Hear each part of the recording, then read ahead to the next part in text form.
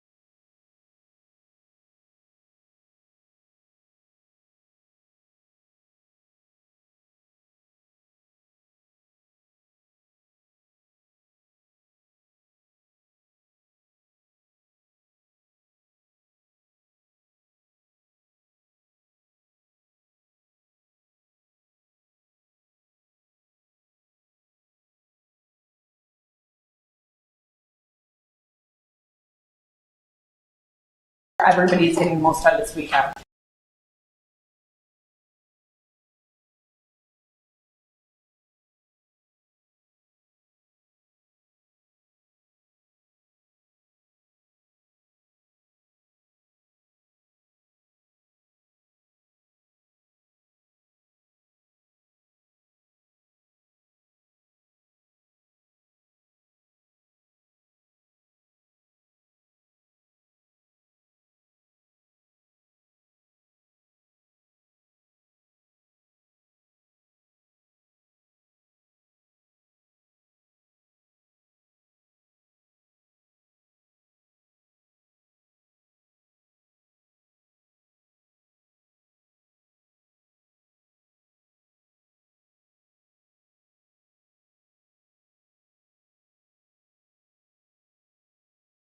Right in.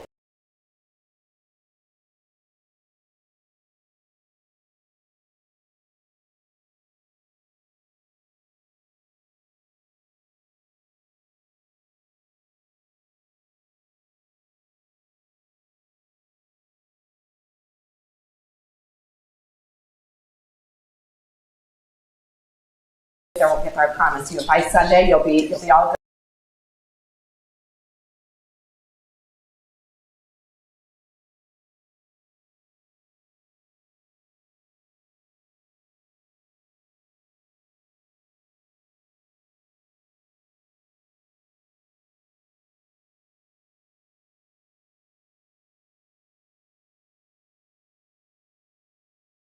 More about real estate. Really educate yourselves in different strategies. Awesome, perfect.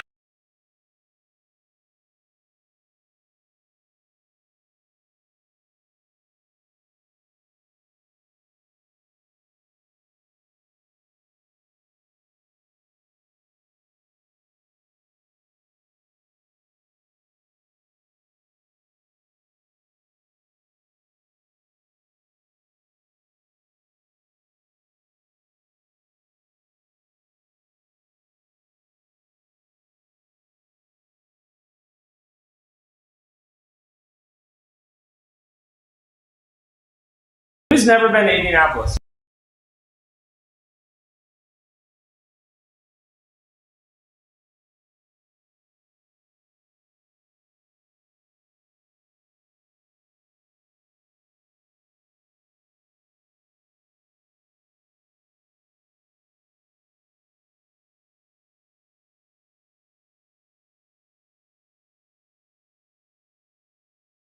Ten degrees.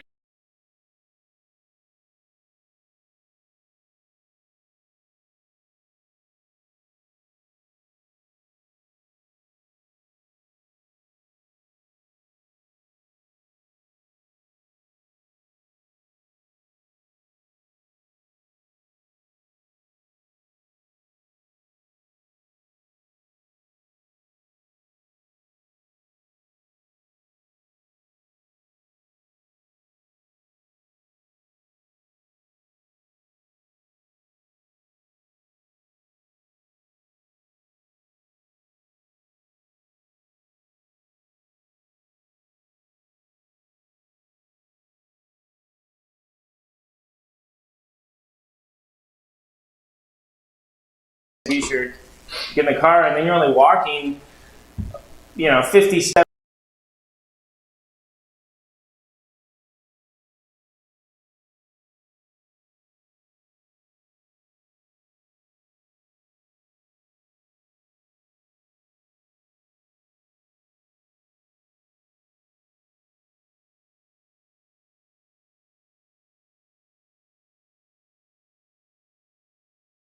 Who lives?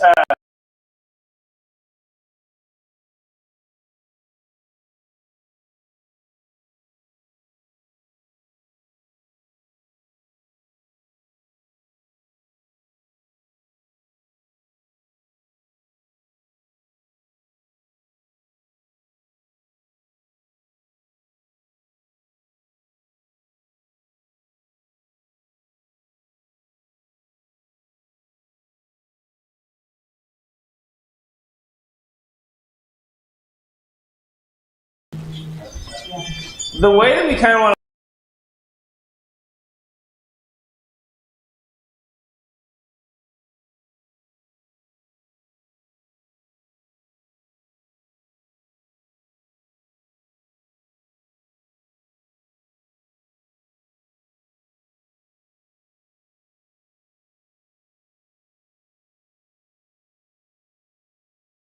to say we're going to focus on active income. So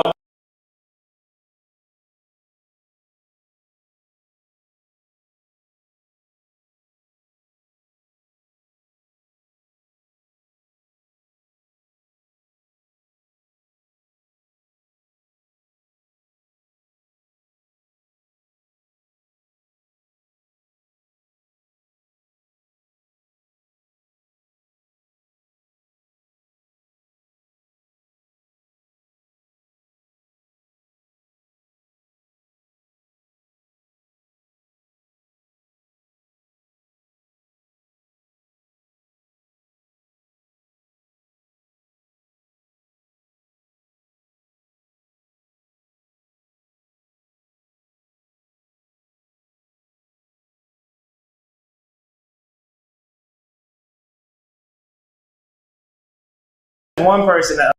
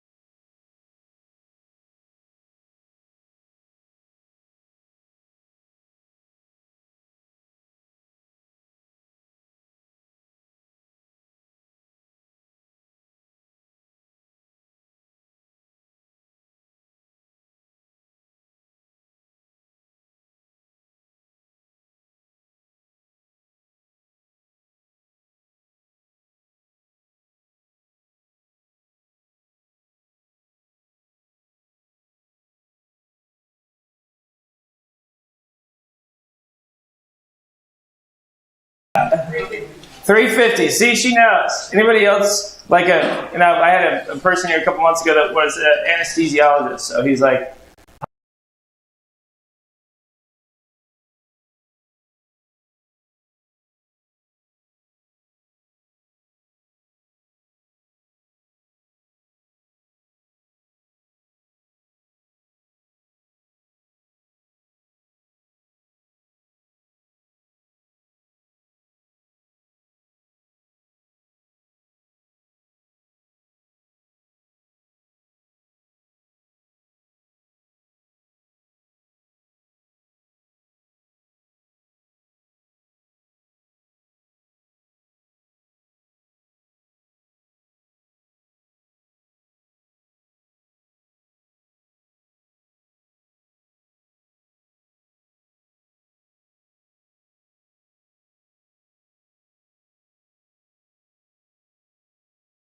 who's salary?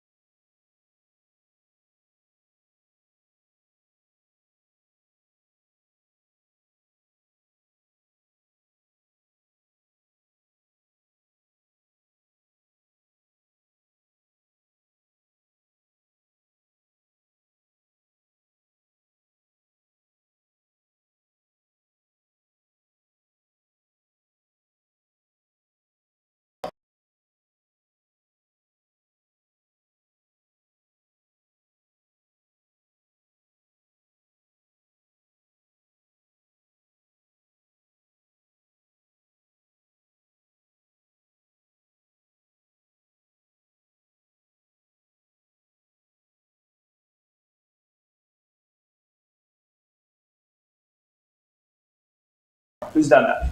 I worked for bartender as a bartender.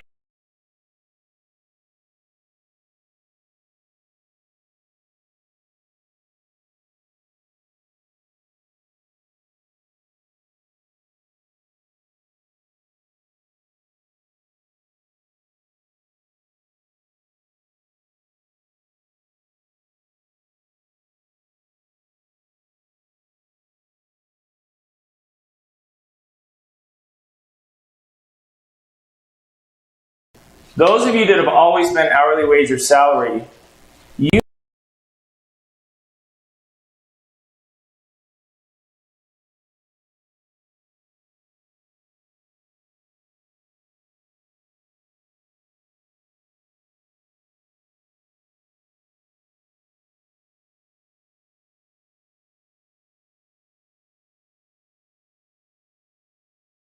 vacation that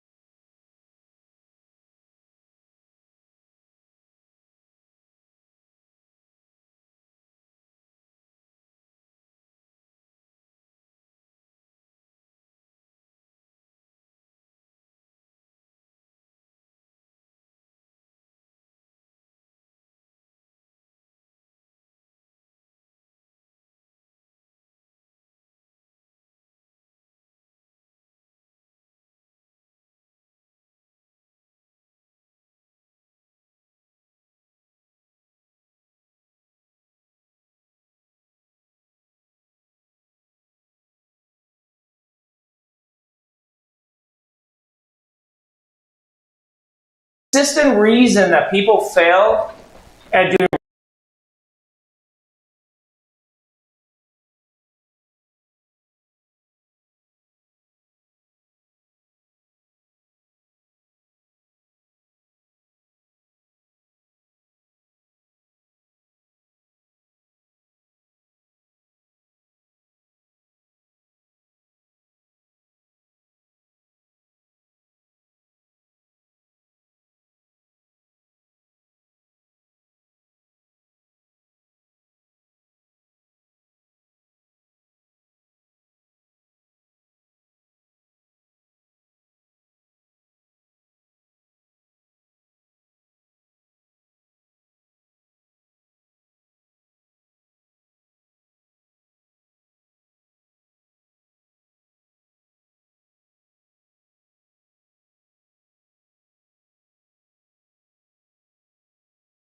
our real estate.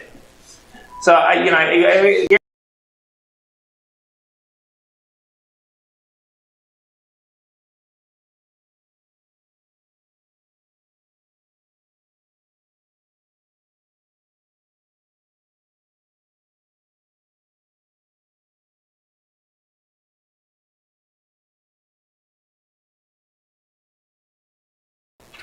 what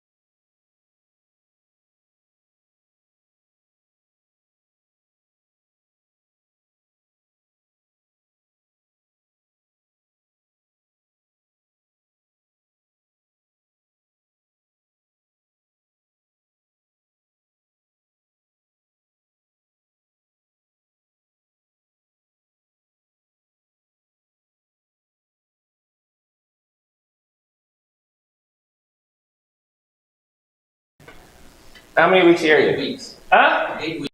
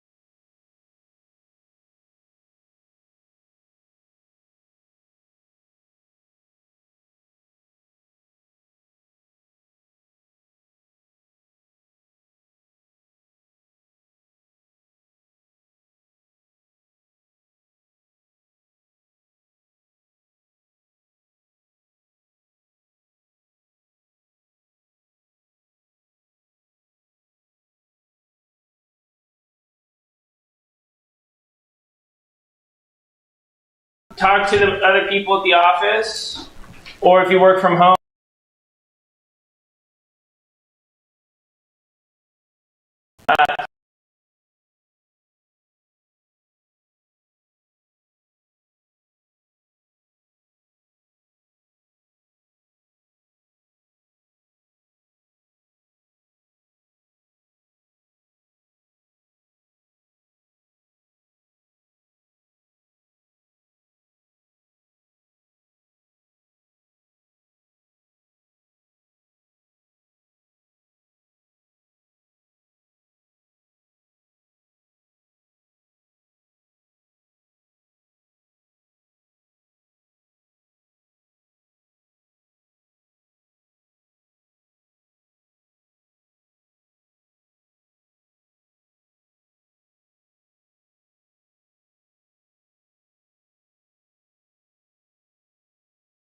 So they're like, you need to bill 45.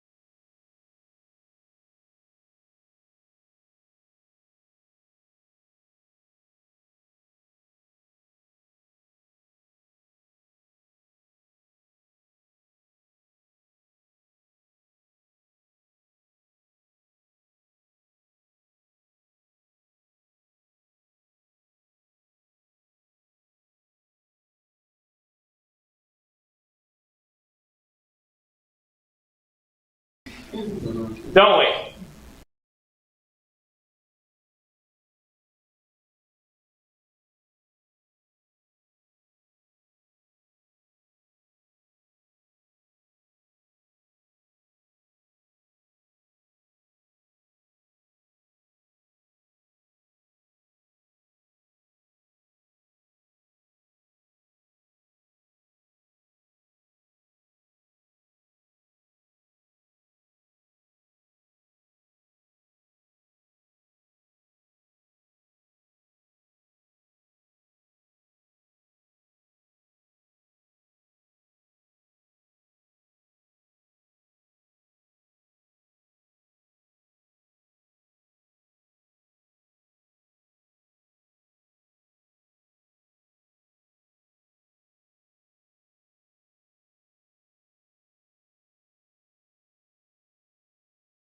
$1 million last year. You gotta be working the 80, 90, no, 40.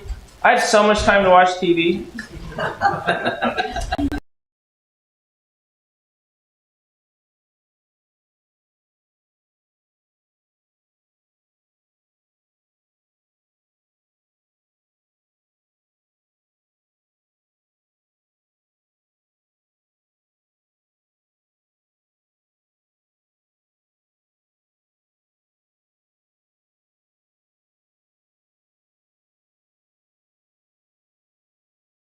That's just grinding right now. I'm just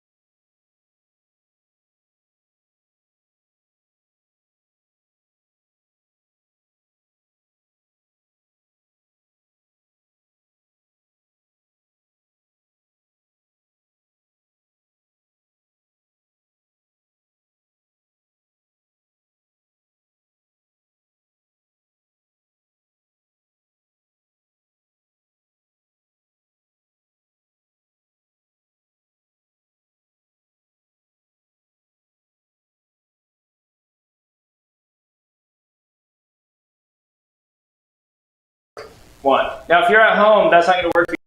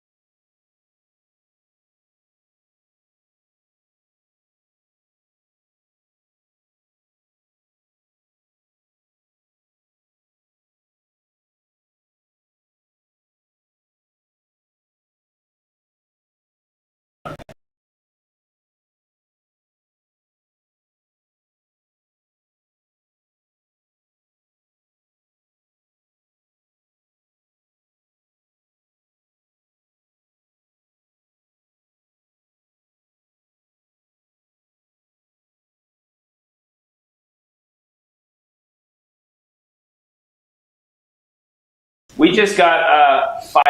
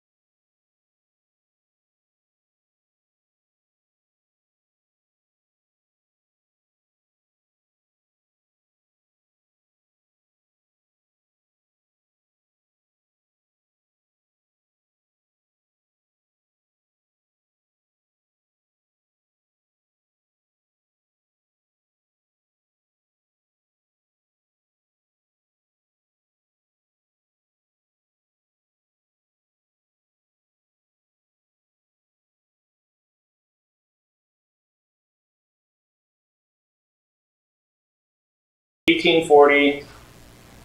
My time last year was worth about $2,100 an hour. Please.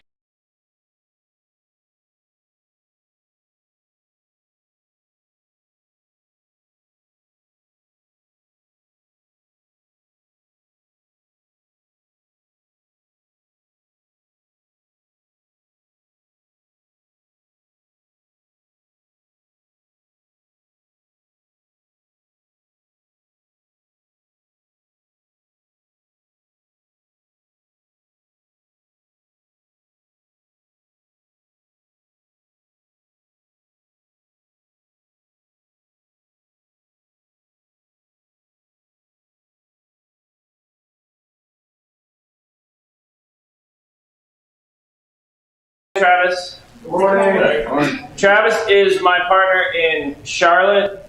Travis is a genius at buying properties. So, Trav, what's your monthly spend right now just to generate leads to buy properties in Charlotte? About 20 to 25K a month. Okay. And what's our spend here in Indy on to buy property from? About 10 to 15 a month. Okay, so we're spending $40,000 a month in Indianapolis and Charlotte right now.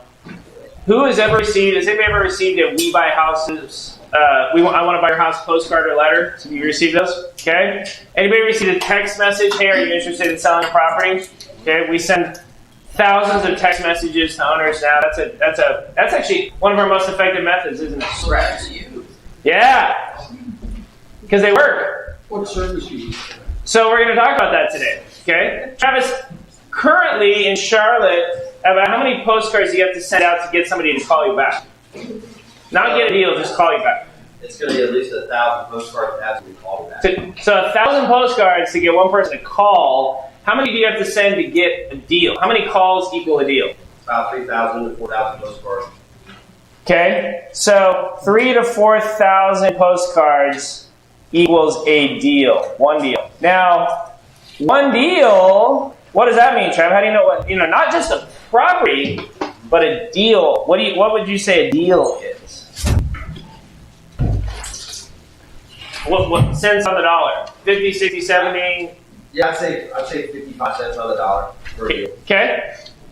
How many of you would be happy with a deal for 75 cents on the dollar? Right? Yeah. So now, if you're sending text messages out, Yep. how many text messages do you need to send out to get a deal? In Charlotte, to get a contract, we send it's 132 texts. 132 texts to get one house. Yep. That's a good ratio. Yeah. People throw the postcards away, but for some reason, force feeding it onto their phone. It's interesting what engages people. I was thinking about marketing as a topic, and now their clothes are bougie and expensive and trendy, and so a button-up flannel shirt was like $130. But when I got it, it was well made, and I'm 6'4", and it was long enough so that when I didn't put my hands in the air, it didn't show my belly button. That's like my pet peeve, right? And I worn it like 7 or 8 times, and I'm like, man, I really love this. So then they started texting me, so I blocked them. And then they emailed me, so I blocked them. I was really irritated. And then they sent me a catalog. And I'm like, I threw it away. And then they sent me another catalog. I got it at Christmas time. And I had COVID back in December and couldn't smell anything. And, was miserable. Can you guys all please turn your phones up? Up, like louder? The instructor uses phone. Oh, I love that! Can we do that? Let's show off your I get to dictate the text that you send. I don't care who it is. You don't want that.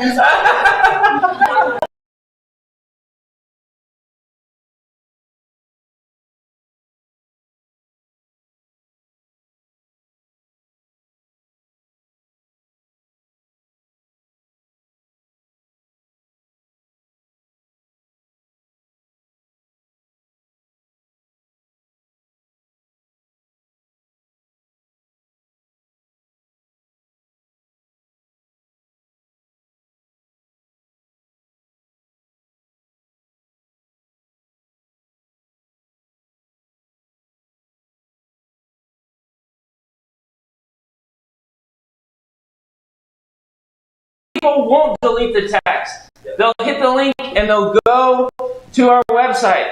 Some people will click on the link in the email. This guy blocked our emails. This guy blocked our text, but the catalog's work. Must be a Gen Xer.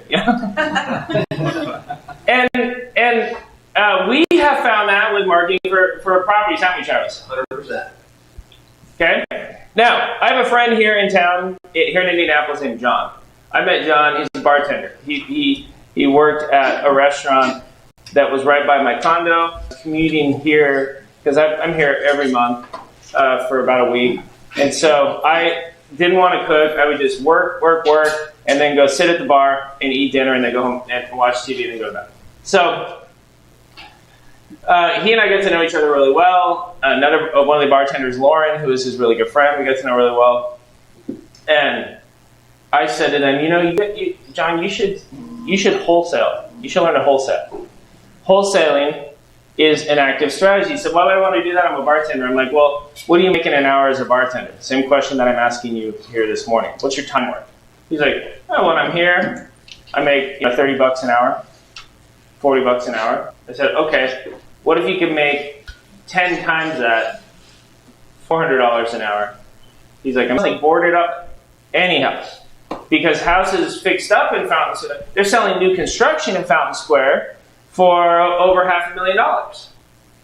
Right? When I go to the auction, I haven't seen a $50,000 Fountain Square house for years, not since 2009 after the market crashed the last time.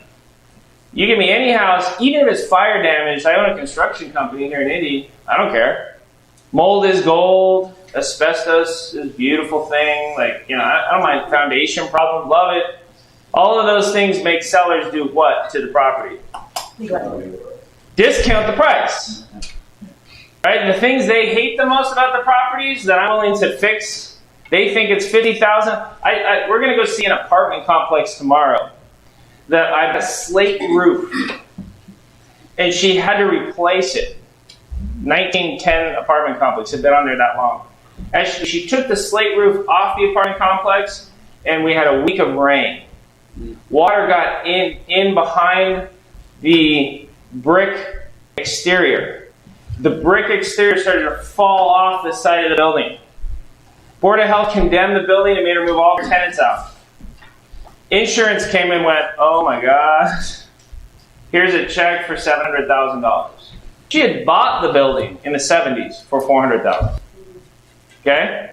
And then she started getting bids from contractors, and they're like, I don't know, 800. How much you get from insurance?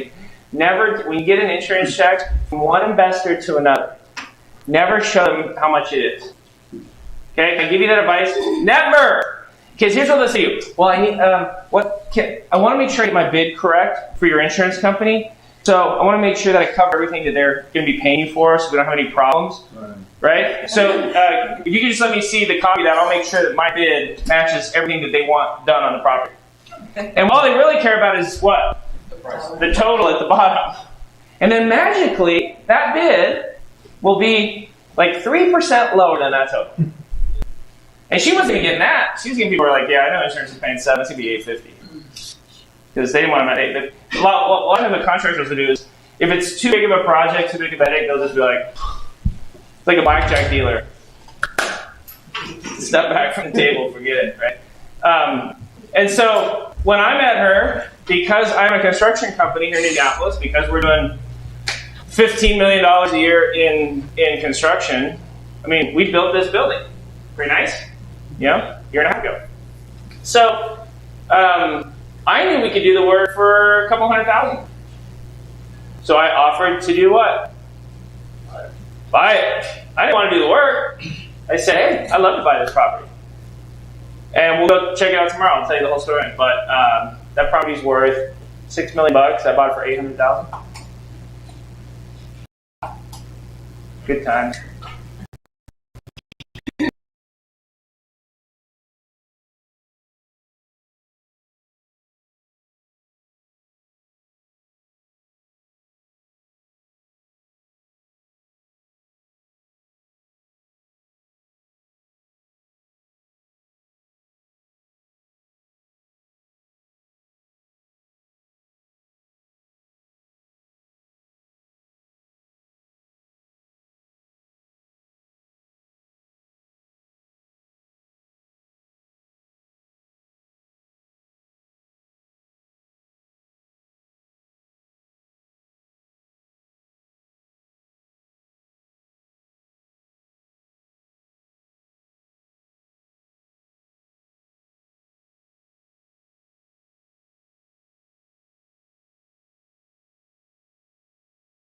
That we do to find deals. Now we have an auction today. My partner Tara and Devin are headed to the auction.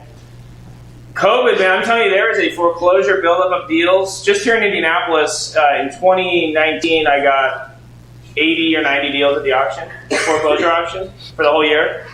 This year, they're only auctioning, there used to be 30, 40, 50 deals a month that we would potentially bid on. Like, I was looking at the list last night, there's only 9. If we get 1, I'll be lucky.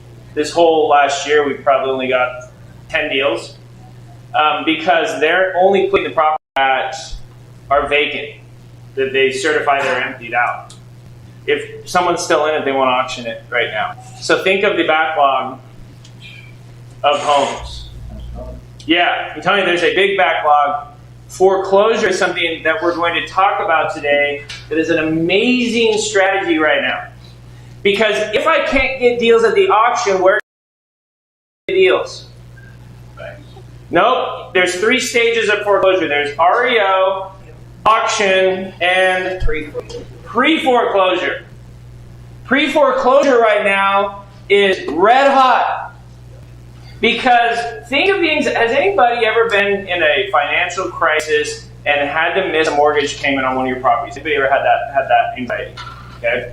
I never have many takers in this room because it goes back to you being a reliable one. Like, every once in a while that will happen to somebody. Now, right now, raise your hand if it would give you an incredible amount of heartburn to have to miss a payment, right? Because no one's even done that. So people don't get mortgages on properties to lose them. They don't put down payments on properties to lose them. What happens to cause them to lose that property? Loss of income. Life-changing events. I call them CLEs. Catastrophic life events.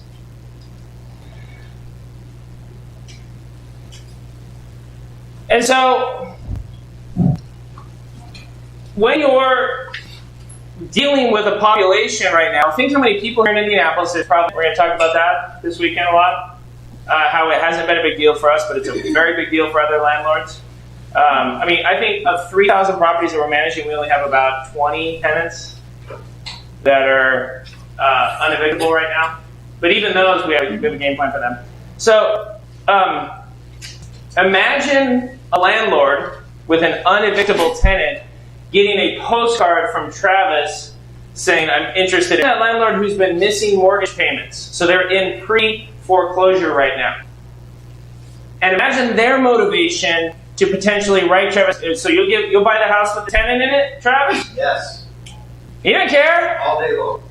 He's only got we have like 3 ninja strategies with our unevictable tenants. Remind me to break those down for you later. I don't want to get into it right yet. I guess I'm active. That's kind of like a passive strategy. But yeah, we're crushing it. We have 0 in Kansas City, 0 in Idaho, about 10 here of people who are in pre-foreclosure. We're getting them from the courthouse because they have to get served 30, 60, 90 day. That's public record. We pull those lists. We text them. We send them postcards. We've been crushing deals. Is that pretty cool? And so understanding the active opportunities that are out there creates. Now for John, in his case, John, the bartender, he knew me. And he knew that I paid $50,000. And I said, John, don't bring me a deal in the MLS. I already have access. I'm a broker.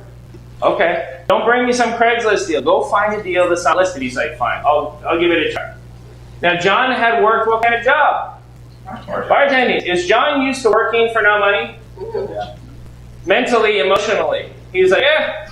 As a former bartender, there's a lot of days where you can make $30 on a Wednesday and $500 on a Saturday night. It's just the nature of the business. And you end up, your boss will make you clean the restaurant on Wednesday. You end up working harder. You know? So John goes out, gets himself all lubed up, grabs a big bag of Cheetos, starts wandering. Comes up to a guy who's mowing the lawn of a house that's boarded up. Mowing the lawn of a house that's boarded up. John says, hey, how's it going mowing that lawn? The guy's like, well, I hate this property because if I don't cut the lawn, the city will cut it and charge me $300. And John's like, is this your property? And he's like, yeah. And John's like, why is it boarded up? He said, there was a small kitchen fire. The tenants trashed it. Like, I hate this thing. John's like, well, I might be in an interest to buy this from you. Now, John didn't have any money, but I had trained him. Guy's like, really? Yeah. So long story short, John got that house under contract for $19,000. $19,000. And I ended up spending $50 because, see, I already showed John my cards, right? Like, he knew. So there's no... Now, how would you kind of probe that out? I would just be like, so where do you think, where would you need to be at for this house? And then I answer a question with the question because whoever names the number first loses, right? Well, I don't know. What do you have it under contract for? Well, I've got a couple different people that are looking at it right now. Oh, well, I'm interested. Me. So Okay, great. So what's that number? What would you like to? Flux capacitor. So it's like this dance, right? It's a wholesaler. Because imagine if Travis like, here's a house I bought in Fountain Square. Here's pictures. We took the boards off, or I have it under contract. Even better. Wholesalers usually don't buy the property. John didn't buy the property. John just had, in that case, a verbal agreement with the seller to take $19,000. Which then the very next day I got it in writing. And it said, John, here's $5,000. And he was like, because I knew that feeling. I'm telling you, Danny, what was your first deal that you flipped and made money on? Do you remember it? Because guys, Danny, raise your hand. Danny's one of my partners. He's a badass. Tons and tons of deals, but you're an MD, right? Yeah. He's an MD. So he started in the traditional kind of doctor route. But now what are you, man, you're kind of dual passionate. Yeah, Is it 50-50? Real estate. I do hotels, do events, do mobile homes with you, do single family, multifamily, all things in the real estate lane. Yeah, we have a brand new. Go ahead. Active and passive. Yep. So you remember your first active deal that you made money on? I do, and it was riding a bike down a road in Lexington, and the exact same thing happened. It was tall grass. I'd gone to I was talking to somebody about how they did things in real estate. They're like, well, drive around and look for tall grass and go knock on the door. That's exactly what I did. Isn't that I fun? drove out a railroad track, so the person was a little bit older, was tired of living by train noise, bought it and lived it. What'd you buy for? Do you remember? No. You remember how much you made? Maybe low. Oh yeah, I made about $30,000 a deal. So I was Nicole, you remember your first deal? 32,000. 32. So Nicole was it season 2 of The Apprentice? Season 6 of The Apprentice with Trump. She made it to the final. And you know what my response was? Now, okay, let's a little background. I'm Italian, so you don't mess with an Italian woman. You can't hire me and then offer me a job. So like the Italian came up, came right out of my mouth right after I said I was you not just say this to Donald Trump. They said you could have got me lunch for 20 minutes ago. See? True story. What was your first 32K deal? It was actually a tracker. Wow. Like Gary?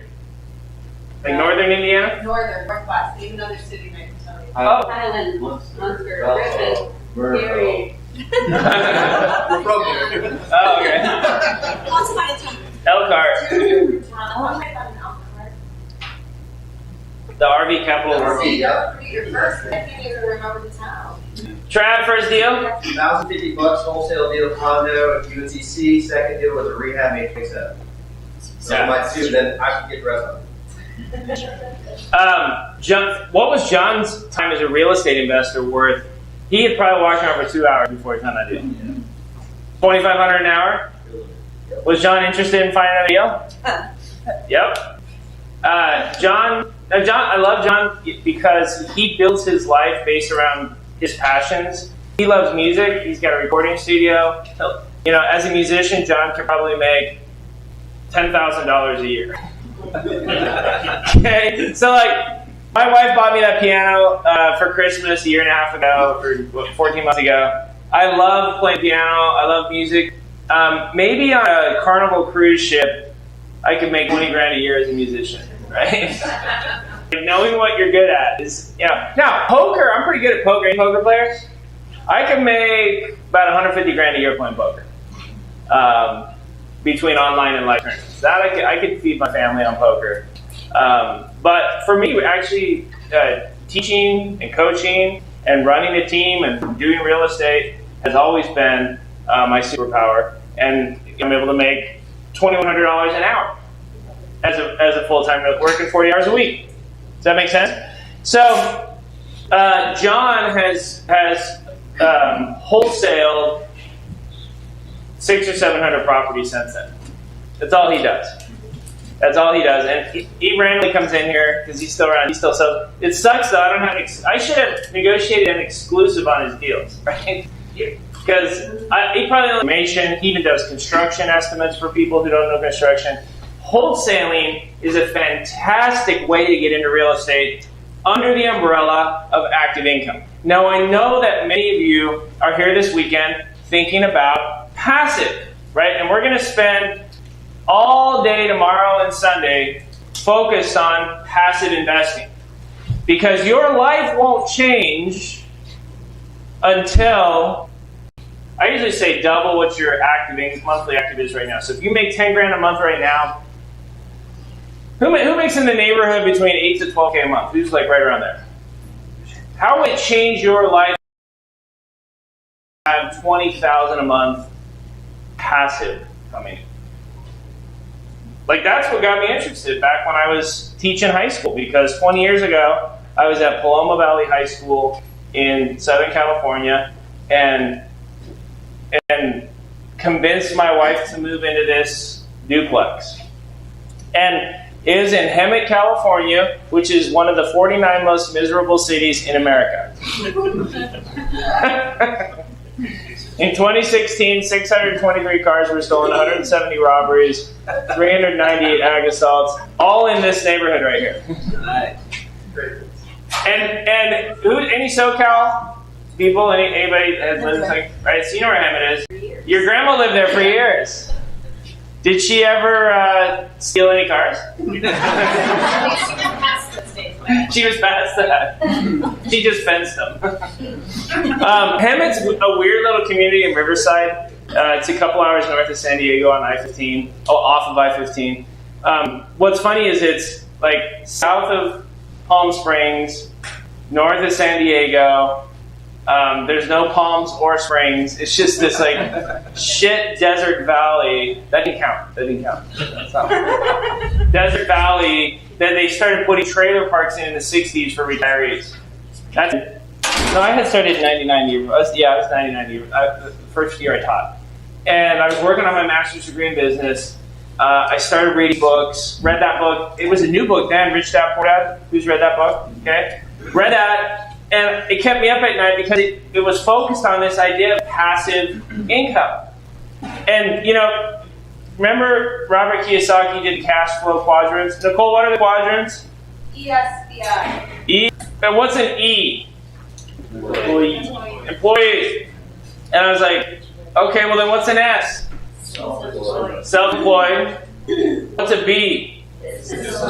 What's the difference between an S and a B? Trading your time for money. If you're an S, and if you're a B and you have employees and you're trading their time for money. So that's a little bit better. But then the highest and best was to be an investor. Malou grew up in India, and she's like family to me. We've been working together for a long time. So Travis, Malou, Megan, and I went to India together a few years ago, and to see the caste system firsthand was amazing. Like, it's so interesting how, because she's in this caste, the way people from lower caste defer, it's just so real. Like, for me, it's a different universe. So different. We were just like this all the time. Who's been to India? Anyway, right? It's amazing. But being there with Malou made it even, because she was like, she's like a Brahmin, so she's like, and then me and Trav, we would just follow behind.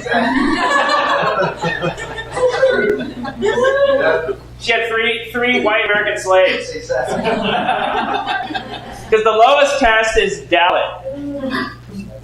Now, I love teasing Malou because you'll meet her. She is alpha. She runs the universe. She runs Charlotte. Nobody crosses her. And I'm always like, beep, beep, beep. So I have all these Google searches about Dalits. Any news about like Dalit insurrections in India, I have Google searches set up just so I can tease Malou about it. It's true. It spins her up, dude. It does. You think we're racist here? You should get an Indian and a Paki to talk about each other. Holy shit! Indians and Pakistanis, like, they hate each other. Like, you think we got a problem? There's problems. It's worse. Now, I remember saying to my wife, babe, we are Dalits. We're business Dalits. We're E's.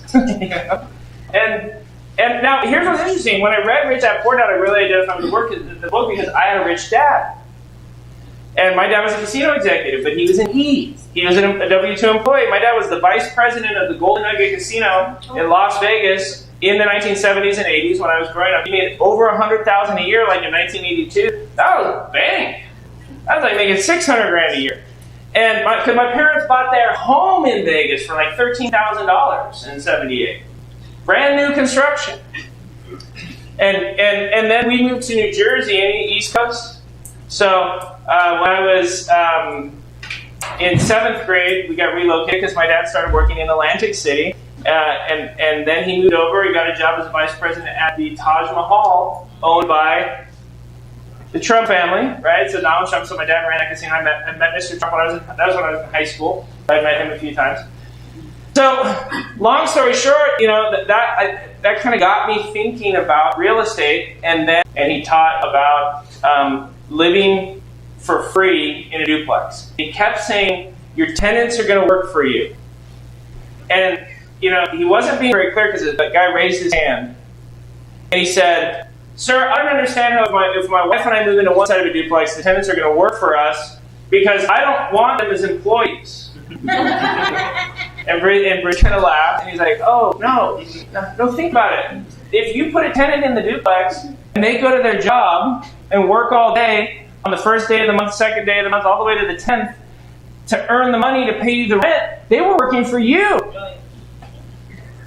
Right? And you think about that because those of you that are still W-2 employees, you work for your landlord the first 10 days of the month, then you work for Toyota or BMW the next 6 days of the month, then you work for the power and light company for a day, and then your Wi-Fi company for a day, then you work for American Express for 2 or 3 days, right? And then you work for Fannie Mae for a couple of days, then you work for IRS for a few days, and if you're lucky, the last day of the month you're working for you. True or false? Who identifies very strongly with that? And when people say to me, Aaron, how did you go from making 40 grand a year 21 years ago to having a net worth of over 50 million, to have companies that are grossing over 100 million, to personally put in your pocket 4 million, to have 300 properties putting out 90 to 120,000 a month? How did you do that so quickly? It's by obsessing about what my time is worth. Because think of you, the business owners. You know in your business there's activities. Who are my small business owners again? What kind of business do you? Disaster restoration. Disaster restoration. Okay. So what's something you have to do as a business owner? You have to do it, but it doesn't make you any money. Dealing with employee problems. Yeah, okay, employee problems. Who's another business owner who's got another example of something you have to do in the business that doesn't make you any money? What? Free medical care.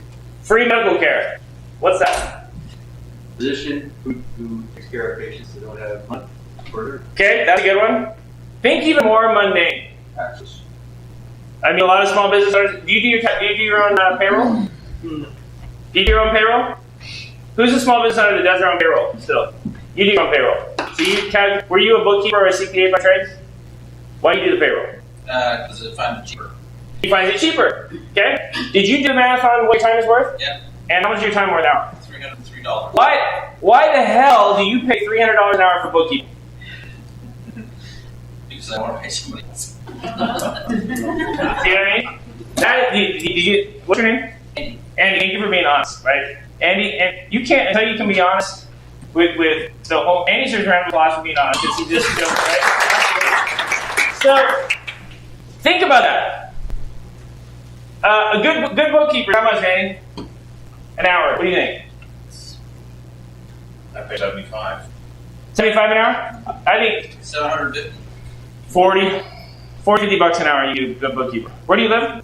Seattle. Let's look at something on Google real quick.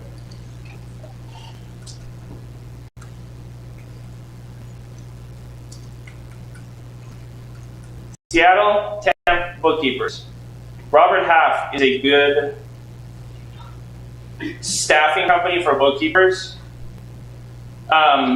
They can bring you a bookkeeper, and they'll charge you 40 bucks an hour.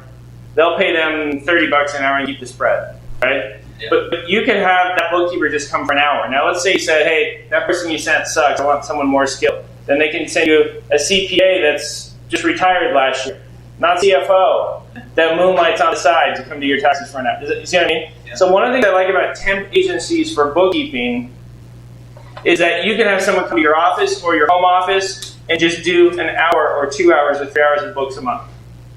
And payroll is one of the best examples. I love that you mentioned payroll. Or did I mention payroll? When the student is ready, the teacher will appear. And payroll is one of the biggest examples of time wasters because how much time do you spend a month on payroll? If you take the whole year? 27 minutes a month. Okay. Because it's QuickBooks. It's just like, boom, done. Yeah. Oh, are you doing all the books? What's that? You do all the books in QuickBooks? You keep all QuickBooks? Yeah. So if you spend bookkeeping, how many hours a month do you spend on bookkeeping? About 15. 15 hours a year or a month? A month. A month. Yeah. 15 hours. Well, because there's a lot of cash flow in this. So 180 hours a year. What's your time worth again? 303. 54,000 a year. Well, that's a house. That's a house in Detroit. 54 grand a year.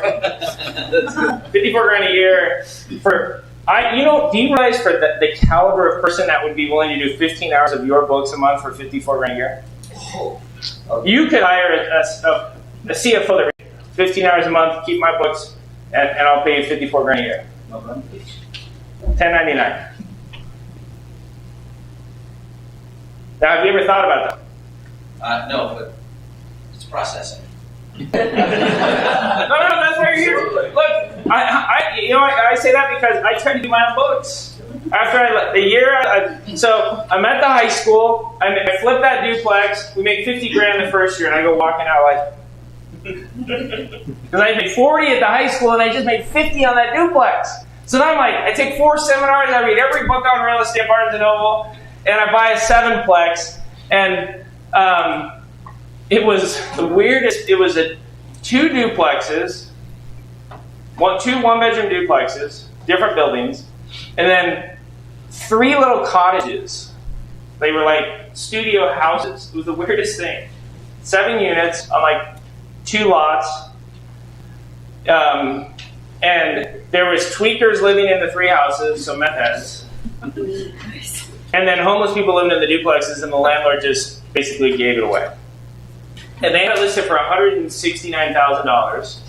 And I said, hey, if I give you, if I give you 10% down, so how much? 69. If I give you 69, will you give me, and I'll pay you $1,200 a month, and it won't count against the principal, it'll just be simple interest. Will you give me 1 year to give you the other $153,000? And they agreed to do that. What kind of transaction is that? Seller finance. So I said, I'll give you full price, and I'll give you this, and if I don't give you the other, how much is that? 153-ish? If I don't give you the other 153 12 months from now, you get to keep my 69 plus all the $1,200 a month payments that I gave you. And those don't count against that. They're just, because I had 50K over here that I had just made. And so then I said, all right, well, that'll go to that. And then the question in my mind was, will this 35K left be enough to rehab the cottages and the 2 duplexes? And the other question is, how much can I sell it for? Because when the wife and I moved into the duplex, it was different because we were providing this housing for us, and then if we didn't sell it, we just keep staying there living it for free because the rent from the other side of the duplex. It's even worse. Like, people in Hemet look down on people in San Jacinto. Like, Hemet has 2 nice high schools. San Jacinto was even rough, right? And this is San Jacinto, so I was like, I'm not living there. And so I was like, all right, well, so when we sold the duplex, I had to find a house. I found a house for sale for $80,000. And the realtor was like his first listing. In the listing, he had put the amount, like, anybody have a real estate license? So when you build a listing, you can enter in how much they owe on the mortgage. But nobody ever puts that, because why would you show your card, right? But that realtor had entered it in, and the guy only owed $49K on the house. And I took my wife by and I said, hey, would you be willing to live here? She said yes. I said, okay. So, because then I had to find a place for us to live, because there's no way we were going to live in the duplex. So I say to the agent, because I had read this in a book, this technique. And the technique said, ask the seller if they'll loan you money from the transaction.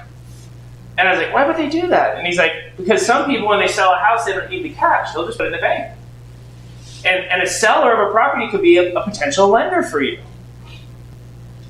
as long as you get enough to buy the deal. And so I was like, I got to test this technique, because then I heard about it at a seminar.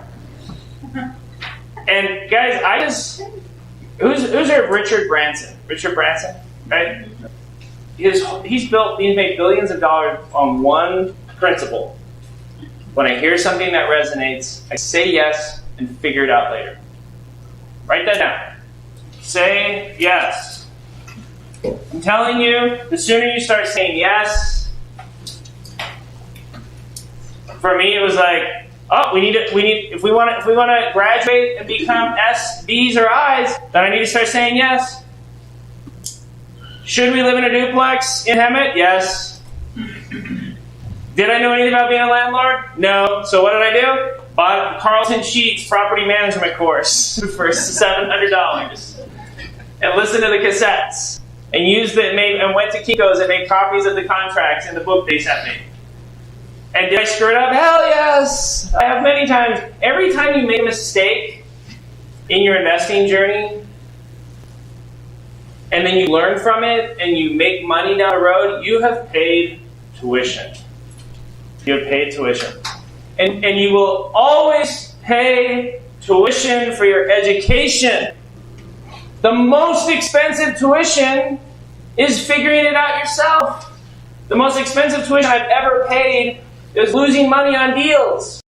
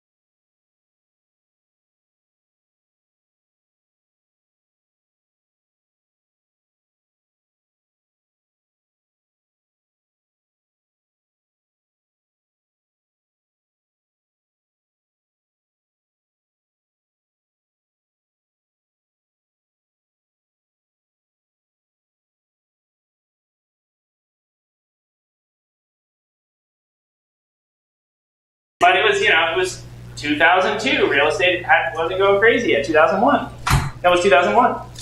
So Jeff's like, oh, what's the catch?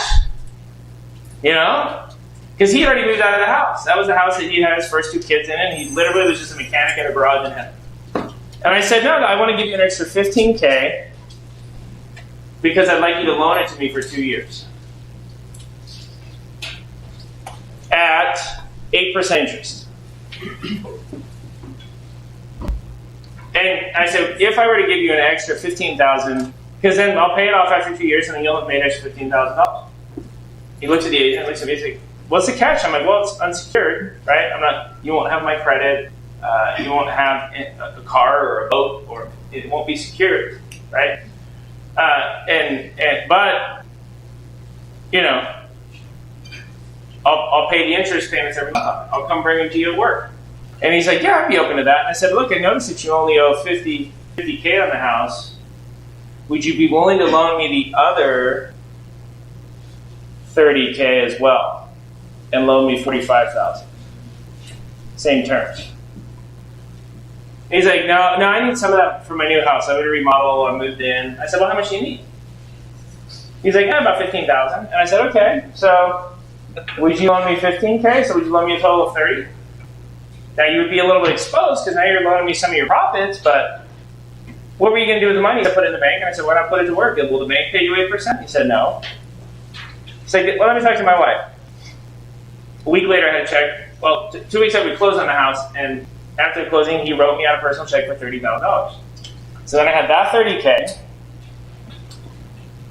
right, plus the other cash from the duplex, and I used it on my 7-plex. Now, this whole time, I'm going to the high school. I coached volleyball in the fall, coached golf, coached soccer, was taking my MBA classes in Pomona, an hour away at night. Okay, a lot of balls in the air. But this was on the side work. And I had this, I speak Spanish because I lived in Venezuela when I was 19 and minored in Spanish in college.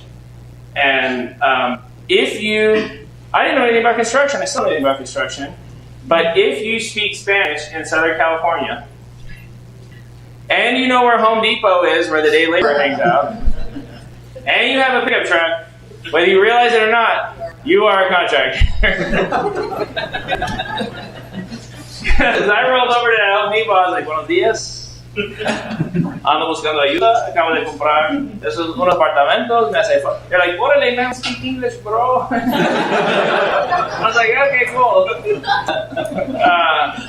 And that's been my secret sauce ever since. I had somebody say to me, hey, what do you think about, Biden is going to go after your 1031 exchanges. Biden's going to raise your tax rate. You may go $400 grand a year. Those could happen. But guys, there's pros and cons, right?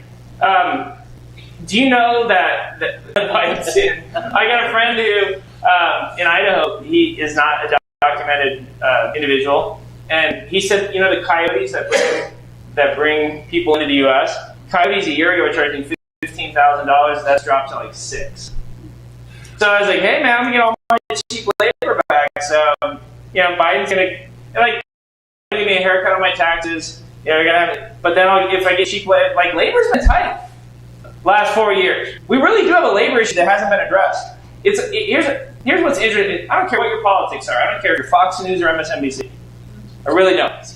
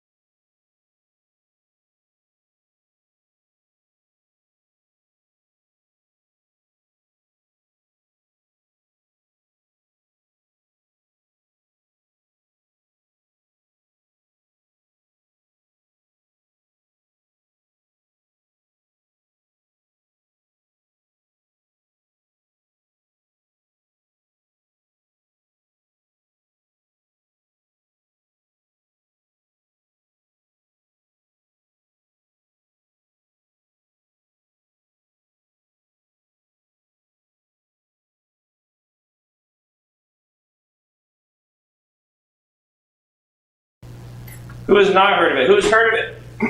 Who has not done it yet? Dr. Danny, how amazing is cost segregation now? It's probably the best tool in the real estate toolbox. Especially if they changed the 1031 code, right? Yeah. I'm going to blow your mind with cost seg, because I'm going to K through 12 it for you in a way that you'll go, oh my God. Okay? See, that's what I hate. I used to go, who's been to a seminar or listen to something where all of a sudden they lose you? They lose you, and you're like, and then for the next 2 hours it was a waste of your time. Right, Sam? Yes. This weekend, Sam, if I lose you, now can we, you and I, we're vibing. You will tell me, Aaron, you lost me, K through 12 that. Will you just give me that shout out? Okay. Okay? Because I was a high school teacher because I love teaching. That's my superpower. I'm a teacher. And so I want to make sure that I K through 12 any complicated subject like cost seg, because when you are confused, you will what? You will do nothing.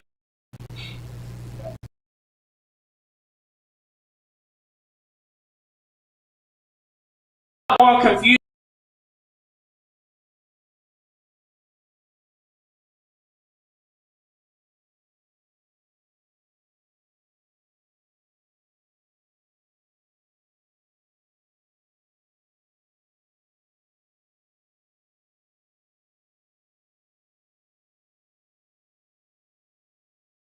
Knowing you can make $800 an hour. How many of you $800 an hour is more than what your time is worth now? Why the hell didn't you raise your hand before? It's not a trick question. I want to look. My goal is to challenge you this weekend. I want to ask you questions in ways that make you question what you've been doing. Bookkeeping. Question away. All I want to do is leave the question in his mind. I want him to go, maybe I should do that. Maybe he's right. Maybe it's a waste of my time. Am I really safe? Do you cut your own lawn? Nope. So it's easy. You got that one. That was good. I got sheep for that. You got what? I got sheep for that. You got sheep. Those fertilizers too. They fertilize, right? Just don't walk around in the yard too much. Any other low value activities that you do in your business or will trust? Full honesty? Because we all do them. I do the medical billing, which is a pain in the tush. Yep. But I have a 97% collection rate on the insurance company. That's pretty good. But is it worth $300 an hour? Is my only question. Yeah, it's worth it. See? Well, then from what worth it? Every penny that you spend on a house that it doesn't need to be spent to rent it or to sell it is a donation to your contractor. They love you for it, but it doesn't. And so contractors make lousy investors. Bookkeepers struggle as small business owners or CPAs because they spend too much time on their books. Attorneys struggle to be business owners taking action. Am I right? Okay. They decide it's not worth the risk, or from a living. Whereas, I was dumb enough. I just grind. I just keep saying yes, figure it out. Yes, figure it out. Yes, figure it out. Who has a business that you own that's making more than $100,000 a year? Who's doing that? Okay. Now you think about the path for that business. Who's another small business owner I haven't talked to? What's your business? I'm here in Indy. We do hair replacement. Oh, okay, hair replacement. How did you get into that? Lost my hair. That's so amazing. Was that really how? Yeah. And then what happened? Just a small company back then. 26, the guy that owned it didn't want to own it, so he said anything over this much in revenue, buy it. So what were you doing before that? Finance business. Finance. What aspect? Just mortgages, refis, more of high interest, beneficial financing. You're Tara and Devin's friend. What's that? Okay, so he's Tara and Devin, my partners here in Indy. She mentioned that you'd be here. Okay, Yeah. great. And what was your first name again? Todd. Todd. Okay, welcome, Todd. Is this person related to you? This is my son. What's your name, son? Carter, Carter. How old are you? 19. College? Nope. Working? Yep. Working for Dad? Working for Dad right now, yeah. But I just stopped working. I'm actually getting my real estate license right now. So. You want to meet John the wholesaler from Fountain Square, don't you? Yeah. We'll have to find out if he's gonna be here. All right, so Todd, then you started making money from it, and then what happened? What happened after I started making money? Mm-hmm. Just started putting pieces around me where I can be in the other quadrant with the self. You didn't want because you started as an S, Oh, big time. and then when did you graduate to a B, with employees and an office and? I'm gonna say 8 years later. Okay, and what's Carter doing now? Carter just graduated from high school. Was working. He is getting his real estate license right now. Had to go find your wife first, like. Yeah. I went to college for a few months, tried to figure that out, and ended up going to work for one of his buddies, actually working on power lines, and decided I wanted to do something else with my time to build up. So I didn't see myself going very far there. That makes sense. Yeah, it does make sense. So, when I was working on my master's in business, I had a class on business plans, and business plans are the biggest waste of time. Thank you for saying that. Yeah. They are. If anyone, the only reason that I can imagine you needed to do one is like if you're getting an SBA loan or something, right? If a lender requires, but don't do them for yourself because you do a business plan. You're like, we're going to start with a product, and you're going to, and then at the end of the business plan, you show the spreadsheet over 15 years, and it looks really sexy, right? Meanwhile, Todd, who owns a real business, gets in. So Todd's doing this with mortgages, and then he's like, oh, I need hair. So then Todd makes a complete tangent, gets into hair business, and then he's like crushing it, right? And any side tangents in that business where you realized something was making more money than your business itself, or a side business that you had to bring under the umbrella? Yeah, just the different, really still in here, different solutions of the business, from surgical to non-surgical treatments. We just kind of branched off that. Yeah, I mean, let me give you a parallel example. We started in Kansas City. We started a modular home dealership.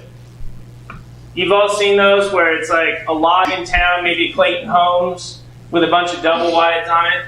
Seen those? So we wanted one in Kansas City because I realized I could buy those homes from the manufacturer.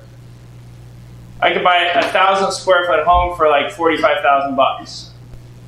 This is before COVID, when all the materials prices were lower. They're like $10,000 higher now because wood and etc. So I started the dealership to get access to the wholesale inventory. You with me?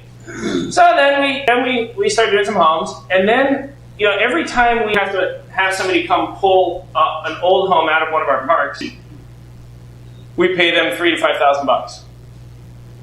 Every time we have someone put a new home in our park, you got to pay a couple thousand for it to get transported. Then you got to pay for another $3,000 to $5,000 for them to set it up. Then you have to pay a couple $1,000s for finished work. Then you got to build decks on it, put skirting around it, and connect the utilities.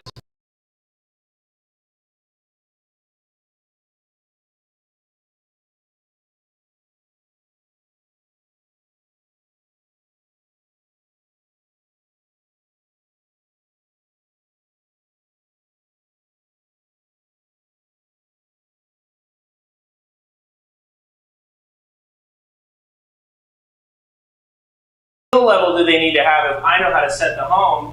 And we start realizing that moving and setting, our costs and overhead once we buy the equipment is only about 20 to 25%, and that we were paying those moving and setting guys 75% profit. So I get into the modular home dealership, and then I see moving and setting, and now we're in a separate business that's actually more profitable than the dealership itself.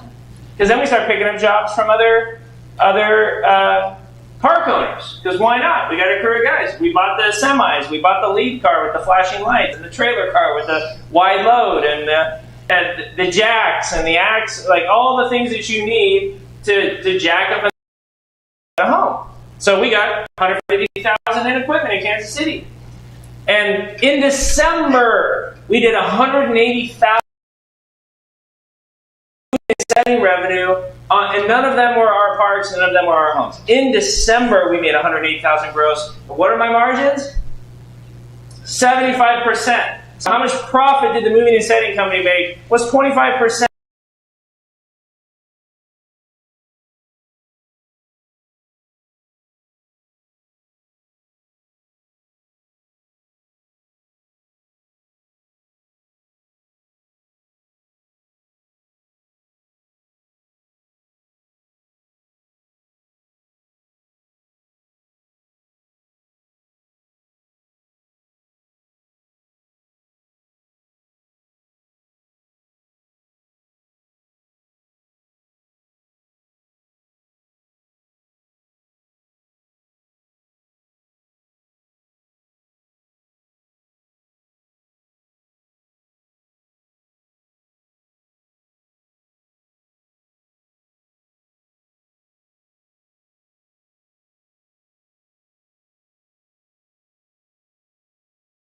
Park owners that I know say, hey, I got a 1990 for $15,000. You interested? And one of them said yes. So now I just got paid $3,000 to take it over. I'm gonna charge him $5,000 to put it in his park, and then he's gonna give me another $15,000 for that home. New business, right? And by the time you have a real business and you're 21 years down the road, originally my whole plan was how do I get out of this quadrant and into some of this on the side? And now I'm like an expert at moving and setting mobile homes. 21 years later. You're doing it rehabbing homes? Yep, on those no. I mean, Russ didn't, but we could. I mean, see, now you're monetize that space. So we just spent $150,000 to buy the moving and setting equipment in Idaho, where I have another dealership, and we're about to do it in Charlotte, where I have another dealership. Because there's no school in the country that teaches moving and setting homes. It's not like truck driving when you go to truck driver school. It's not. It's like closely held knowledge, and it's like apprenticeship taught. It's so fragmented, and nobody's like, yeah, dude. When I grow up, It's my passion, you know? Burn for it, you know? Nobody said that. I love businesses like that. Todd laughing. It's like, I see it on the plane. If I sit next to you on the plane, well, post-COVID, because now we don't sit next to anyone. But if I sit next to you on a plane and I don't feel like talking, and you work yourself around, so what do you do for a living? Property management. Oh, nice for you. Right? Always. Now, if I feel like talking, what do you say if you feel like talking, Nicole? Well, I usually just say real estate, but they're laughing. Because what do they think, when you say I do real estate, what do they think you do? Realtor. Realtor. Houses. They think you're a realtor. But I And say I don't sell them, I own them. what do you say? I don't sell them, I own them. I like that. And then, If they seem really educated and kind of a know-it-all, then I'll be like, private equity. Because they don't know how to answer that because they know they don't know. So I'll just mess with them, you know? Because I really love people. Like, it drives my heart crazy because I talk to everyone everywhere. But, you know, that's what teachers do. Like, there's a reason I'm not like, okay, on to my next slide. Because I'm watching you guys all morning. And I watch your feedback if I make a comment about one thing, and that's how we are in this country. Like, we have a group from Japan that are buying properties from us. We have a group from China that they're buying. I've been to Hong Kong many times, Singapore. We got a group of investors from the UK. And when I'm in, actually everybody turn around and say hi to Becca. Becca's here. Has anybody had a chance to talk to Becca? Email with Becca. She's here. Becca just had twins. Twin girls 2 months ago. And she had a little boy 14 months ago. oh my God. So Becca was born and raised here in Indiana, and Meg and I convinced her to move to Idaho and become one of my polygamous wives.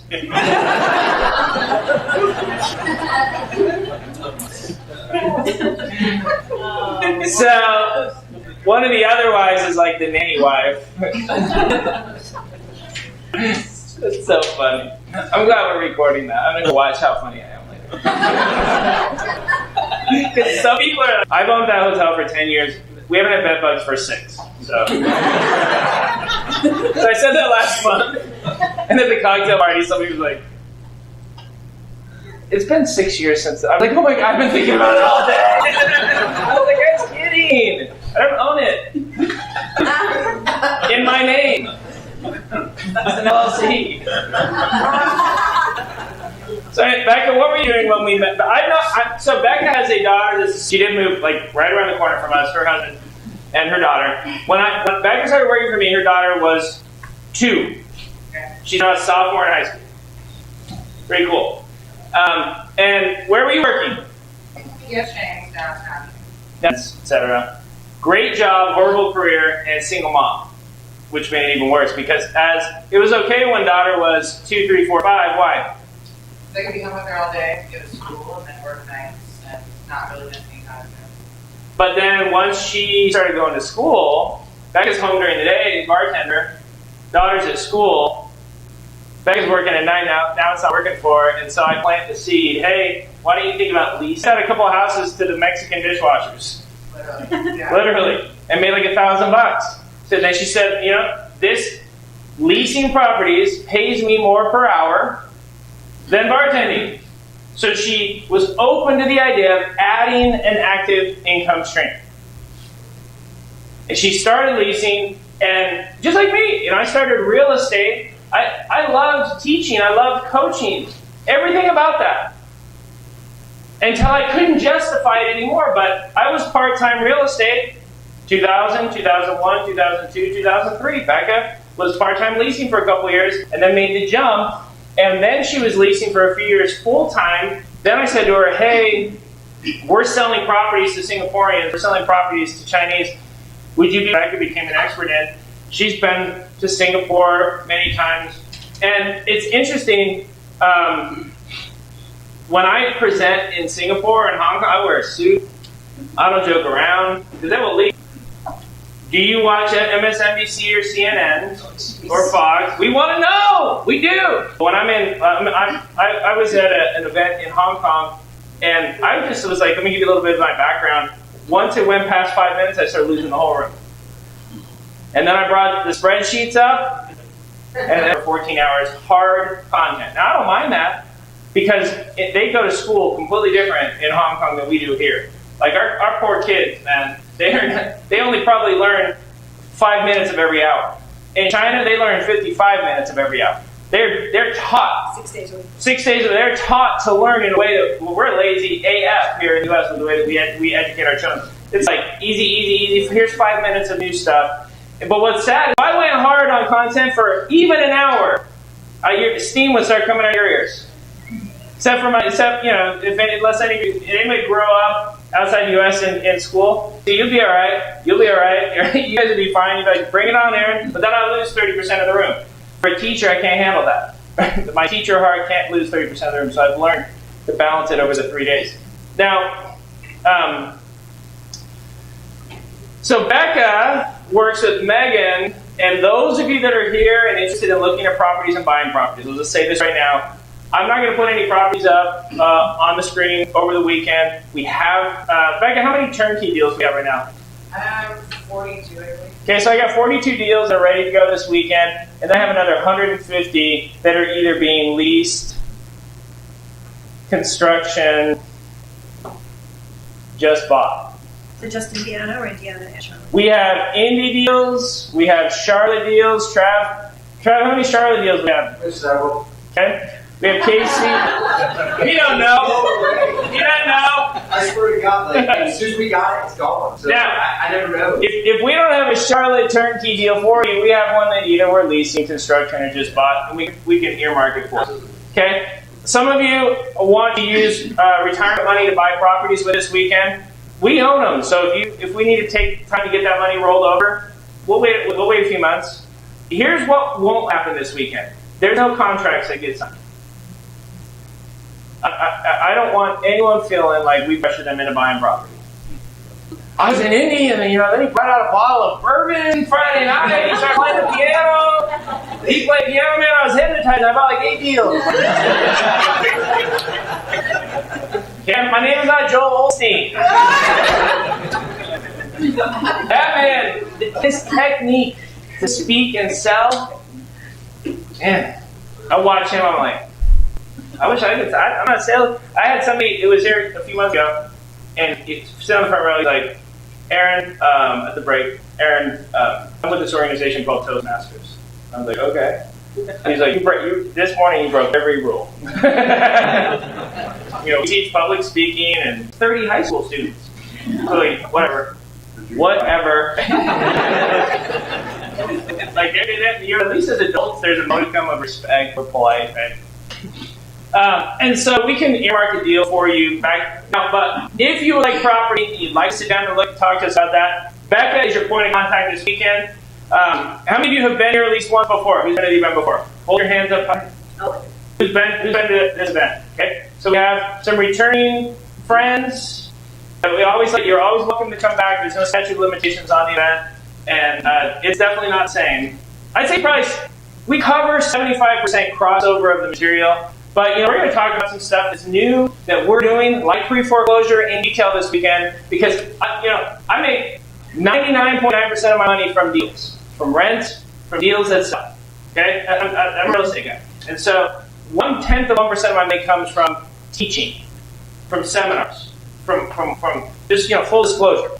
And we're going to go down on the break and go meet Carolyn and Tiffany and Tracy that runs our maintenance, and go meet my team managing these properties.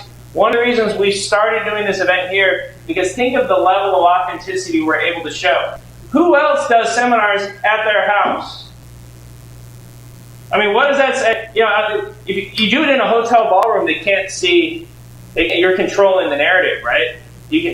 I'm like, no, you come to my offices. I've owned that building next door for 15 years. That was my first commercial building. Bought for $100,000. Bought this lot for $50,000. Built this building for $800,000. It's appraised for $1.6. We're putting in plans to build this exact same building there on that lot, same size as this lot. So By next year, we'll have another building there. We don't know. We may use it as classrooms. I may use it as condos. I was talking to my contractor. Open space like this, but configure it so that it can easily be.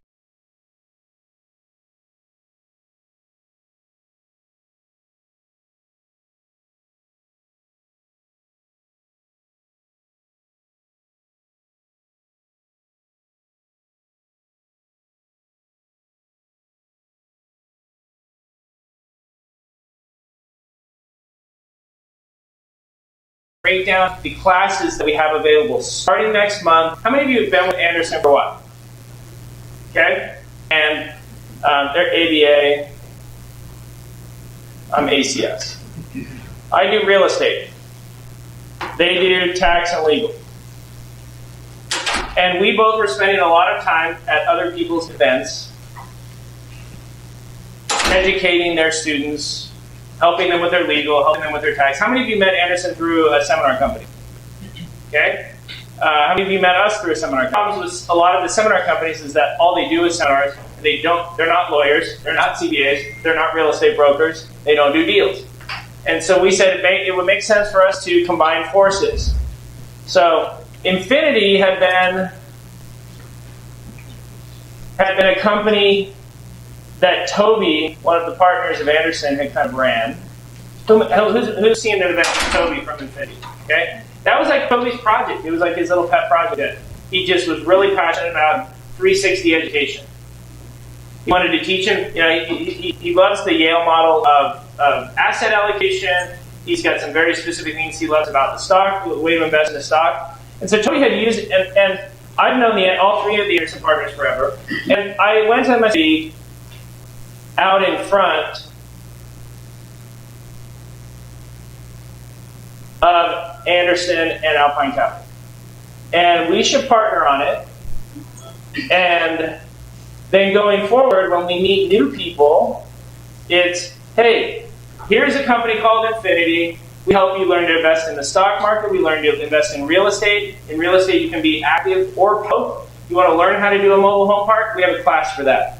You want to learn how to do an Airbnb, active income? We got a class for that. You want to learn how to invest in a syndication passively? We have properties for that. You want to learn how to partner on a trailer park in Kansas City? We have opportunities for that. But meaning and then you need help with your setting up all the legal? We got 90 attorneys. You want somebody to do your taxes? We got 60 CPAs. You need a property manager because you don't know anyone in Charlotte? Got that. Got that in Dallas. Got that in Kansas City. Got that in Idaho. Got that in Indiana. So that we can be a solution, unlike the seminar companies who are just selling seminars and then referring you to people. The vendors of our company are us. So we're trying to blow up the seminar industry. Okay, there are companies like, you've seen Fortune Builders with Penn Merrill, okay, or Grant Cardone, right? Some of these companies are charging $50,000 for a mentorship. They charge $25,000 for a class. And we said, hey, we want classes to be, we never want classes to be more than 10 grand. We want classes to be from $3,000 to $10,000, depending on how one-on-one it is, how specific the knowledge is. We want students to be able to choose those. So what I've asked Nicole to do, she drove down from Chicago, and I have a little bit of a headache this morning because I tried to drink with Nicole, which is a mistake. Never good. And so Nicole this afternoon is going to break down for you all the packages that we have in Infinity. Who was part of the built for you to grandfather you in? Question. You've lost me at this whole Infinity thing. Good. Yeah. Because I love that you said it. So what we're going to do is Nicole's going to come up at the end of the day today, about 3 o'clock, and she's going to walk you guys through Infinity. So Infinity is the company that Anderson and I started to be like, because Alpine Capital Solutions is a real estate company. Anderson Business Advisors is tax and legal. We start education, the starting point for new investors. So when you guys get a chance today, also check out our website, infinityinvesting.com, because we have at the very, well, we have, let me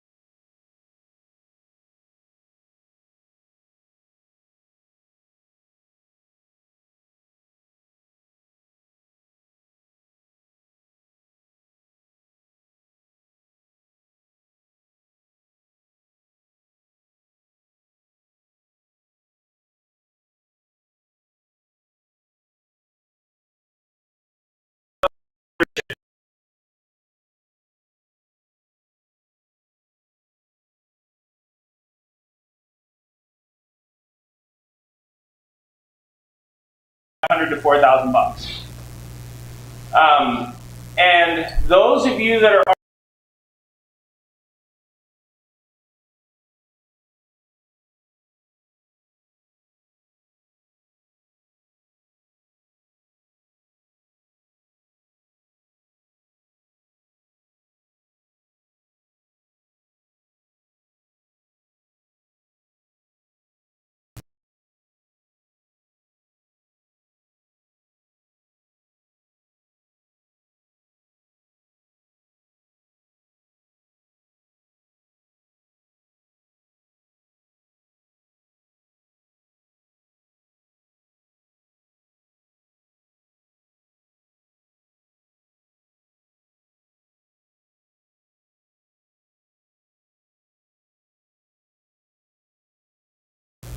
we have 3 days of teaching, and I have 15 days worth of content.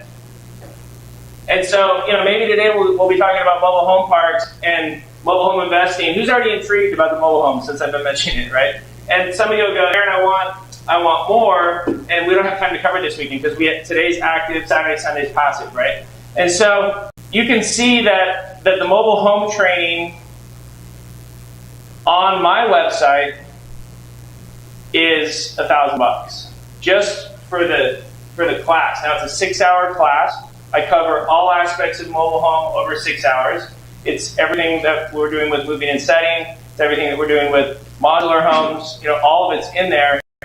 And in Infinity, it's just one of the packages that are included in the thing. So those of you that are already with Infinity, if you don't already have access to that in your Infinity Advanced, Nicole's going to break down exactly for you. In fact, Nicole already got the name of everyone here who was an Anderson client, and she has mapped out for you what the price is, what the grandfather is, what the rollover is.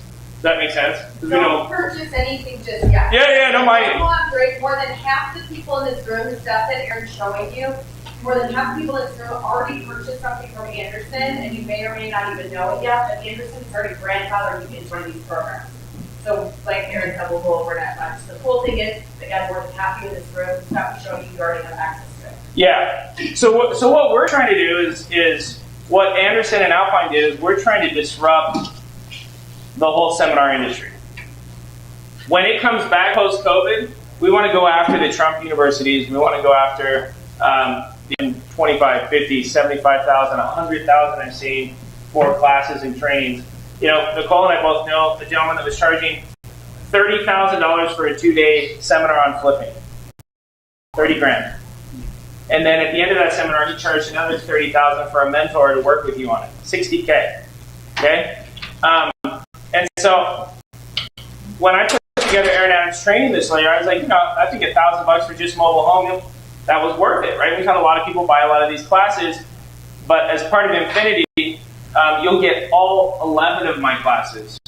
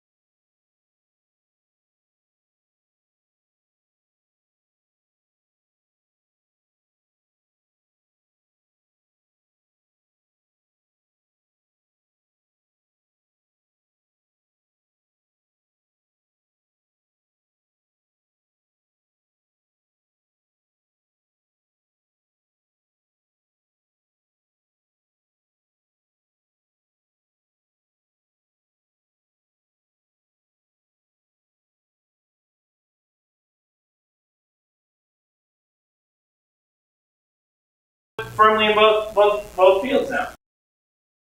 So, perfect example of somebody who loves both, completely different disciplines.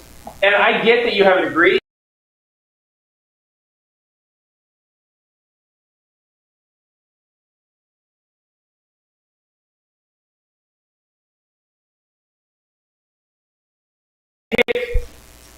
I don't care if it's an hour a month.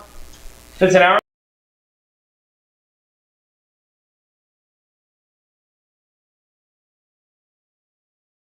And how many would be interested in taking one active skill set home with you if you knew you could do that? That's what I find every month. And I started part-time, Trav started part-time, Nicole started part-time, and now none of us would ever stop doing real estate. And that's one of the reasons, that's what I put together on aeronautics training. That's why I recorded all 11 of those trainings to give people the tools from an active income. I mean, Travis and I tried teaching active strategies on Fridays of the bus tour a couple of years ago. We just never got through it all. People had so many questions. So Travis recorded half the classes with me. We were like here in April during COVID recording classes in May. And so this is current. We do wholesaling. Travis and I did a 4-hour training on just how we do wholesaling. Then Travis said, marketing, the $40,000 a month we spend marketing to people to sell us their deals. We did a class just on marketing. How you do the texting, how you do the letters, how you do the postcards, how you manage the leads, how you find the lists to put together. Like how you get a list of all the landlords who just filed an eviction on their tenants so that you can text them and say, hey, ever think about selling? Isn't that a great text to send to? Okay? And so we did just a class on marketing. The mobile home class is 6 hours. Who's thought about Airbnb? Okay? Airbnb. Great strategy. Sucked last March. We got 30 Airbnbs here. It sucked last April. But guess what Indianapolis just picked up for March? The whole tournament. We're doing the whole NCAA tournament here in March. I'll make a whole year's worth of profits in March. And guess who left market in March, April, and May? 20% of my competitors here. Because single-family homes were so red hot, we're going to talk about that tomorrow, that Airbnb owners got scared, where they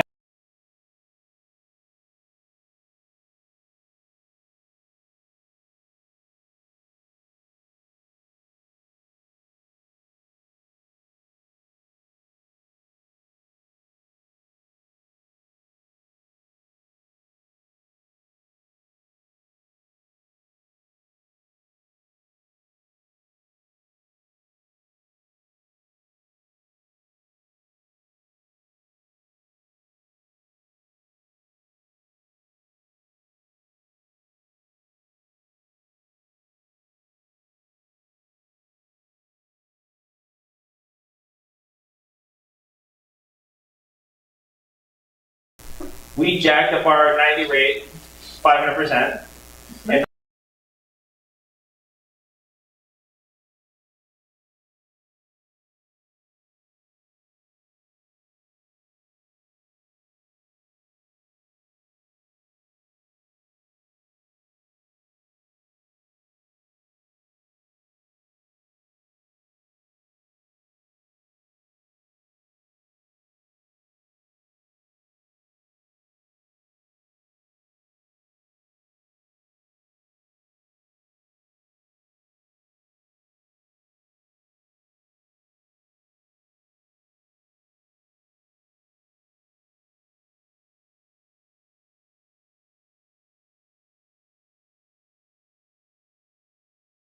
the ones that I kept and wrote it out. I never care about speed, I only care about direction.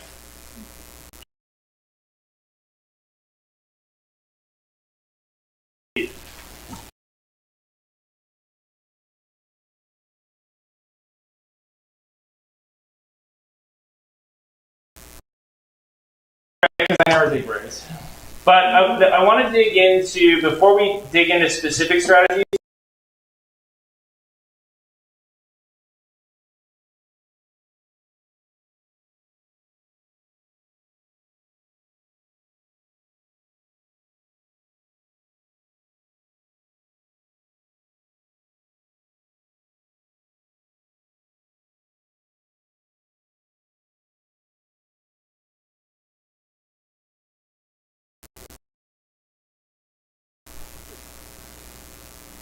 Year 1, year 2, 130K from the 7-plex.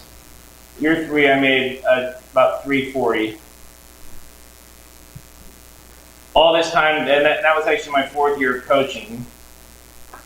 And I was making 40, 40, 40, 40. But winners win. I can't say it any other way, but winners win. And if who's heard Eric Thomas? Okay, YouTube video, write that down, Eric Thomas. You, Eric Thomas. It's like a 8-minute video. And he talks about how winners just win. And I believe that because it didn't matter that I was coaching high school girls volleyball. I had girls that played for me in these 4 years that only lost 2 games. They won all their games as freshmen. They won all their games as JV. They won all their games as juniors and lost in the semifinals of state. They won all their games as seniors and lost again in the finals. 2 games they lost in high school. That was it. And then I was a soccer coach. And we went undefeated in league. I had a kid who came in my first year. His name was Zach. 14 years old. In 2000. Tried out for my soccer team. Made varsity. Played varsity 4 years. Went to the University of Redlands. It's 21 years later, so Zach is 35. And what does Zach do for us in Charlotte? He's operations manager. How cool is that? I got a 21-year arc with this kid. He's like, hey, coach. I'm like, just call me Aaron. He doesn't call me Aaron. He's like, it's weird calling me Aaron. Yeah. But he came to this event a few years ago because he reconnected on Facebook. He was like thought he wanted to be the captain of a ship down in the Bahamas and just realized that if you don't own the boat, you're like a slave to the boat, right? And so he knew he'd never make more than $70,000 a year, and hit me up and wanted to change tracks. And I said, come to this event. When the student is ready, the teacher will appear. And he said yes. He said yes, and he showed up here, and he took notes for 3 days. And at the end, he said, you know, dude, this was like 18 years after I first met him. He's like, you're still the same, man. You still talk a little bit too loud all the time. He's like, you yell for 3 days. And you got a mic on. I'm like, I know. He's like, it felt like halftime at the locker room for soccer. And I'm like, I know. I'm just loud, dude. He's like, but I felt your passion. It didn't matter if it was winning soccer games or what you learned about money. I felt that passion. And I said, would you move to Charlotte? What did he say?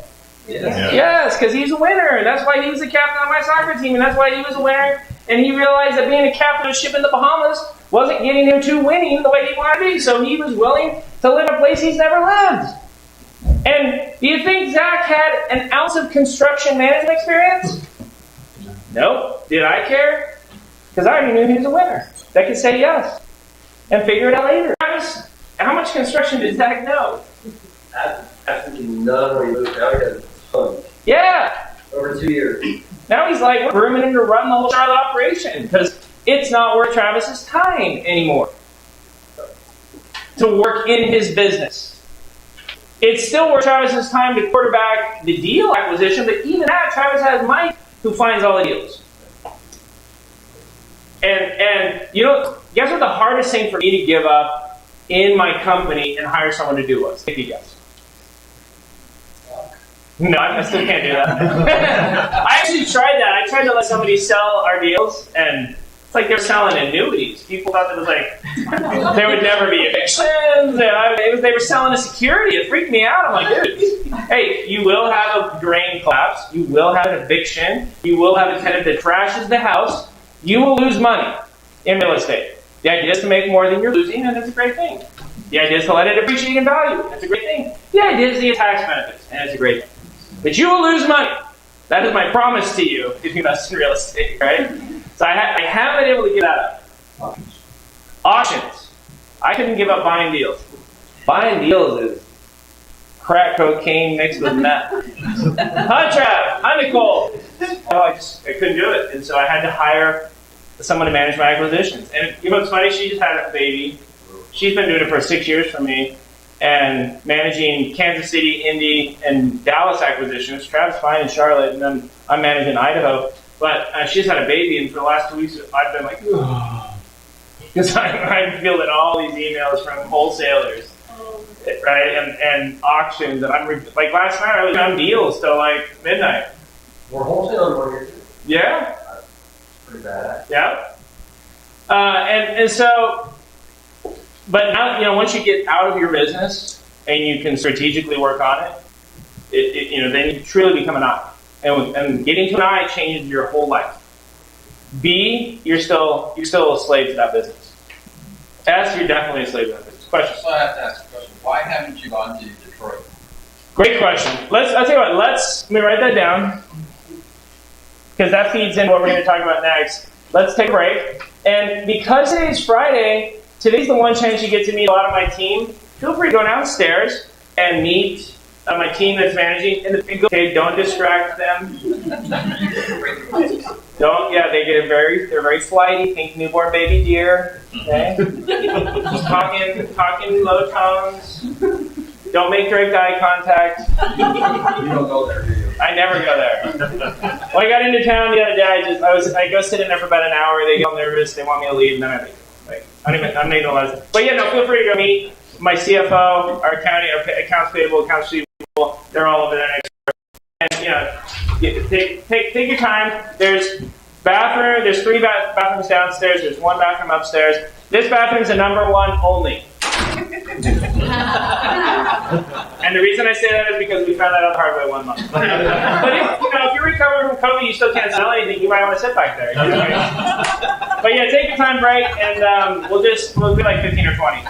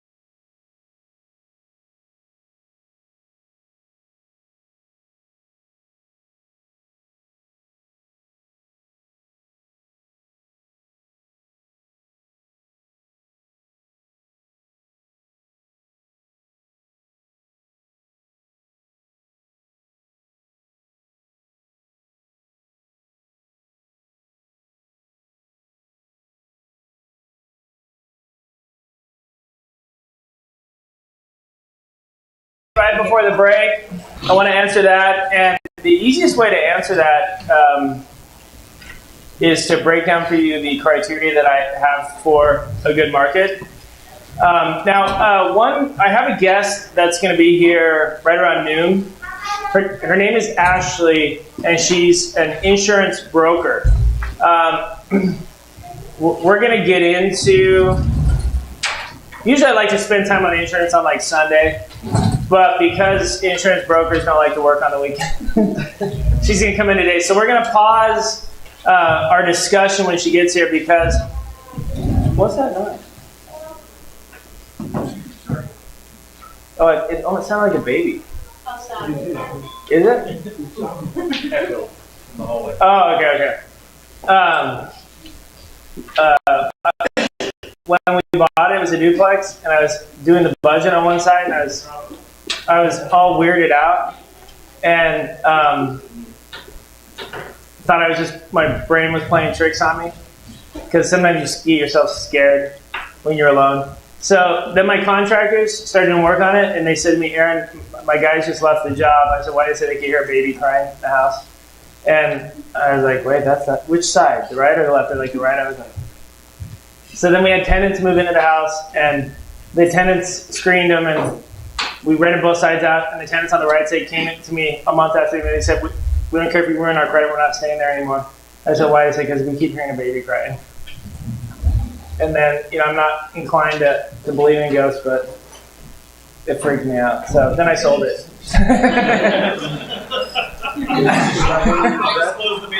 I don't regret that one. Did you disclose that? No. They didn't ask. Probably just need a new furnace. Yeah, probably was. Is it a baby in the furnace?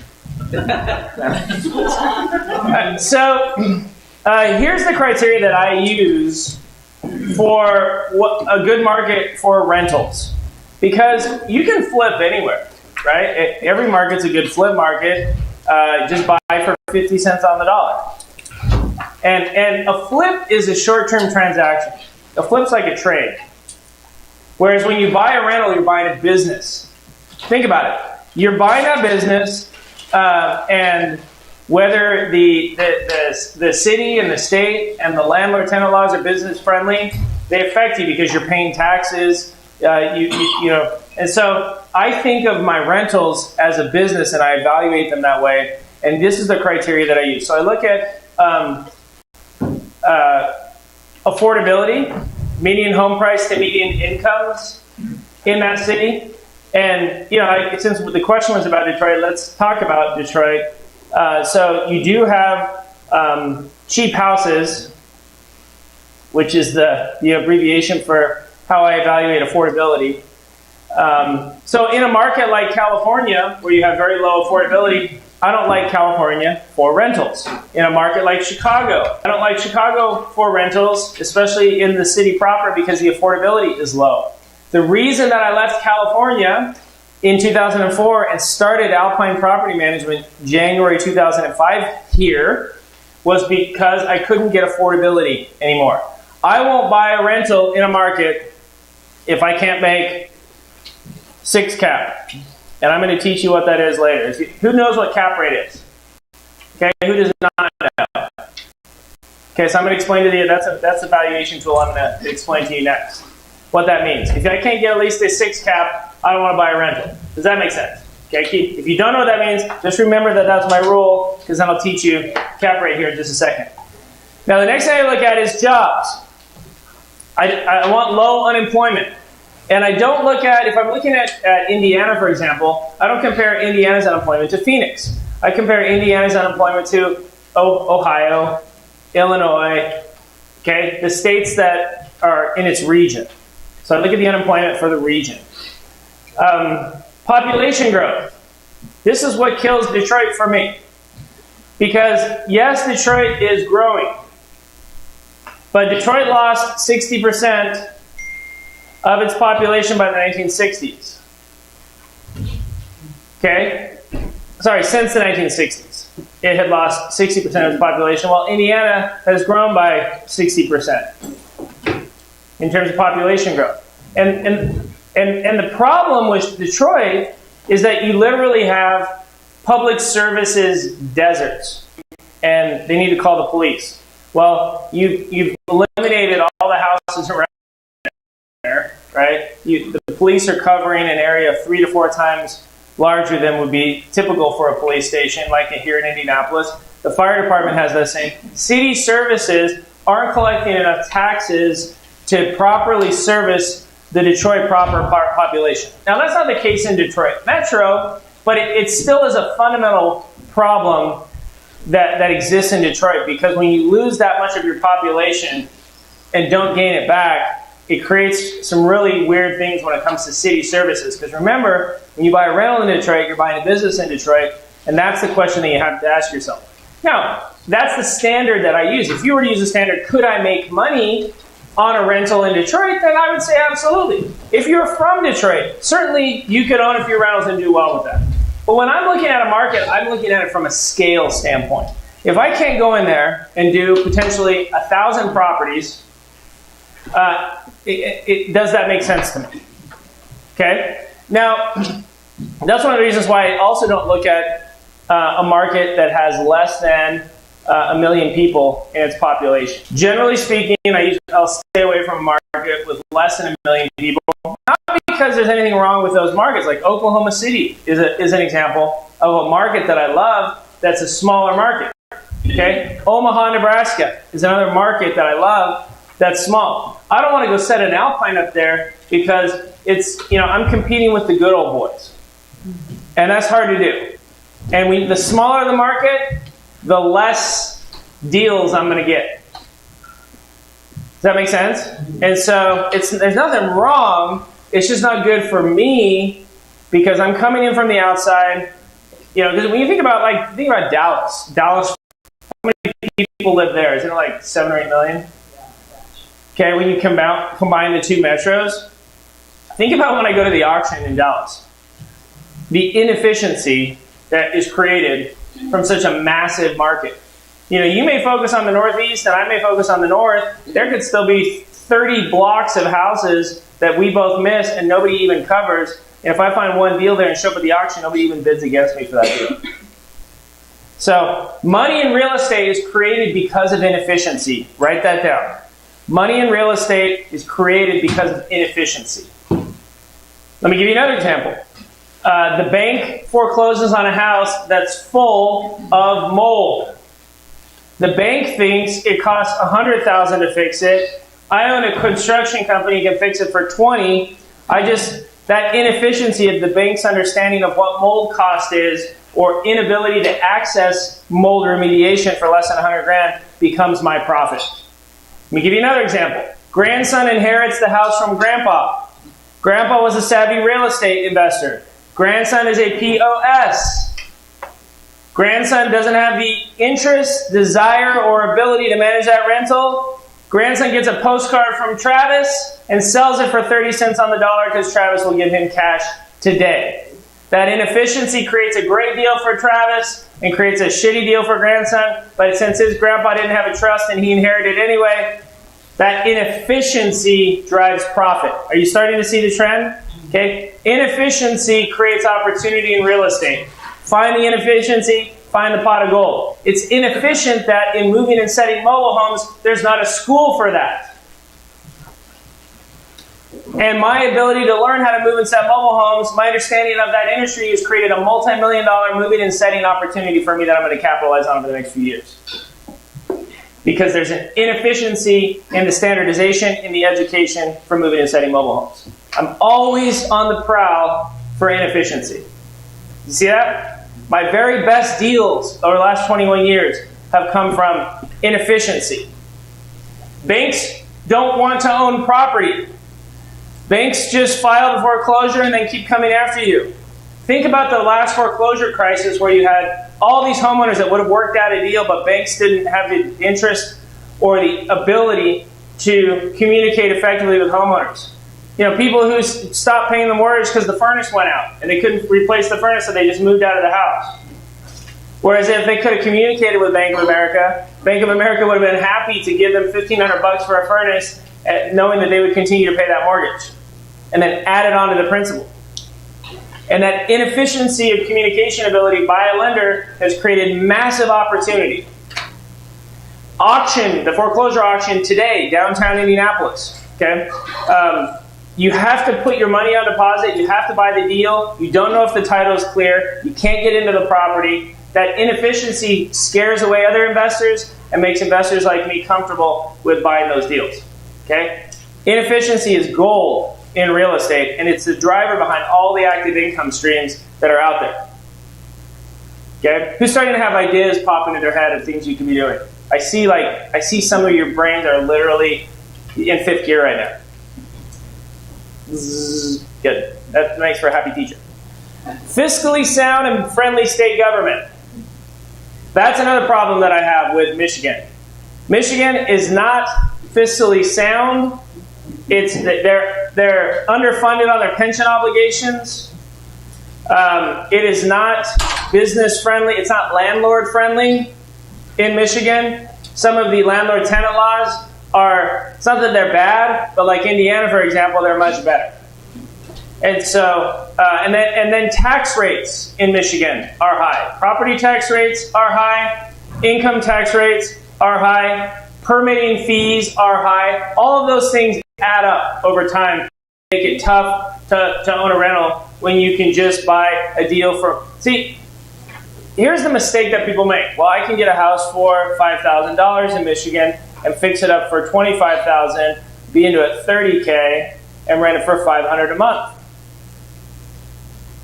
Okay, and they may say that well, but here in Indiana, that house is $50K, $25K in rehab, $75, and I can only get $700 a month. And if you say to people, which is the better deal? A lot of people will want to choose this one because they think that it's an obvious return on investment, but not when you add up property taxes, eviction costs, landlord-tenant expenses, LLC expenses, state income tax. All of those things impact how much money you have after 1 year, 5 years, 10 years. And so what the mistake that people make is a lot of times the spreadsheet looks like a no-brainer. And what do they call a spreadsheet that evaluates a deal? What do they call that in real estate?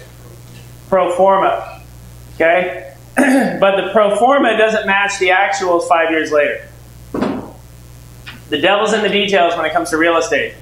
A lot of people get suckered in on a pro forma that has only a 10% likelihood that it will actually hit that number 5-10 years down the road. The final thing I look at is the city itself. Is the city itself broke? Even with a Democrat city council and a Democrat mayor that tend to spend more, Indianapolis runs a $300 million surplus on its budget every year. Mitch Daniels was a governor a few years ago, and his policy was every department of the state has to submit a budget for next year that's 10% less than what we think that you're going to get. Because then if they have a shortfall, then they automatically know what's going to get cut. It was brilliant. And so Indiana, the state, has over $2 billion in cash reserves, and Indiana, the city, has several $100 million in cash reserves. And there's a culture in Indiana of fiscal responsibility that has perpetuated. That culture doesn't exist in Detroit or in Michigan. And so when you have bankrupt cities and bankrupt states, or bankrupt, they're kicking the can down the road because they're paying people pensions that they know that in 20 years they're not going to have money for. Those things scare the shit out of me. Or cities like Atlanta. Atlanta has affordability. It's got low unemployment. It's got good population growth. It's a fiscally sound and business-friendly state government. But Atlanta, the city, is broke. And so I hate Atlanta for rentals. And I love everything else. One other thing about population growth that I obsess about is Gen Z, Millennial, and Gen X. I track those three generations. That's basically 1965 through 2010, I think, is what Gen Z goes up to. I track those 3 generations where they're moving. I don't personally care where the boomers are moving, because I'm not doing assisted livings. Right? If I was doing assisted living centers or 55 and older parks, then I would care more. But for me, I'm more focused on where are Gen Xers picking up and moving to get a new job. Anybody notice on the tallest building downtown the name of the company that was on that? Salesforce. What's Salesforce? What kind of company is Salesforce? CRM. Raise your hand if you don't know what a CRM is. Okay, that's customer relationship management software. They're a tech company. They're based in San Francisco. They bought the largest building in Indiana and used it as their offices because there's so much tech happening downtown. In your books is an article about the tech here in Indianapolis and how tech has been a huge driver for population growth. I bought a condo downtown here in 2006, about a year after I set up Alpine Property Management. Since that was built, they've built 10,000 new housing units just in the downtown, right around by where your hotel is. All those new construction apartments around the hotel, watch them on the show, those were all empty parking lots 15 years ago when I bought my condo downtown. All of that's been built. We had one kind of a grocery store 15 years ago. Now there's Whole Foods and, there's like three grocery stores now. Just things like that. And all of that growth is tech growth. And it has been driven by that. And our governor keeps calling it the Silicon Prairie, which I'm going to punch him in the face for that. Stupid. Okay? And so, I don't hate any market. And here's the thing. Every one of you should leave here with an idea of what works well in your market. So let's... Aaron. That's right. I got another Aaron in there. Where are you from? Springfield, Missouri. Okay, so in Springfield, Missouri, Aaron can do rentals. That's a good rental market. It hits all these criteria. Love Missouri. Missouri, I'm actually thinking of expanding into St. Louis because that's a market that I love also. Springfield's great. Are you from there? Mostly grew up in Branson, actually. I just saw. Okay. Mobile home is great in his market. How far are you from Branson? 30 minutes. Airbnb could be red hot near him. Actually, almost every strategy. We need a partner. We need a partner, right? I mean, you look at these classes, okay? Commercial kind of sucks right now. COVID has crushed commercial. Unless you have a warehouse that could be a distribution center for Walmart or Amazon. That commercial could be good. Flipping, good for Aaron. For pre-foreclosure is good for Aaron. Marketing and wholesaling together could be good for him. Airbnb, mobile home. Any of those strategies work for your market. Okay, who lives in a completely different market than Aaron? Yeah. Tampa. Mobile home, amazing. In fact, let me show you guys a video real quick. It's my video, so you can leave it on order. This is one of our clients, and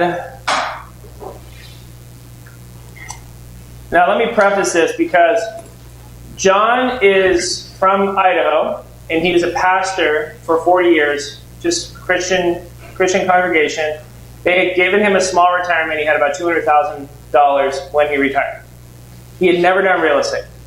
But he's like, I got to figure out how to invest the $200,000 because my wife and I each have Social Security, but we got to, $2,500 is not enough. We need to live on it. So I'm like, oh my God, you give me anxiety, bro. Like, I will go to hell if he doesn't get the best deal in the world.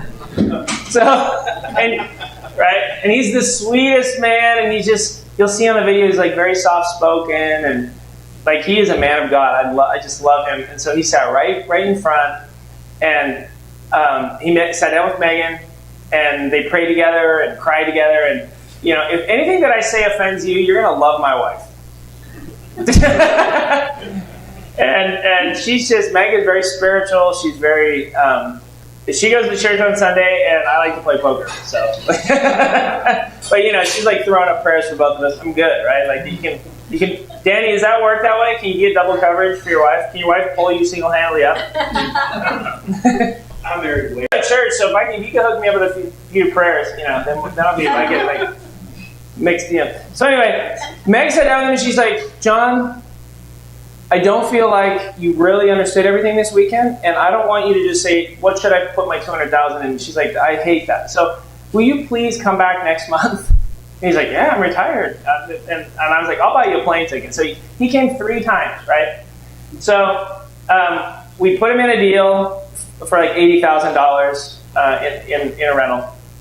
And then I said, John, I really think that you should take your other money, the other $120,000, and take $20,000 of it and do a flip a mobile home. Because $200,000 is not enough. You seem healthy, your wife's healthy, you could live 30 years. And you need more money. So yeah, I'm happy to help protect some of your money. We put them in like Mayberry, suburban little rental that'll, he could sell it tomorrow on MLS for what I sold it to him for. So I felt very good about that deal. I said, but you need some active income. And he's like, I'm old, I've never done deals. I'm like, I know. And so I said, you gotta watch the mobile home training twice. So we watched 6 hours twice. And then to make sure, I'm like, when you find a deal, I want you to email it to me. And I will take a video. So he video chatted me at the trailer. And then I'm like, okay, so do this, don't do that. Like I personally helped him do the budget, right? And so he sold the deal in like a month. And I said, can we do a Zoom call and I'll record it? Because it was his very first deal at 65. So here's what he said. Now, he doesn't really understand tech, but it'll just make you love him more. I keep interrupting him, then he interrupts me. It's kind of awkward. It's kind of cringy. So is this more like an interview? Yeah, I'll just interview you. Okay, so I'm with a good friend of mine, John, and was this your first mobile home flip that you did? It was very first flip of any kind. Of any kind? I did. Yeah. And I have on my screen. Go ahead. I have on my screen some pictures of this home. What did you pay for it? I paid $6,500 for it. And the story's kind of fun. I just found a yard sign, yard sale sign, and stopped by and asked the kid that was there if they were selling the mobile home. And he said, well, my grandpa is. And so I talked to the grandpa, and sure enough, he was willing to sell. He wanted $10,000 to begin with. And so I came back with $5,000, and we settled on $6,500. So. All right, and can you go through the list of improvements that you had done on it? Yeah. We resealed the roof.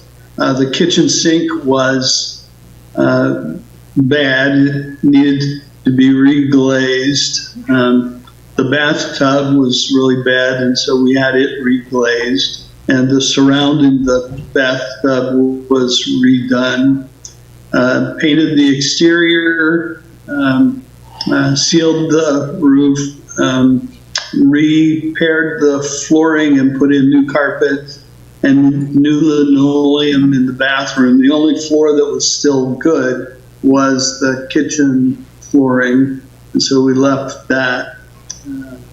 It had a nice washer, dryer, new furnace, but it just mostly really needed a good cleaning and a little paint, and I think that was about it, as I recall.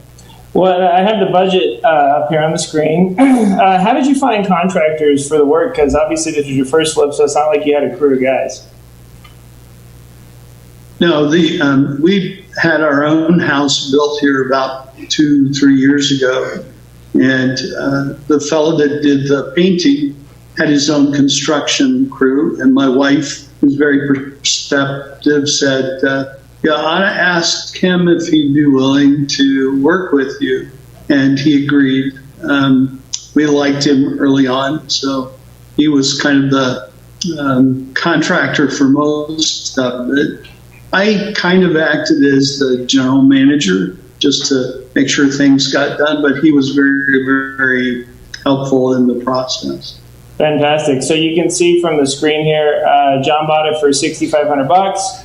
His rehab holding costs, everything is laid out there, itemized. He spent $12,402. So his total investment was $18,902 that he paid for with cash. How did you market it for buyers, John?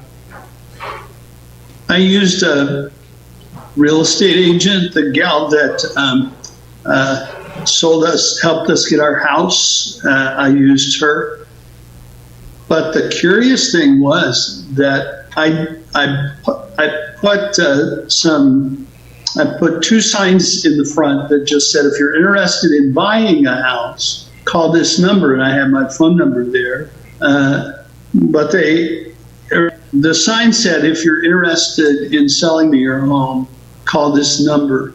And I had half a dozen people just from that little tiny sign, before the real estate agent put any sign out, that were calling me just for wanting to buy that house. So that was kind of fun. Yeah, affordable housing is in such hot demand. You're thinking about doing more of these, right? Obviously, 88% return on investment is pretty strong. Yeah, I felt really good about that. Yeah, I would like to do a few more. Total timeline from start to finish? About 3 months. Okay, and if you had advice for others looking to get into this, you happen to be in Idaho for this one, but as you can see from that trailer, it's not very unique. There's homes like that all across the country. What advice would you have for somebody looking to get into this?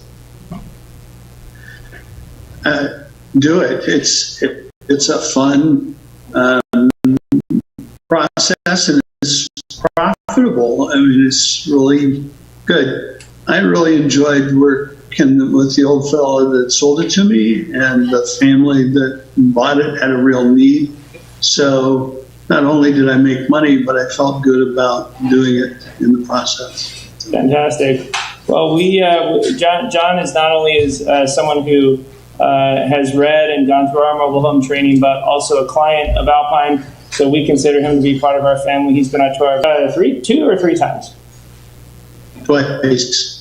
Yeah. So we were thrilled to see him do this project, and you know, it's never too late to start. It's never too late to learn these skills. And this has been a nice supplement for his retirement as well. So think about this for yourself. Think about this for others in your family who could benefit from this information. Thanks for the time today, John. We appreciate it. Good seeing you. Good talking to you. All right. How great is it? Yeah.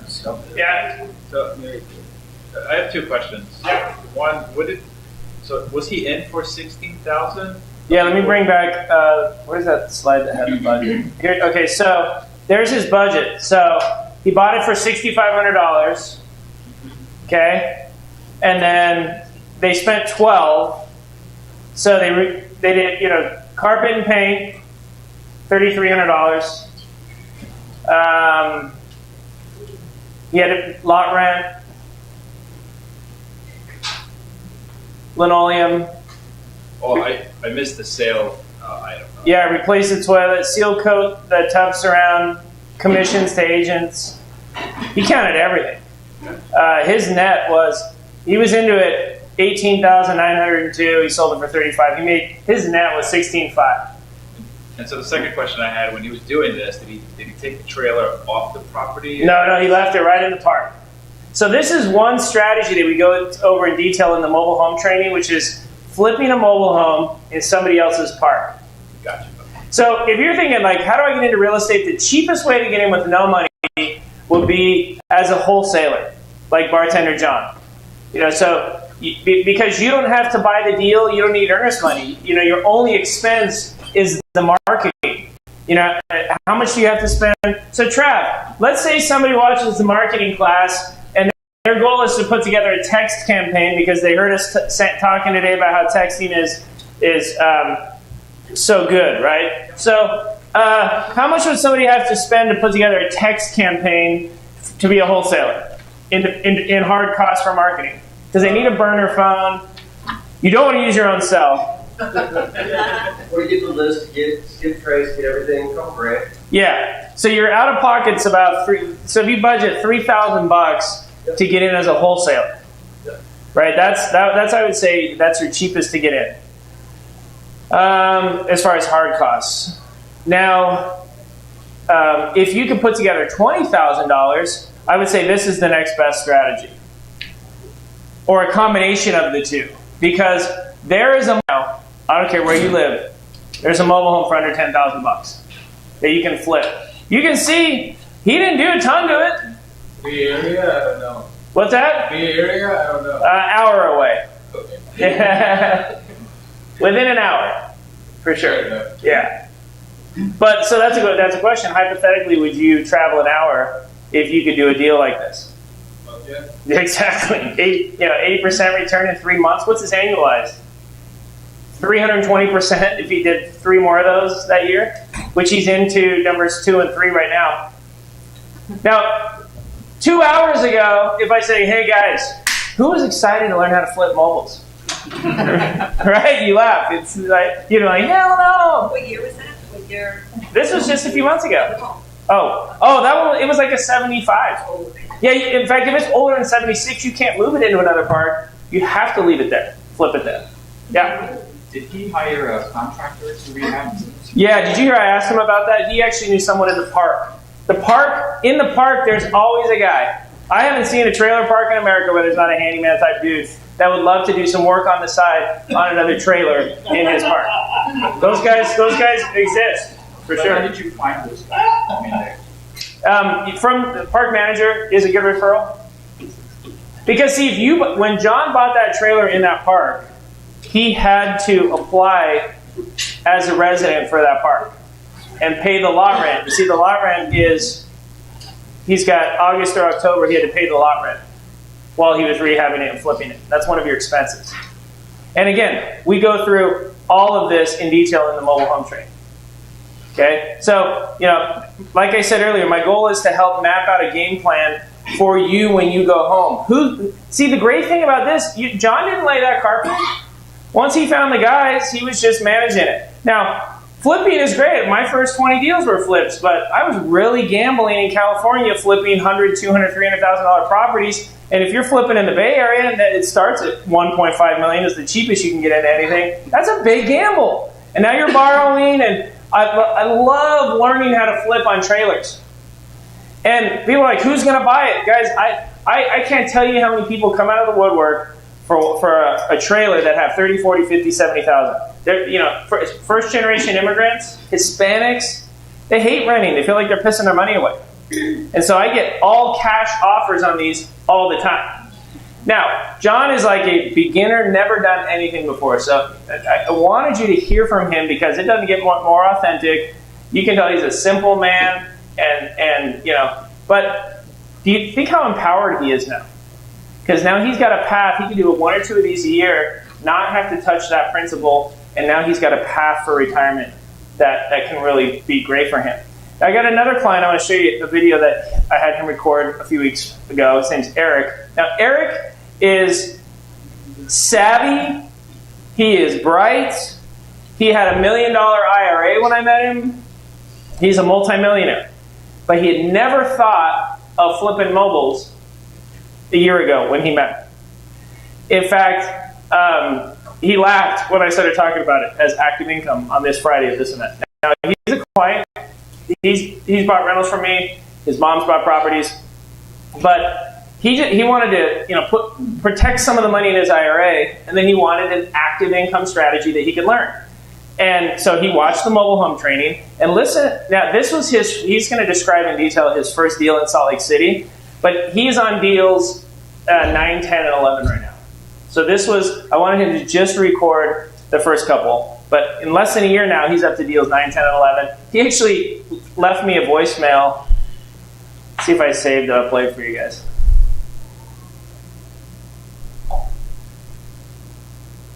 Oh, I didn't say. Wait, maybe it's in my trash.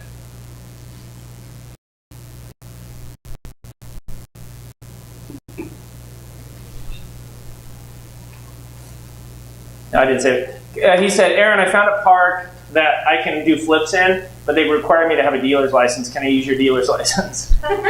Right? That's how he's thinking, right? And what do you think I said? Yes, if I can be in on them. See, now he's becoming, now his active can have the potential to be my passive. See how it's all connected it is? Right? When I came, my dad would never do deals with me. So when my dad was this rich casino executive, and he had a hard money lending fund. Who knows what hard money is? Who's heard of hard money? Who doesn't know what hard money is? Because I'm happy to K through 12.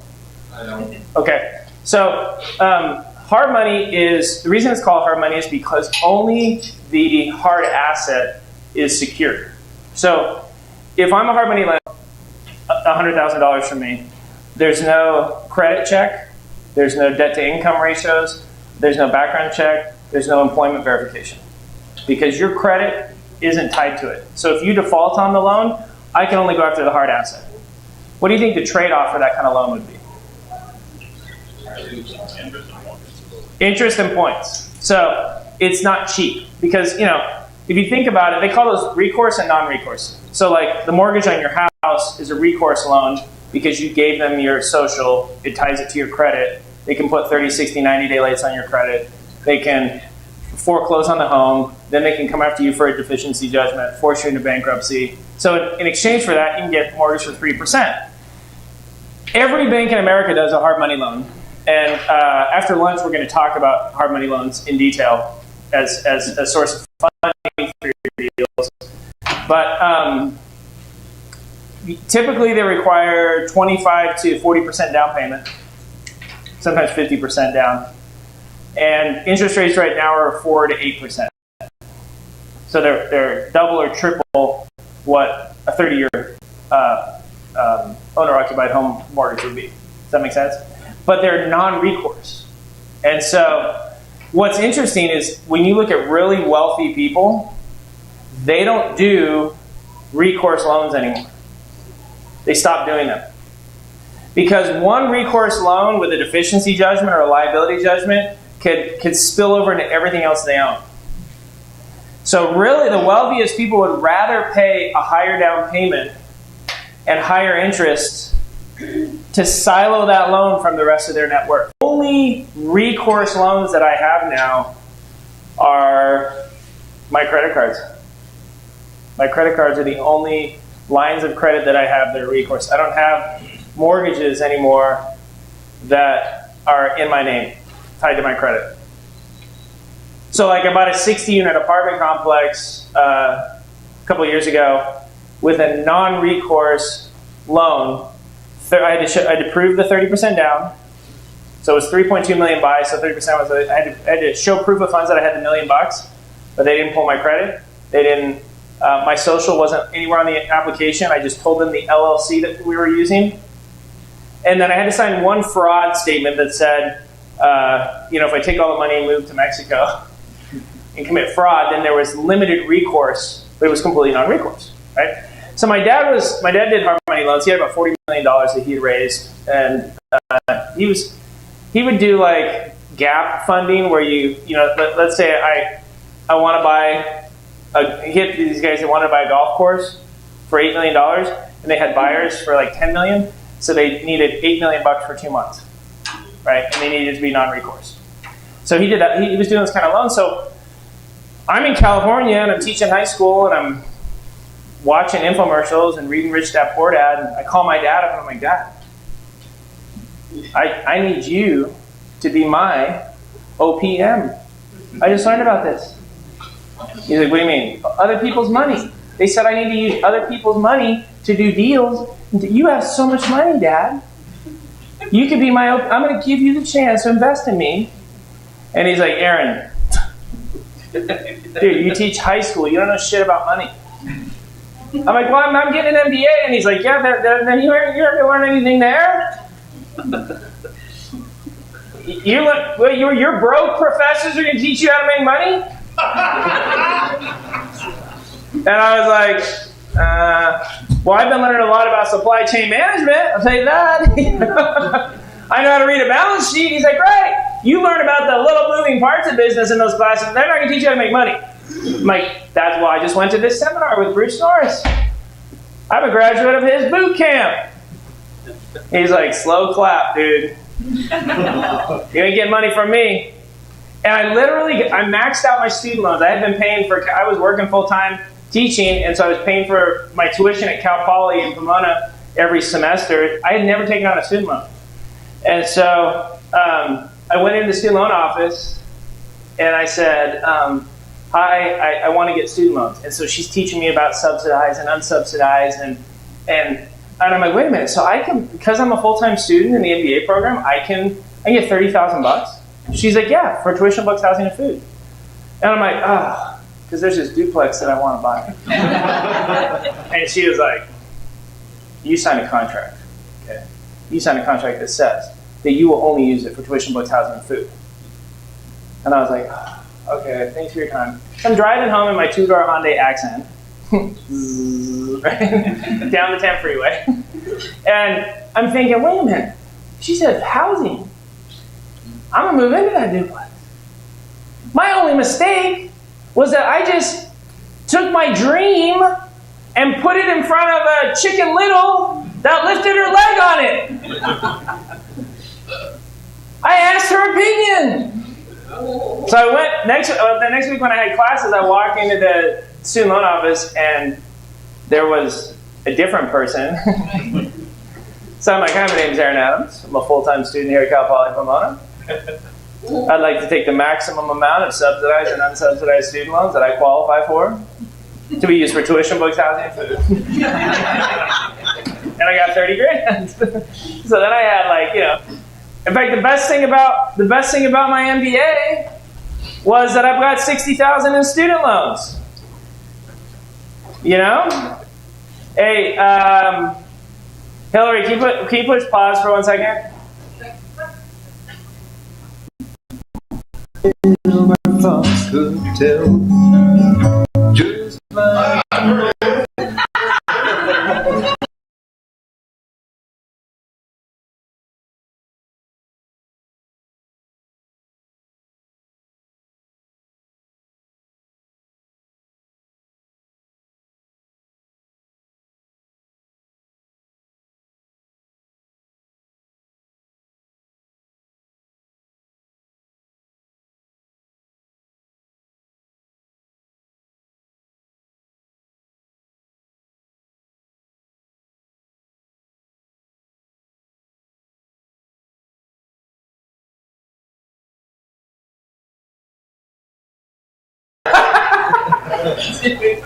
How many Anderson clients are there?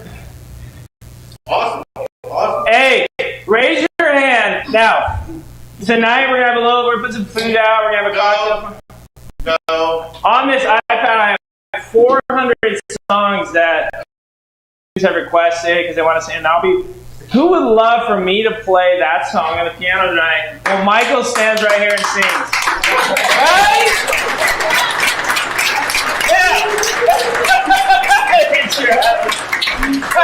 There are a lot of ex-Anderson clients, though. That's happening tonight, dude. Hey, every night, me, Trav, and Becca, man, we have no shame. None of us can we're not musicians, but we all like to sing. So we'll be singing. Feel free to join us. Okay? Michael swears, but I know if I could just get a couple bourbons in you.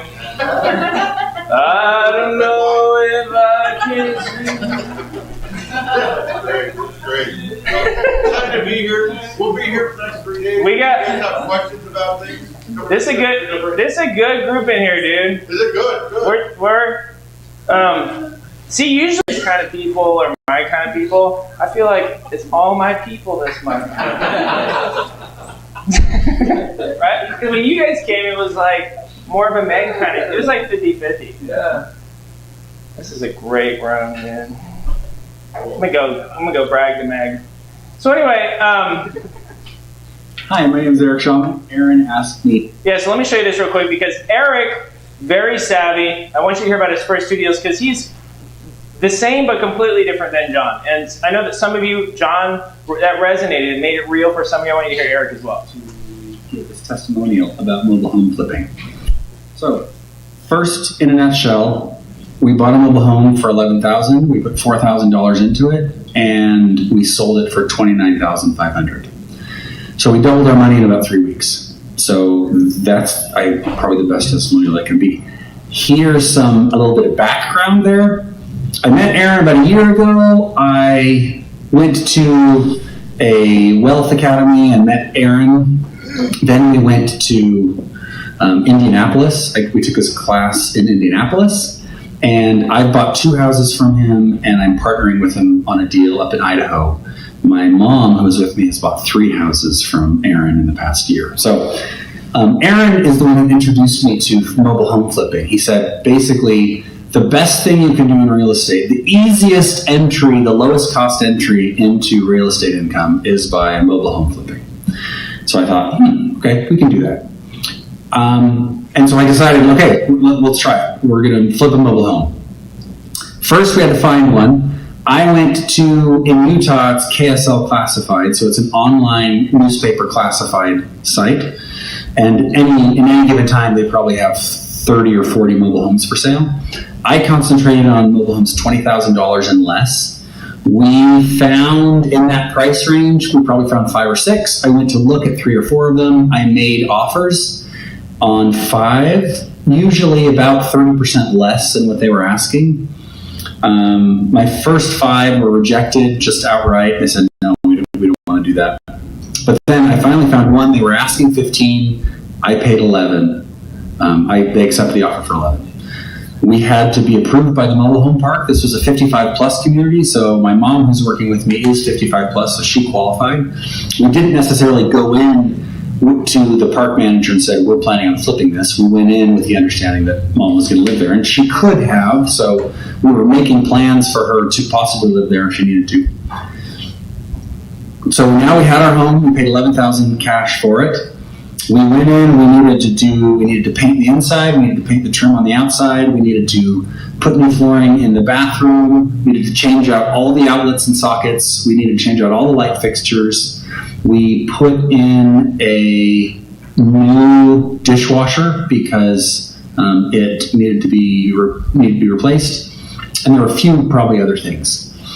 We went the first day, and just my mom and I, just to figure out how this works, we started working on it, and we were doing the labor. After the first day, I hate painting. I said, we've got to do something else because I can't do this whole thing. So the next day, we found some day laborers at the Home Depot nearby. We brought them in, and so we started paying them $20 an hour to work with us. They worked with us, and the work that they put in, it took us about a week and a half, with them working full-time and me working part-time and my mom working part-time. Some days we left them by themselves. But a week and a half we turned it. I paid $15 to get a graphic designer from India on Fiverr to make up a nice little for sale sign for me.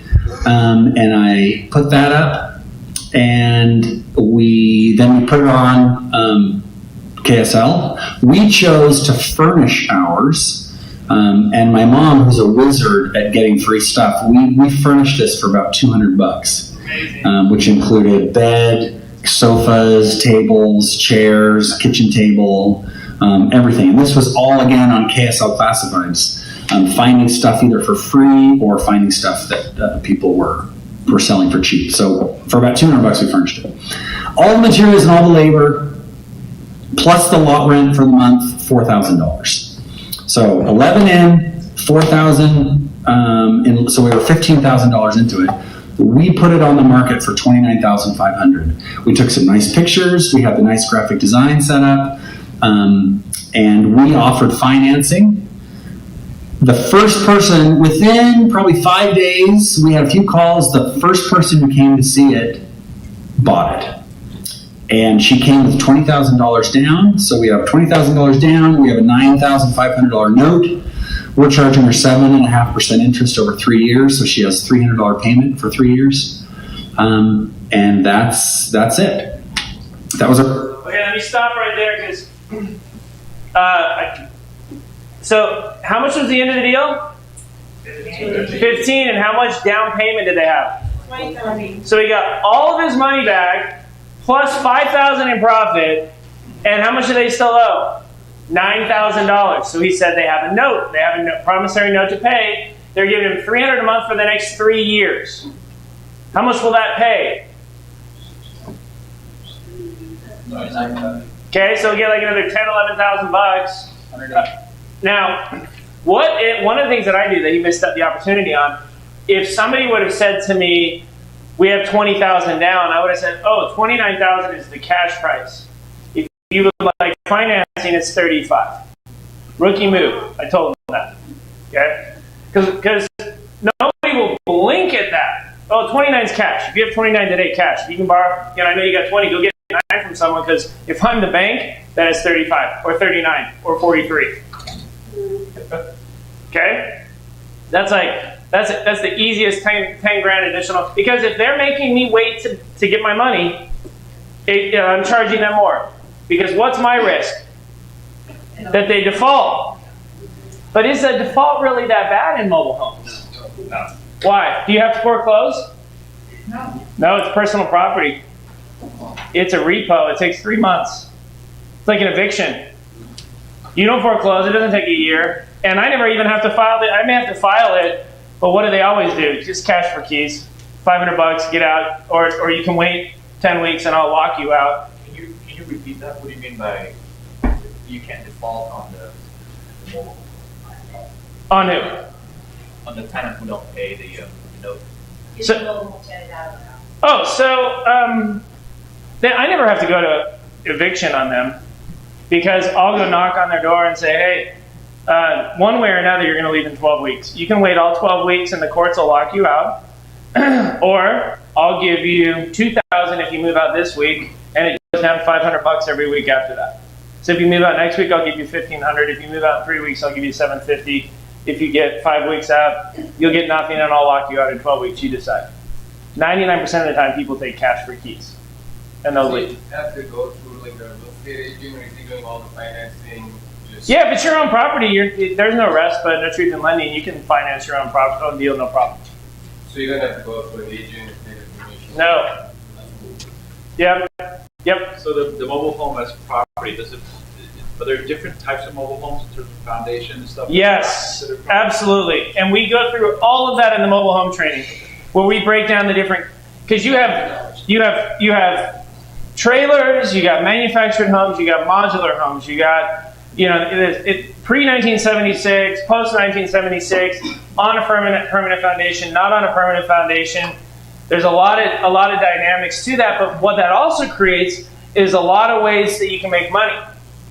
And the reason that I love this space of manufactured and modular home is because housing affordability has never been lower in this country.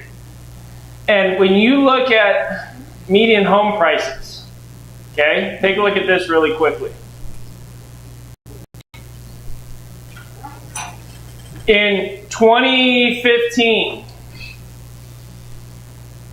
median home price was $163,000 across the United States. It's now up to $250,000. In 6 years, we've gone from $163K to $250,000. Have wages gone up that fast? No. And so wages have been doing this. They've gone up like 18%. We have what they call an affordability gap. You used to be able to buy, in 2009, you could buy a brand new 3-bedroom, 2-bath, 1,300 square foot home here in Indianapolis on a quarter-acre lot, vinyl siding, they call them vinyl villages, okay, for $100,000, brand new. That same home, 12 years later, is $200,000. And so there's a whole segment of the population here in Indianapolis that can't afford a brand new home. They can't afford a starter home. So think about the properties that we're selling you from Indianapolis, $100,000. blue collar neighborhood, lower middle class neighborhood, right in the area where starter homes used to be. So when you hold her for a few years, when you're ready to sell it, we sell it to the tenant. Or we sell it, put it on MLS and sell it. You're right in that hot affordability segment. Same in Charlotte. Houses are between 110 and 170. Median home prices in Charlotte are 275 to 400. Does that make sense? So not only is affordability the problem, but the other big problem, because Ashley's here, I want to get her up here before we break for lunch, is new construction is severely lagging across the country. Let me show you that real quick, and then we'll have Ashley come up. We're going to talk about insurance, and then I'm going to go back to the valuation methods that I've tried to talk about 10 times. I keep not. Oh, here it is. Okay. Let me show you this.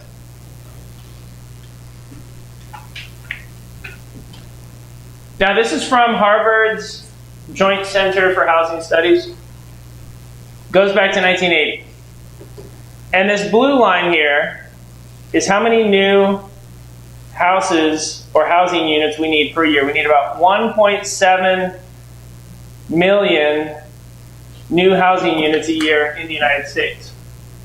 We have population growth, we have immigration, we have homes that become functionally obsolete and need to be torn down. There's a constant need here in the United States for 1.7 million new housing. Now that doesn't exist like in the UK. That doesn't happen in the UK.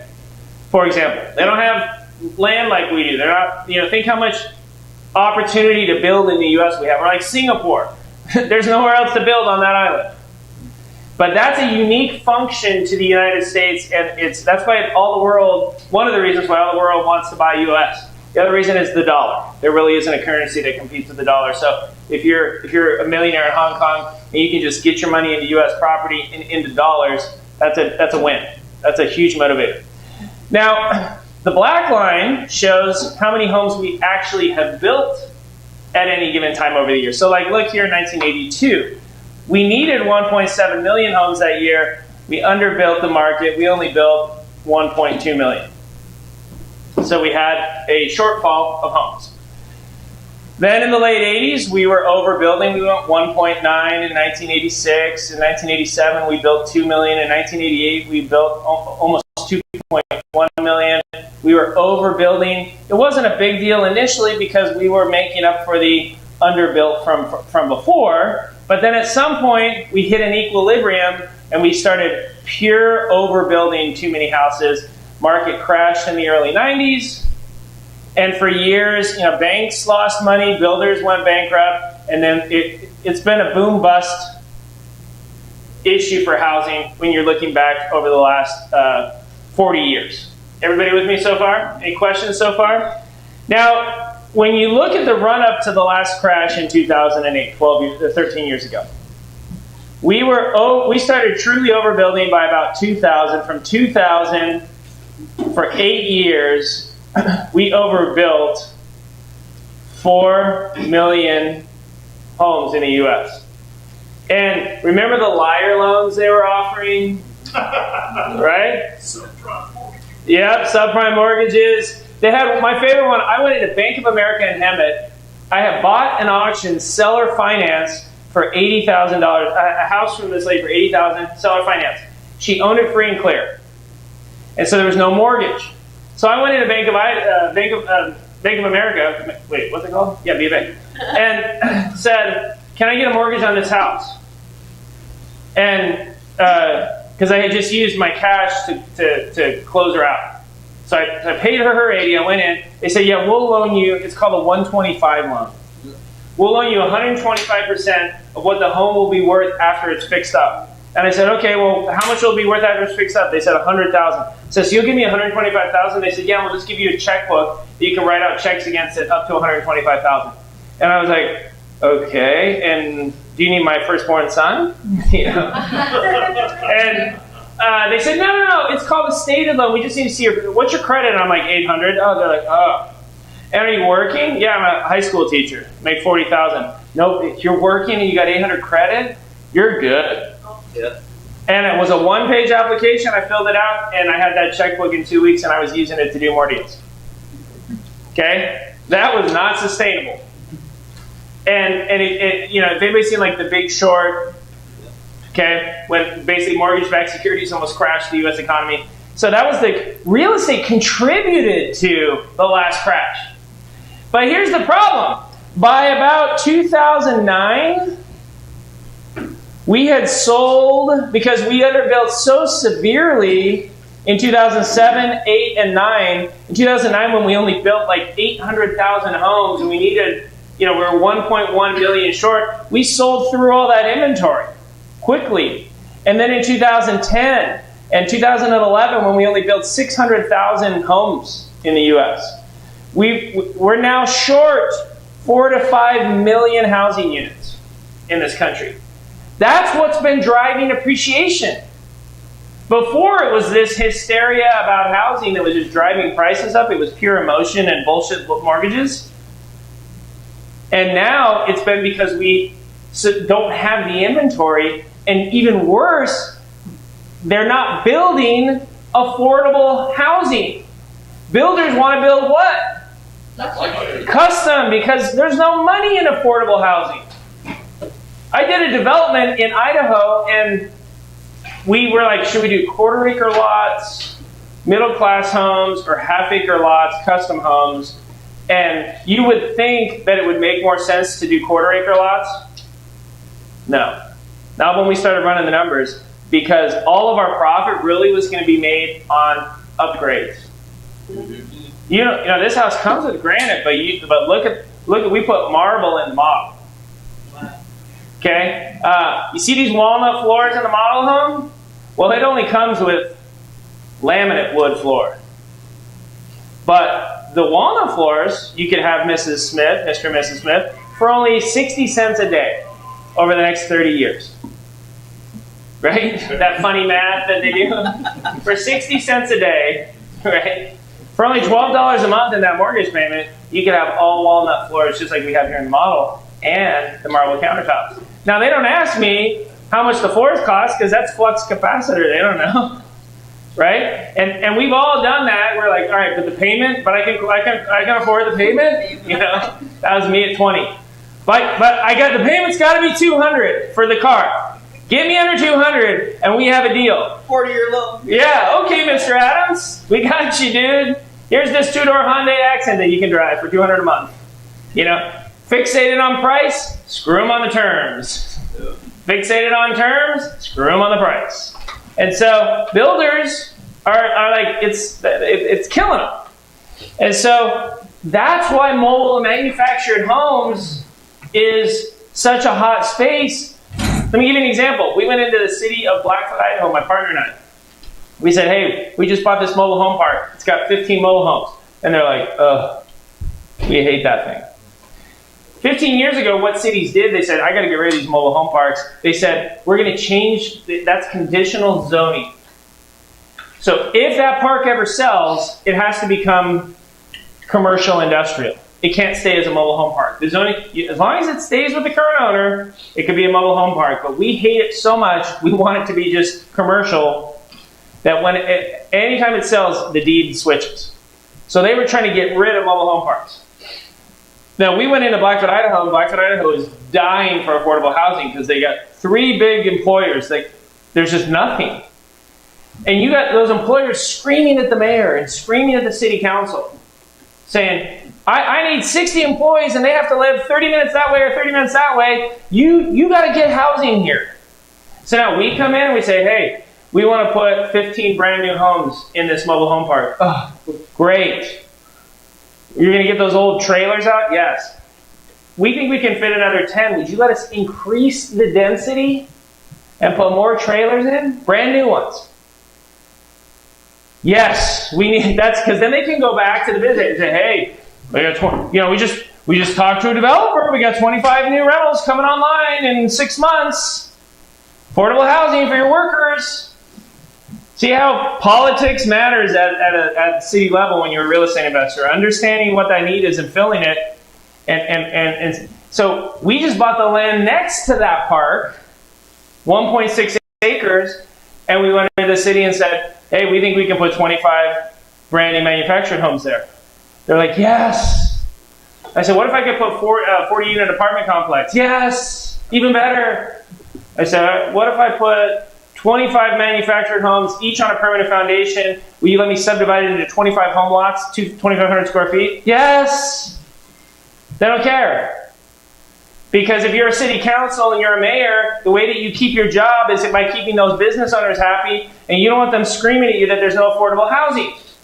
That's spun up to such a level of Minneapolis that they convinced, there's areas of Minneapolis like 2 years ago that they eliminated single-family home zoning in certain areas. Imagine you're a homeowner and they eliminate single-family home zoning, and your neighbor can put a trailer in the backyard and put his grandma in it or rent it out. How'd you feel about that? The neighbors were pissed, but not the investors. Think of the tiny home dealer in Minneapolis that sent out a mailer to everyone in the neighborhood and said, hey, love to put a tiny home in your backyard now that it's legal. You rent it out. Why did Minneapolis do that? Because they were trying to increase the number of available affordable units. So cities are desperate for affordable housing, and a manufactured home can be built in 6 weeks in the factory. A stick-built home is an 18-month timeline. It takes forever. Which is why 4 years ago, seeing the writing on the wall, I started reallocating resources into this space. That's why we purchased 9 parks. We have 3 dealerships, about to add a 4th. Because in 21 years, I just look for the opportunity.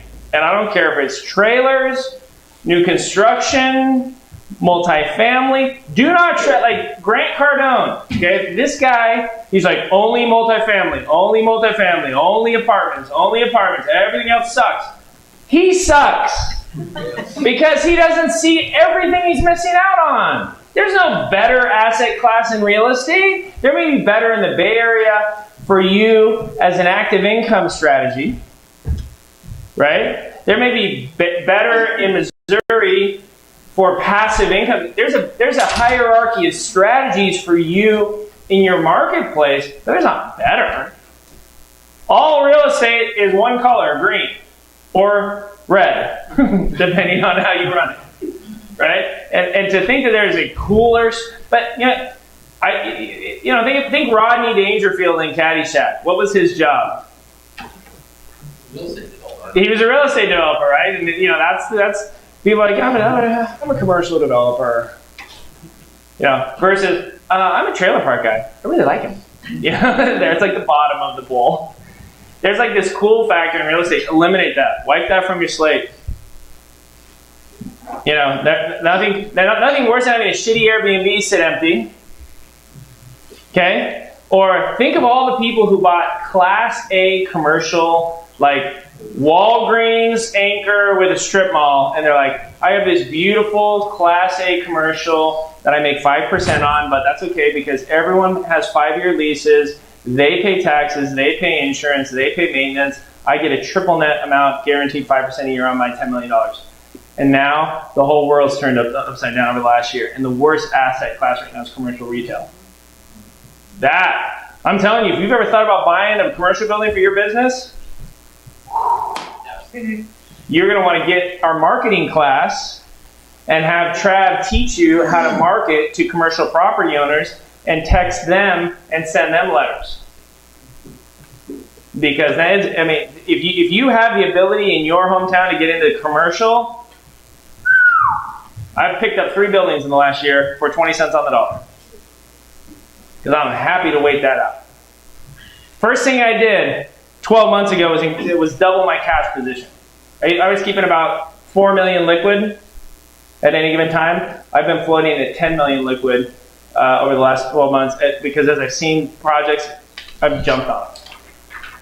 And that was something that I learned during the last crash.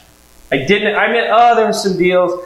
There were some downtown deals right down by BW3s on Washington. There was a building that came up in 2011, a tri-level for $420,000 at the auction.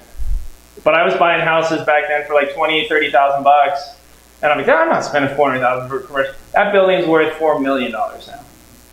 I can't even drive by it anymore. I just look away. The deals I regret the second most are the ones that I couldn't afford to buy because I didn't have the cash, right? But remember what Warren Buffett says. When investors are fearful, be greedy. What are people right now? Fearful.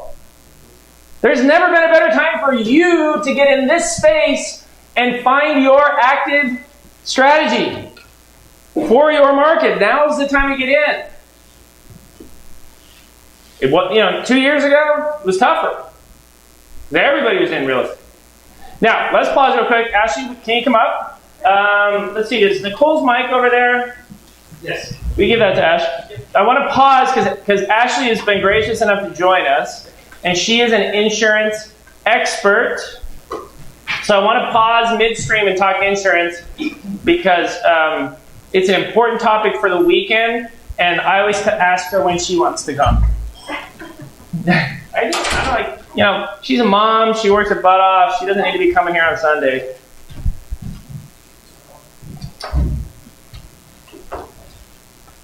All right, and then when we finish, we're going to go back to valuation tools. I promise. You see how I really follow all my slides? That's Clint from Anderson's like, hey dude, why do you always leave your presentation open? I'm like, because I don't go through my presentation. I just skip around all weekend. I never go into. Sorry, live streamers. Oh, there's my wife. Everybody say hi, Megan. Meg, I get some bad news for you. Oh no. This is my people this weekend. I'm sure there's some of mine. They'll tell me later. Aaron said that one thing. I can't believe you said that. I haven't swore at all today. 4 times. See, there's one of mine. She's mine. And that's not counting the one you said that doesn't count. Right. I thought we had a circle of trust. It's kind of quietly to me after we're on break. My wife is, so we've been married 5 years. Next weekend. Thank you. And we've already had 6 kids. You want to see him? Hold on, I'll show you real quick. So Meg convinced, so I have 2 boys. Meg has a boy and 3 girls. So we have 3 boys and 3 girls. There's a story of a lovely lady. And so that was in December. The 2 delinquents on the left are mine. The 3 beautiful girls and sweet little boy are Megan's. Oh, look how cute they are. This is also the dumbest French bulldog in the universe. He has 1 brain cell. He is a goldfish. That's his nickname. Because he has the brain power of a gold. Now our Chihuahua is very smart, but I don't even know what he's looking at. Now Meg convinced everyone to be Christmas jammies. I was wearing mine, but I was the photographer. Yeah. You were not wearing them. I ain't wearing those ever. Hey, are there any men who've done pictures in Christmas jammies so we can all shame you? Danny! Look at husband there. You ever see? Don't him. Meg's people.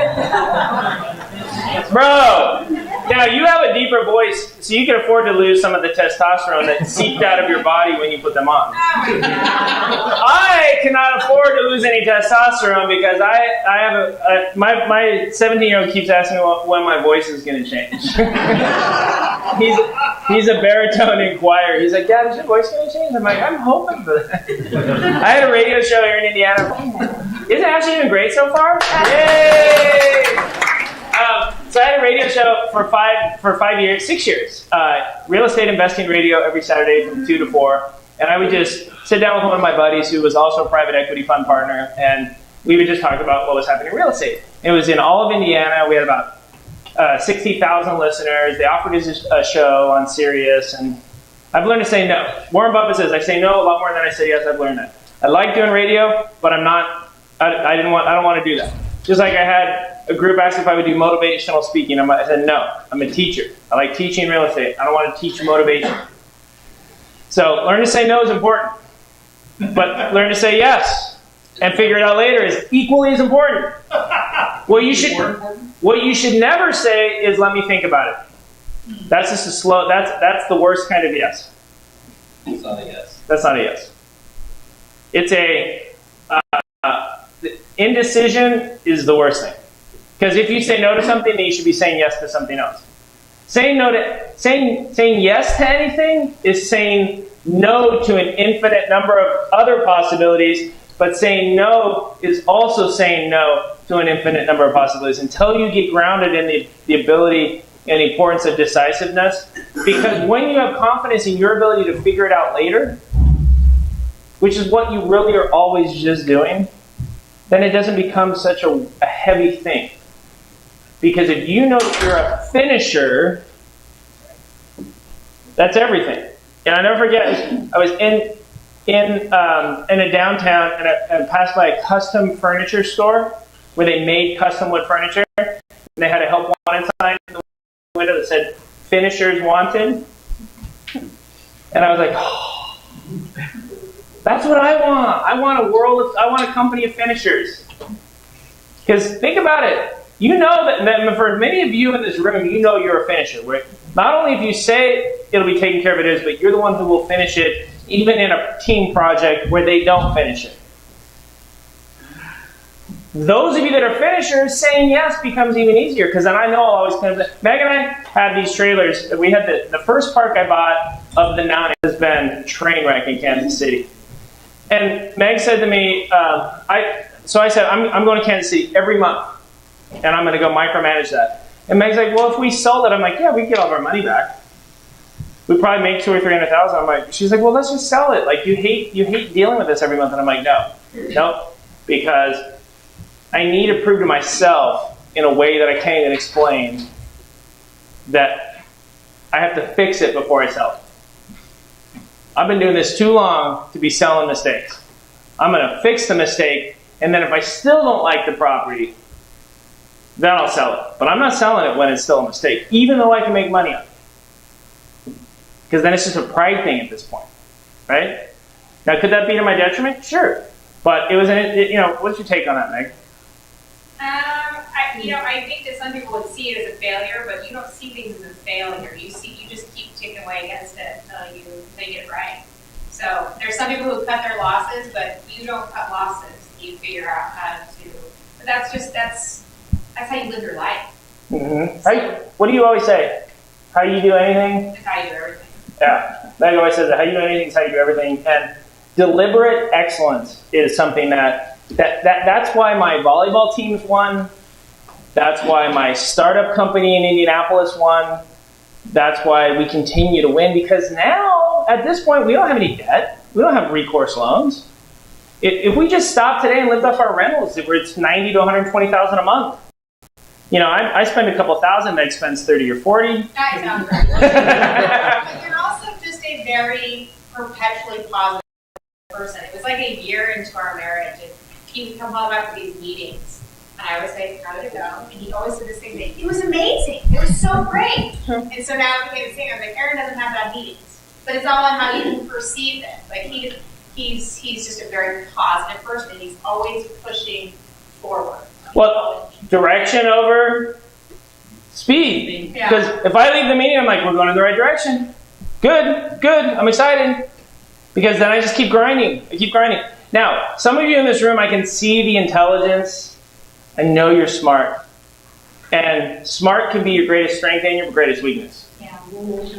Because you always talk yourself out of shit with that brain. That's why. You do, and I'm just like, I'm just doing it. Yeah. The other teachers are like, dude, you're just moving to Hemet? Yep. Into a duplex? Yep. You can screen the tenants. I bought a management course. I'm reading it. Just doing. I don't know anything about construction. I didn't have tools. I'm not handy. I speak Spanish. I'm just like, what do I have? Now, the reason I know that is my Irish twin, my brother, Casey, who I named my oldest son Casey after, brilliant. Soaking wet, I'm worth $50 million. He's worth 6 times that. He's worth $300 million. He owns a supply chain management company. He owns millions of square footage of warehouses all over the country. He was like perfect SAT, 99th percentile on the LSAT, without a practice test, full ride scholarship for law school, gets in a firm, has almost perfect recall on case law as a litigator, doesn't even use his paralegal, just dictates briefs, litigates in court off the cuff. His biggest client says, come be in-house counsel. He's like, okay, if I can have 5% equity. 8 years later, he has 50% equity, and they're making hundreds of millions of dollars. So I grew up with brilliant. That ain't me, right? But I built a company and built an organization based around my strengths, which are people and teams and tribe and winning and loyalty. You'll meet people downstairs that have been with me since 2005, 6, 7. My attrition rate is like less than 5 people in the last 16 years here. Why? Because I invest in people. They're my most, every one of the employees who works here gets a week vacation every quarter. When Trump got elected, I knew that insurance would not get fixed in this country. I knew I'd get a huge tax break, but I knew insurance would not get fixed. Has insurance been fixed? No. Exactly. It's a train wreck. Insurance sucks. It still doesn't work for any of us. Health insurance. Not your insurance. But health insurance sucks. And so I took the giant tax hookup I got from Trump and used it to pay for health insurance. And so every one of my employees has good health insurance. Because, like I said earlier, business owners don't have the luxury of being uber partisan. I had way too many employees that would go to the Obama exchange and type it in and be like, I got a $5,000 deductible and it cost me $1,800 a month for a family of 4. I'm not getting insurance. I'm just going to go to the emergency room. And so that same family now has a $300 deductible and $200 a month comes out of their check, and I pay the rest every month for them. So that tax benefit has translated into, who knows, maybe Hillary won, she would have fixed insurance, but then I would have got screwed on my taxes. But do you see how I'm looking at both sides as a business owner? Because you're always going to get screwed. Whoever wins, they're going to screw you somehow. So you gotta figure out what that positive is from that, whether it's a liberal or a conservative who is in office and their administration. There's always going to be pros for you, and there's always the downsides. Don't get sucked into that too much, and just recognize what the opportunities are so that you can keep moving your business forward. And I really don't care what administration is in office as long as it's fitting that requirement for market criteria that I have. Does that make sense? So now back to other insurance. Property and casualty. So one of the reasons I have Ashley come by is because most of you think of insurance as just something you get. So like when you bought your house, you just got insurance from State Farm, right? And I would say my insurance broker, so property insurance, casualty, liability, errors and omissions, okay, all the type of insurances that you need as a business owner on the property and for the business. Insurance is as important to me as the tax and the legal. It's as important. And we're going to spend a lot of time tomorrow and Saturday discussing the tax and the legal, but I never thought that insurance would get a seat at the important table. Does that make sense? Because like when you're a W-2 employee, you just go with Geico and they have the app and you can download it's not a big deal. But insurance becomes a partnership as important as your CPA or your attorney when you're doing business, both from a liability insurance standpoint, from a property insurance, especially as a real estate investor. So describe some of the different policies that you put together for me over the years and for my companies. Sure. Like Aaron. Yeah, can you hear me? Yeah.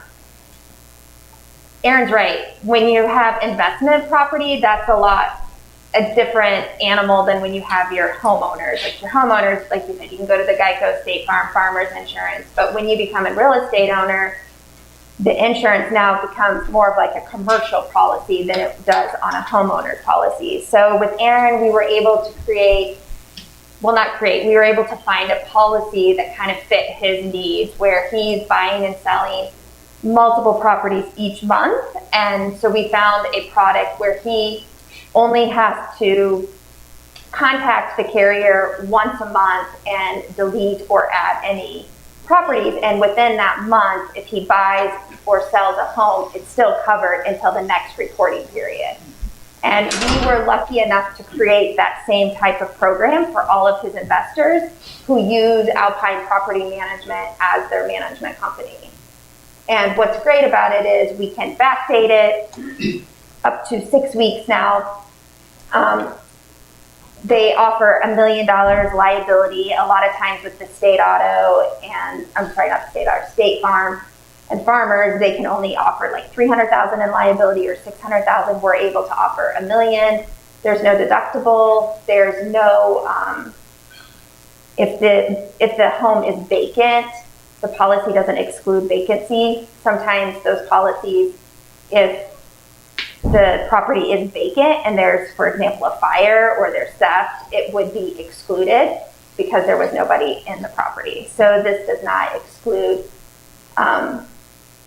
coverage if there is a vacancy. Now there is a little bit higher deductible if there's a vacancy, but you still have coverage. Yeah, it was interesting. This policy, I mean, because think about it, on any given month, I'm going to have 50 to 100 real estate transactions going on in multiple states.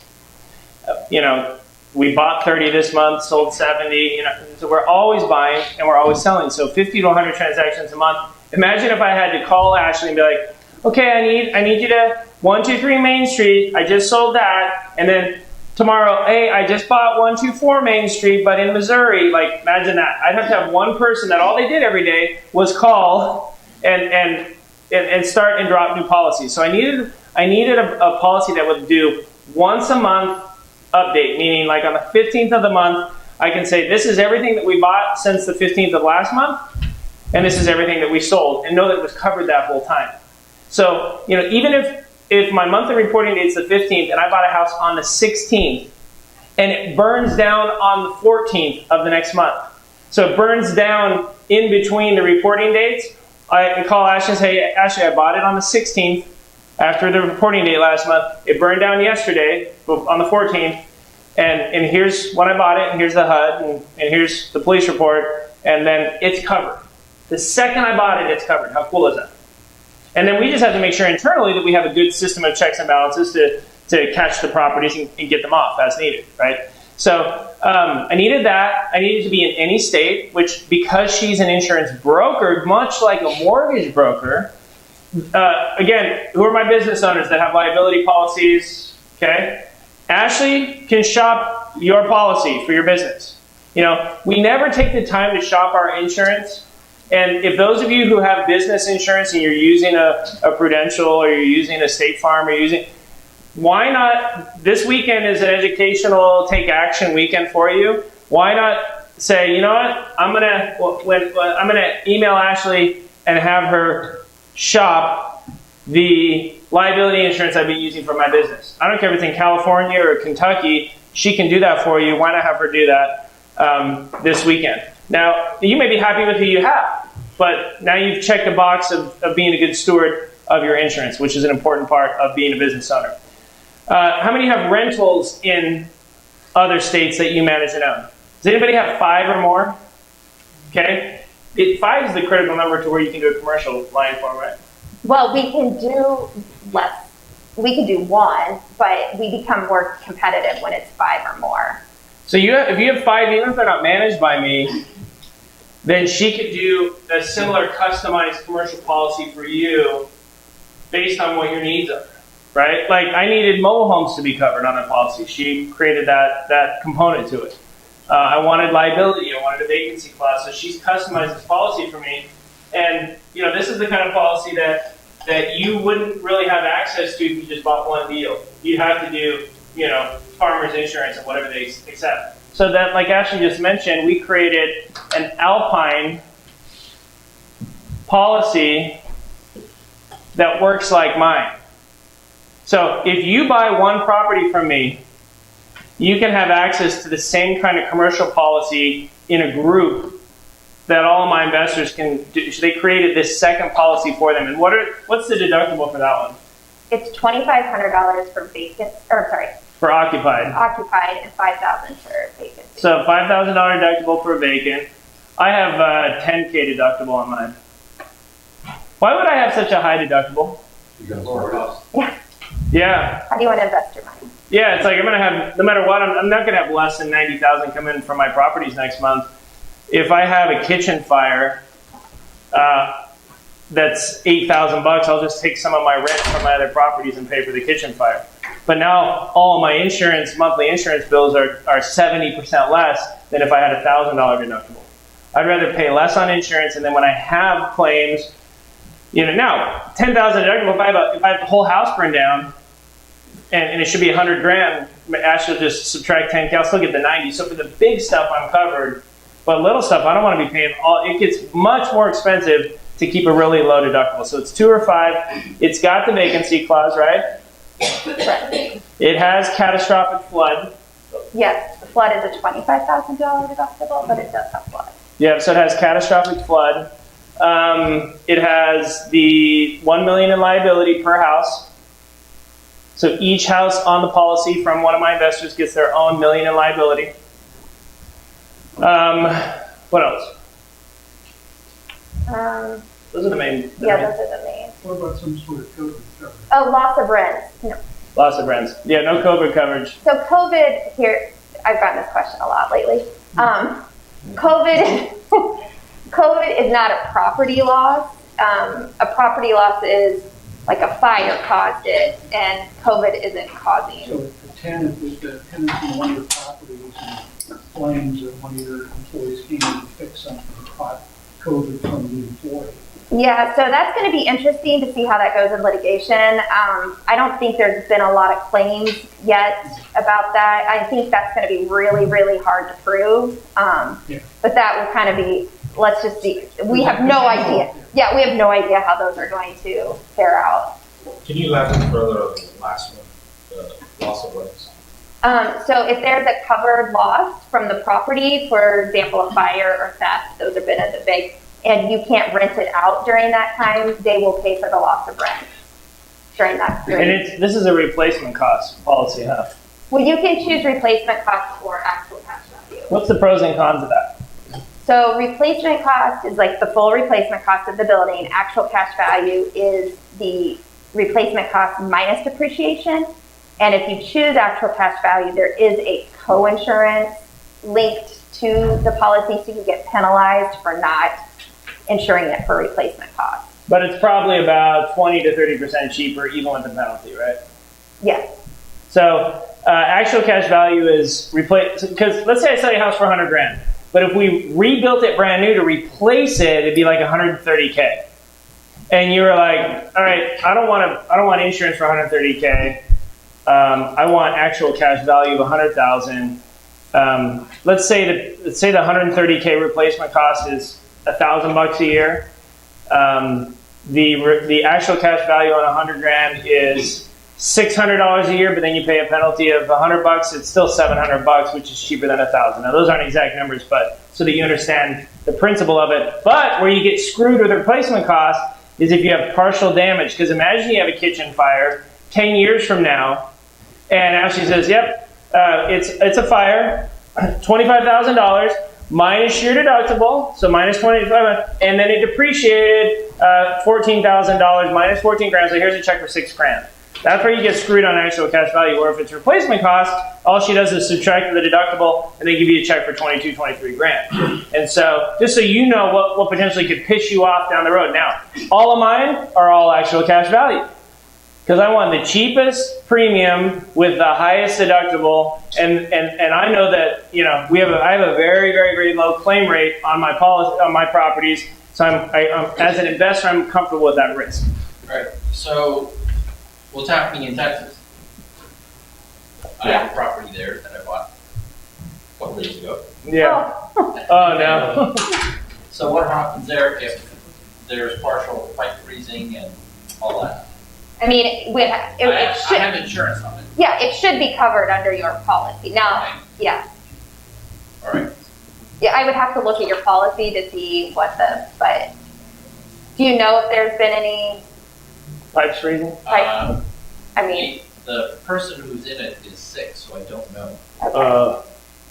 Because like in Charlotte, we'll give them a space heater for the kitchen and bathrooms. You know, turn the sink on and open the cabinet. Space heater will do it. Oh yeah. you don't have electricity. Give them a gas propane heater. Yeah, and have burn inside. Then it'll burn the house down. You're definitely covered for that. Well, hopefully they're safe and, you know. I'll do it later. Yeah. Trav's got a guy in Charlotte that if you need an insurance claim to happen. That's like Ashley's nightmare. That's like your head just got as red as Michael's. Were you here when Michael got the same? Is he Italian? That's a guy. Building code and mold. That on the policy? Mold? Mold is excluded. Excluded. Yeah. About Unless it was caused because of the claim. Yeah. So, I don't get money if you use the Alpine policy. I don't get cheaper insurance. You know, I get invited to their suite at the Colts games, but see, they don't have one. I get nothing. The reason I set this up is so that, like, when you're buying property from us, you're buying our relationships, our network. I want each of you to have access to the same type of resources that we do. And so what I would encourage you to do is, those of you who are buying properties from us, we'll send you an email. They'll copy Ashley on it. They'll give you her information. Did you bring flyers today? I didn't, but I'm going back to the office. I left them on my desk. I will bring them back this afternoon. Good. So we'll have some flyers at the end of the day for you that have her personal information on. But then my team will communicate with you as you buy properties from us. Danny, did you shop your properties with Gregory and Appel? I did. And it ended up, what you had actually was better, right? Yeah. Yeah. Well, just for my situation. Yeah, for his situation. So, look, here's how I want you to think of insurance. Insurance is not like going to Tijuana or getting off the cruise ship in Costa Rica where you're like horse trading for the best deal. It doesn't work that way. Insurance is what's the cut. You have, how many different companies for all of Gregory and Appel? How many different kinds of insurance? Oh, she has them. Can you write? Okay, how many can you write for? How many different companies? Not just we have like contracts with like 100 plus carriers. So they got 100 different carriers, and when you guys are in so many different situations. With some of you own businesses, some of you have rentals, some of you have a lot of experience. My goal is for those of you that don't have a game plan already to have a gal. Now you have a gal that is an insurance broker that can do any state in the U.S. And but I didn't even know until today that what she offered wasn't a good fit for Danny. But no hard feelings, because all I want for you, since I'm not an insurance person, I want you to think about this topic, shop what you have if you have something, and or if you don't have anything, get with the kind of person that all of my businesses, all of my properties are with, that they're a good fit for me. Does that make sense? Michael? I just did this last week with Ashley. Oh, yeah. And I got to tell you, and Ashley's very on point, and went through everything. And the group I was using before, she could also explain the ins and outs of the different coverages.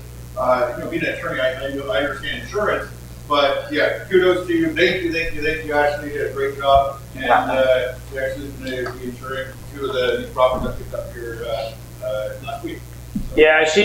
Yeah, Gregory and Appel, one of the things I love this company, they've been consistently rated as one of the best places to work in Indianapolis, privately held. They describe themselves as fiercely independent. Did I get that right? Yeah. They're on the 5th generation of leadership. Like, I would love to think that could happen with my companies. One of my sons, my older son, good shot. My younger son is a really good kid.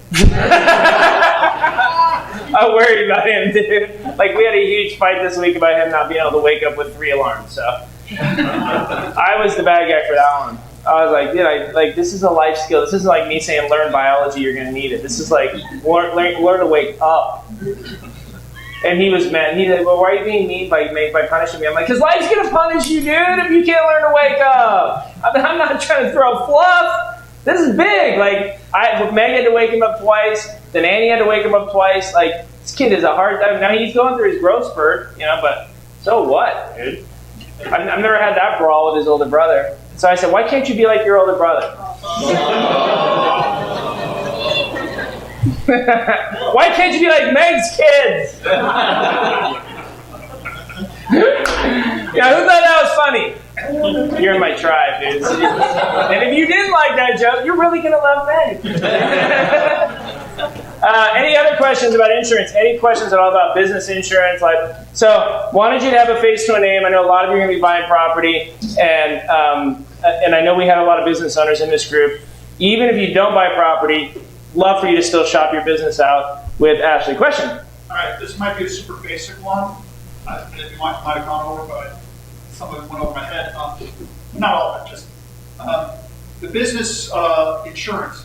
That's tied to your business, not yourself, right? So if you, so you can't. It would be a move you not to apply the business to insurance to a house you bought before you set up a business, right? Or could you pre-apply it to a house that's in your name? Yeah. So you bought the house originally in your name, and then you're switching it to like an LLC or a corporation. Is that what you're asking? It's an idea that we're thinking that we come to. Yeah, I mean, we can switch the name of the property easily on the policy. Did I answer that right? Yes. Okay. Okay. Thank you.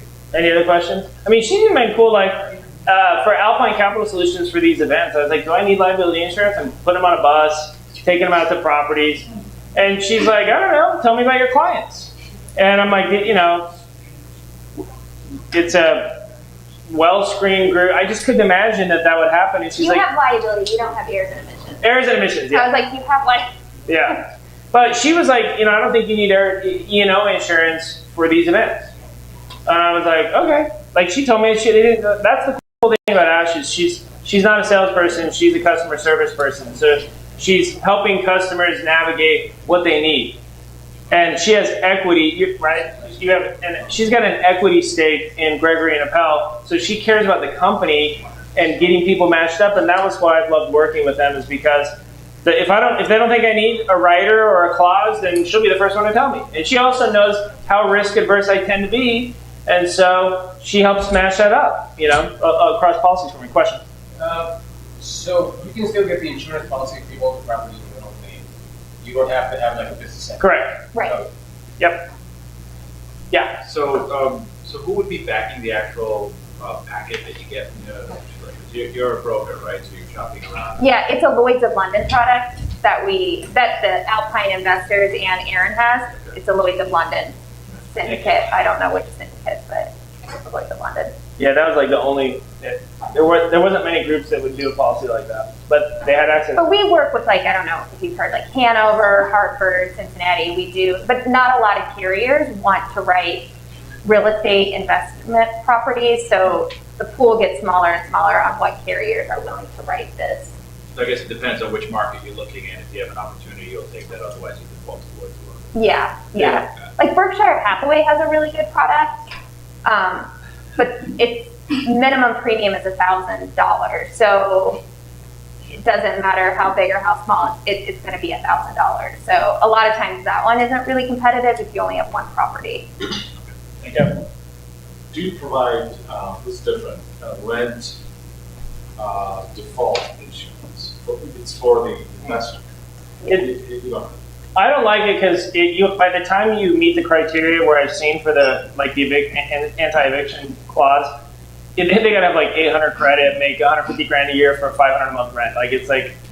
I'm being extreme, but when I'm like, well, yeah. If I look back at my files at the default rate for people who met that criteria, it's a basis point. You know what I mean?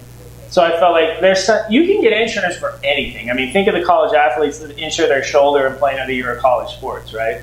Anything is potentially insurable. If you really think about it, I could insure anything. Yeah. It's just the price. What did you compare it to when you're buying insurance? Use the best analogy one month. No, I can't think of it, but I mean, it's just if you want to self-insure or if you want to. No, I mean, this is more to do with, you know, the tenant just stops paying. Yeah. Yeah, I look, every time I look at the policy, the relative cost increase doesn't justify the risk exposure. Because that's really what you're doing here is, you know, the reason I'm comfortable with a $10,000 deductible and actual cash value policies is because I know how I manage properties and how they're managed in all the markets, and I'm very comfortable with that exposure. You know, and I wouldn't be that comfortable if I had some slumlord in Jacksonville, Florida, managing assets for me.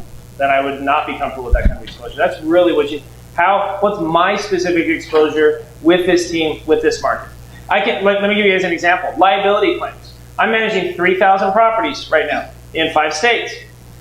That's 3,000 opportunities every day to get sued for liability. I've had at least 3,000 properties for 4 years. If you go back 15 years, think of the exposure that I've had. We're talking about hundreds of thousands of properties over hundreds of thousands of days with exposure. We've only paid out, under my watch with Alpine, we've only had 3 liability claims ever pay out. Because we meticulously track communications with tenants when they're in their house, when they make maintenance, we log it in our system, we don't do stupid things, we're not knowingly negligent. You know, we've had a couple dog biting cases that have come out of it, but you know, it just hasn't come up. Now, there will be times when I'll get a letter from a lawyer who's an ambulance chaser that's trying to get me to make a claim to insurance and settle, and I'll notify Ashley, which is what I have to do, and then I'll pay a lawyer to fight the litigation. And because it sent a message here in town, don't go after Alpine, because Aaron will fight you. He won't even make the claim. Because once you get past Gregory and Appel and onto, like, you know, the policy, well, when those lawyers come, those guys are settling experts. That's all they want to do is write a check. I don't want it to go to them. I'd rather... Now, for you guys, think about this. Who goes on the lease? Your LLC, your retirement account? Alpine. I go on the lease. So who do they sue? Alpine. So we've had cases where I've excused my client from the case because I don't want their insurance in there settling, and then I'll pay the litigation myself. Regular. So as the client, we really you get an extra. We can have it in our own name, and there's no sort of advantage that having paid like permanent penalty. Yeah, I still would never put a property in my own name. Michael's going to talk about that tomorrow. It's just I can't think of a situation where it would justify. You might have it in your name. Just have 1 or 2 properties. I mean, how much is setting up an LLC cost? I don't know. Yeah, well, it's pretty easy in Indiana. I don't know what. I would say it's worth it. Yeah. Well, you know where it's worth it? Not necessarily the liability standpoint. Where it's really worth it, tax standpoint. Because the amount of write-offs that you can take by owning it as a business, in an LLC, changes everything. Listen to Clint. Even if it's just one property. If you own one property that's bringing in $10,000 a year, and you're paying taxes on more than $2,000 of it, you're doing it wrong. Seriously, that's the thing that people don't, even clients don't realize. They're like, you know, I make $150,000 a year and I'm paying 40% taxes, and then I bought rentals that are paying me $50,000 a year. Danny, when you look at, because you're taxed as a MD, you're taxed 40%. I mean, ordinary tax. Ordinary tax, right? Like I qualify as a real estate professional. But as a real estate professional, what's your effective tax rate? 0. I'm telling you, dude. Think about this. Meg and I took last year $3 million in write-offs. We're in the 40% bracket. What's that translate to? 1.2 million that I would have had to give the IRS. That because I was structured correctly, I was able to legally deduct those as expenses. Because I'm a real estate professional. Whereas otherwise I would have owed the IRS $1.2 million. Instead I owed a couple $100,000. That's more money, the money I didn't have to give the IRS, is more than what I brought in from all of my rentals for the year. I brought in about $1 million from my passive rentals. So tax benefits to me right now are a bigger benefit than the actual rental income. And a lot of people aren't even thinking of that because you're like, no, I read Rich Dad Poor Dad, I want passive cash flow. And wait till you have $2 million go out the door in taxes. You'll care then. That's called RPP, rich people problems, right? That's when people get real interested in how to get their taxes structured. Gold-plated monopoly. That's what you're learning here this weekend. We're teaching you gold-plated monopoly. We're teaching you how the 7, 8, and 9-figure income earners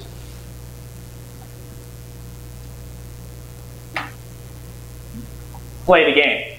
You've been playing 5, 6, maybe low 7-figure monopoly. There is a different game, and it starts with structure. So I love that you brought that up because. Well, I mean, we own the property, and we own it in our own name. We rent it out, and it never even occurred to me that I could save on taxes by it. Huge. By setting up like a 50-10 business. Tax on liability. I would say when you get started, for the first 10 years, I never thought about liability because I wasn't a target. I'm a target now. I always got a lawsuit that I'm dealing with, right? People just fishing expeditions. Right. I never saw a lawsuit for the first 10 years, but the tax benefits, who could use some extra write-offs? It's like, would you spend a couple $1,000 a year in entity creation and maintenance in exchange for $100,000 a year in write-offs? Well, we always say yes to that, but we don't do it. We don't structure it that way. Do you have kids? You have kids? You do? Yeah. Teenagers? Just 1 2-year-old. Is she your employee? No. Not yet. But tell us more. Hey, did I not just bring up I have 1, 2, 3, 4, 5, 6 employees that have modeling contracts with Alpine Capital Solutions. They were just up on the screen and live stream around the world at a for-profit business event. In June, they'll all be here working as representatives of Alpine Capital Solutions for the cocktail party on Friday and Saturday nights. That never even gets looked at in my audits. They go on to other stuff. Social media directors, man. See, even Bybee, his vet bills are a deductible expense. my bully. I'm telling you, that's a review. They don't have secret write-offs. They just spend less out of their personal account than you do. Stuff that you're paying for out of your personal account, they pay for out of their S Corp or their C Corp or an LLC account. That's the K through 12 version of why rich people pay less in taxes. Because they're able to, you're paying, my teenager, I don't give him gas money from my personal account. He works for me. He gets to transfer from my S. 100% of what I spend on my, almost 100% of what I spend on my teenager is employee compensation. So pictures of my dog on my firm's website. Great. Makes you audit proof. Because I do. What's your dog's name? Well, I have 5. But I love my dogs. Do you have a Facebook business page? Yep. Best way to do it. Q&A with Fido. Telling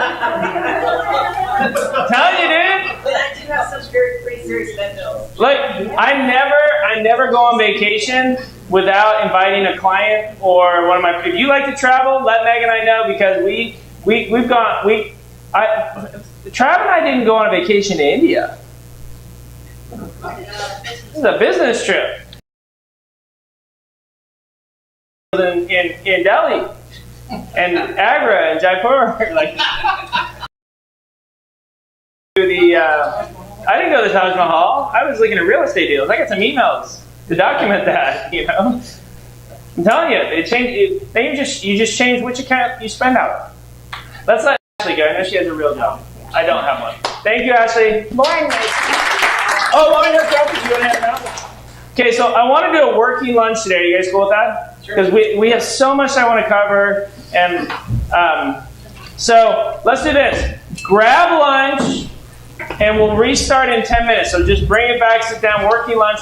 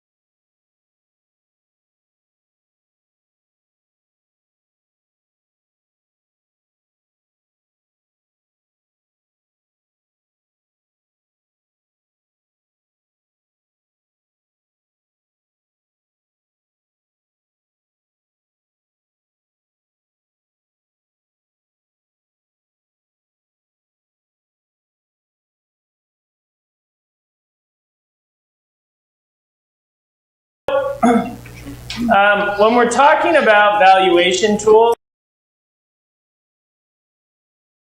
they'll come over and over again when we talk about properties and asset classes. So the first one is called the 1% rule to evaluate property. Many of you have probably seen this one. For those of you that haven't, let me break it down for you. So you look at the relationship between your all-in number, and your all-in is your purchase price plus repairs. So let's say you buy a property for $80,000 that needs $20,000 in repairs. So your all-in is $100K. Then you look at 1 month's rent to see if it is 1% of your all-in number. So in the case of this property, if it rented for $1,000 a month, then 1,000 is 1% of 100,000. So this property would qualify for the 1% rule. Well, what does that mean? Well, that means typically that if you kept it as a rental, if you paid cash for it, you take 7 to 9% net rent at the end of the year. So if you had a property that was rented for $1,000 a month, it would bring in $12,000. So your gross return would be 12%, right? But then you would have taxes, insurance, management, vacancy, and maintenance. Those are the big five, okay? And after paying for those things in a typical scenario, you'd have between $7,000 to $9,000 left over. That's where the net rents would be, assuming you paid cash for it. Okay? Now, why is the 1% rule valuable? Well, I use a 1%. You use the 1% rule not because it's the standard that you operate on, but because it helps you figure out if you should do more homework on the deal. So let me give you an example. We have a Charlotte deal this weekend that's $120,000, but it's only rented for $1,000 a month. Now, applying that to the rule, if it the 1% rule. And let's say we had a property here in Indianapolis, or let's say we have a Kansas City deal so that's Charlotte, right? And then we have a Kansas City deal for $100,000 that's bringing in $1,000 a month. If you only used the 1% rule, you would say, well, that's a no-brainer. The Kansas City property is going to make 7 to 9%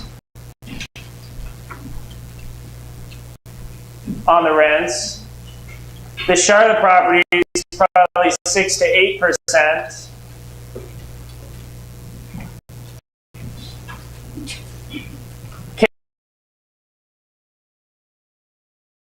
That's a mistake. Why would that be a mistake? What's that? Yes and? Appreciation.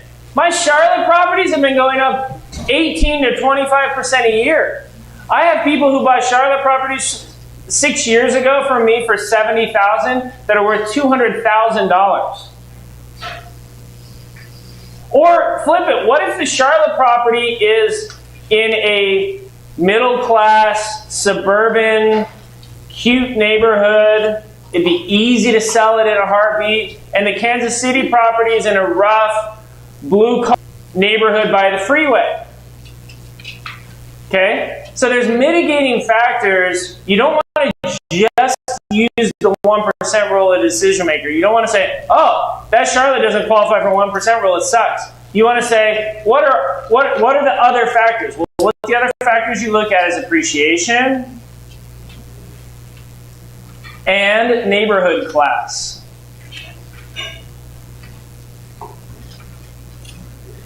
They generally class neighborhoods as A, B, and C.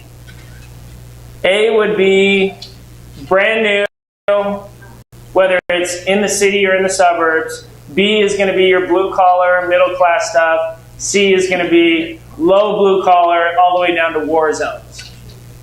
There is no D, E, or F. It's just A, B, and C. It's a very loose, general way that properties are classified, A, B, and C. And they do that with commercial, they do that with neighborhoods, yeah. So how about your property as A, B, and C? It's the language that they use in real estate. So they'll class neighborhoods and the property itself. So, for example, my apartment complex in Idaho, I would say is a C+ property in an A- neighborhood. So see now, because I just defined it, you kind of have a better idea. It's a blue collar. I bought it from a slumlord. I'm 2 years into spending every penny of positive cash flow fixing it up. When I bought it, it was like C- and C+. It's in an A- area, but it's not a B property, and it's certainly not A. So both the properties and the neighborhoods get class designations.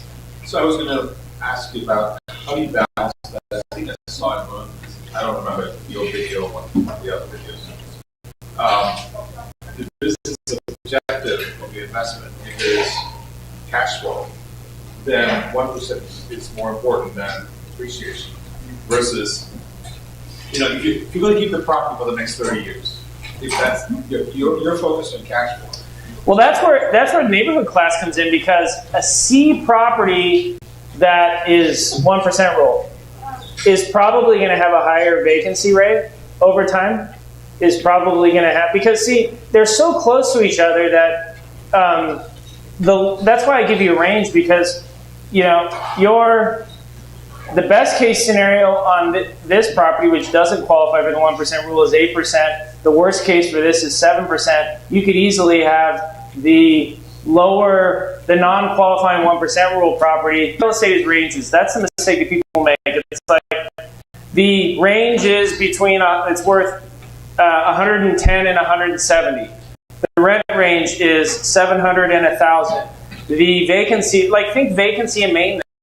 People say, what do you use for maintenance and vacancy? Usually I say 15. If you buy a house from me, I've fixed it up to the extent that 15% of the gross rents should be more than enough money escrowed to account for maintenance and vacancy. But when I look at that slumlord apartment complex in Idaho I bought, there's no way in hell that I could have plugged in 15% maintenance and vacancy, because there was so much deferred maintenance, there's so many deferred capital improvements, and they ran that thing into the ground.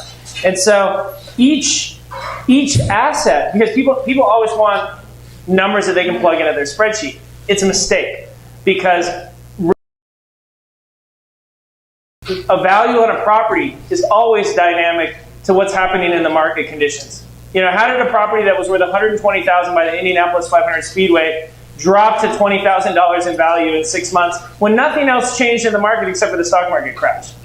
You know what I mean? And so for a lot of people coming into real estate, how vague in general everything is frustrating, because especially if you're a precise and meticulous person transitioning into real estate, man, that is just, are you an engineer?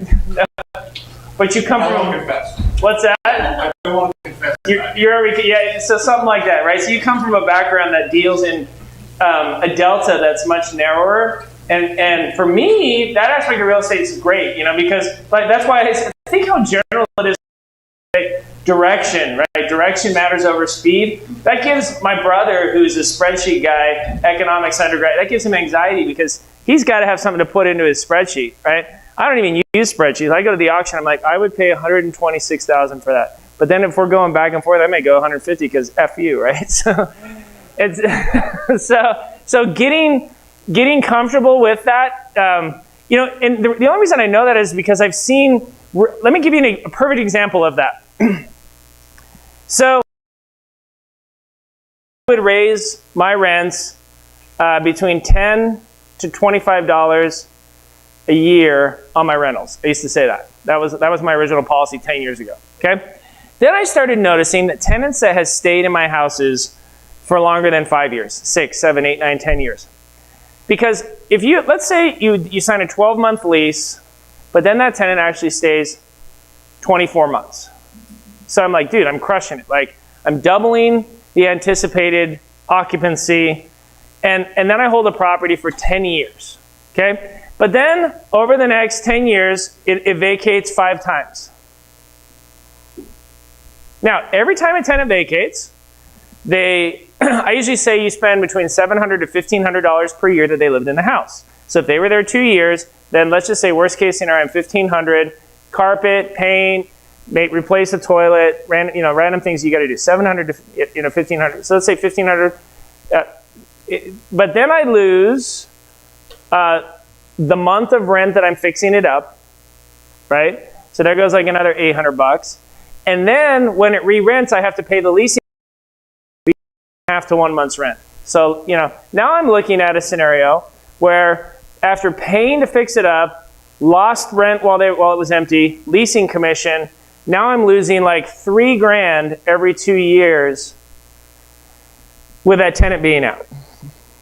Okay? So then I tested, I said, what if I say to my tenant, hey, when you move into this property, $800 a month rent, I don't care if you live here 50 years, I will never raise your rent. And now I have a lease for 50 years. Because if over 10 years I turn a property 5 times, I may say, yeah, that sounds pretty good, but I'm losing $3,000 of my cash flow every time. I would have to raise the rent so high to offset that turn cost. I have found that it's better to say, I'm never going to raise your rent as long as you live here. Now, if they move out, well, then, yeah, I can adjust the rent to whatever market is. But think from a tenant. Doesn't that sound like an amazing landlord policy? And now I quantify how many of my tenants refer other people because Aaron never raises the rents. So now that's more leases that I pick up that I don't have to pay a commission for. And then the goodwill I get from that tenant because they haven't made the rent. You think after 3 or 4 years they're going to be calling me for every little tic-tac thing in the house? I've had tenants where I'll drop off a box of tiles and they'll retile the bathroom. Because they'll say, hey, we've had the same carpet for 5 years. Yeah, do you know anyone handy? Like if I buy the materials, I'd love for you to have new laminate wood floors. Do you know how willing they are to do that? Or, hey, I'll buy the paint. I'll buy the paint and brushes. Would you guys be cool painting it? I'd love for you to have new paint. Where they don't care because I didn't raise the rent. So now they have an ownership about it. And so I have found in practice that I'm better off with my rental. Now, we won't expect you to do that with your property. We let you decide what you want to do. But with my property, I found rule doesn't hold up pro forma versus actuals. And I found that with the 1% rule because there's so many variables that can make a seemingly no-brainer 1% rule, not 1%. And so the reason that I say that the 1% rule, it helps you decide if you want to do a full cap rate evaluation. That's where cap rate comes in. Question?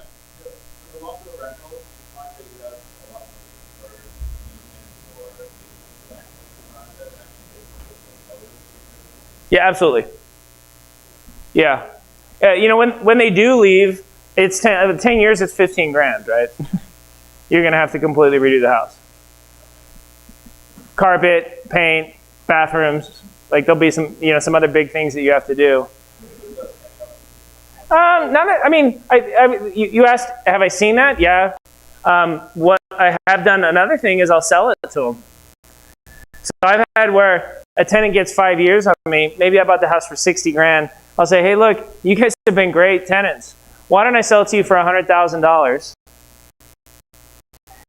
And then instead of you paying rent, you pay the taxes, or you give me one big mortgage payment, I'll pay the insurance, I'll pay the taxes, and now you deal with the maintenance, and I'll be the bank, and you be the homeowner. On a lot of my properties. If I know it's a forever home for them, like I'm getting that vibe, I'm always happy to lock it in as a sale. Because then I'm locking in my appreciation. The appreciation becomes real. I have some properties right now that have gone up 500% from what my all-in number is. Write this word down, basis. Basis. That's basically your all-in. That's a tax word. I use basis as okay? Good. I like how you're thinking. And so it's a good problem to have a 5-10 year tenant because you can sell it to them. Or let's say if I have a property I've kept as a rental for 5 to 10 years. In my case, it's always gone up because I won't keep a rental unless I think there's a compelling reason why it could potentially achieve double-digit appreciation rates. So like the neighborhoods that we choose in Charlotte, the neighborhoods that we have in Kansas City, the neighborhoods we have here in Indy, as you talk to Megan, this neighborhood, why do you love this neighborhood? Why is it growing? You know, is it light rail? You know, what's driving this neighborhood? And why did Aaron buy it to begin with? Because what I find then,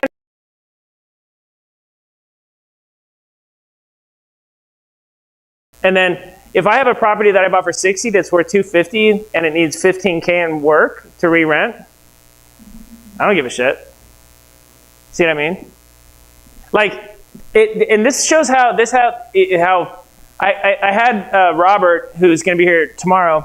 He's my construction manager. He hit me up this week and he's like, Aaron, you bought a house in 2016 that the complete subfloor is rotted. And we're going to have to replace it. And I'm like, so irritated. He told me when I was traveling, I had slept like four hours that night, but I didn't kick the dog. I was just like, all right, when I get to Indy, we'll meet. And so then we sit down and he's showing me the pictures, and I bought it at a tax sale for like $7,000.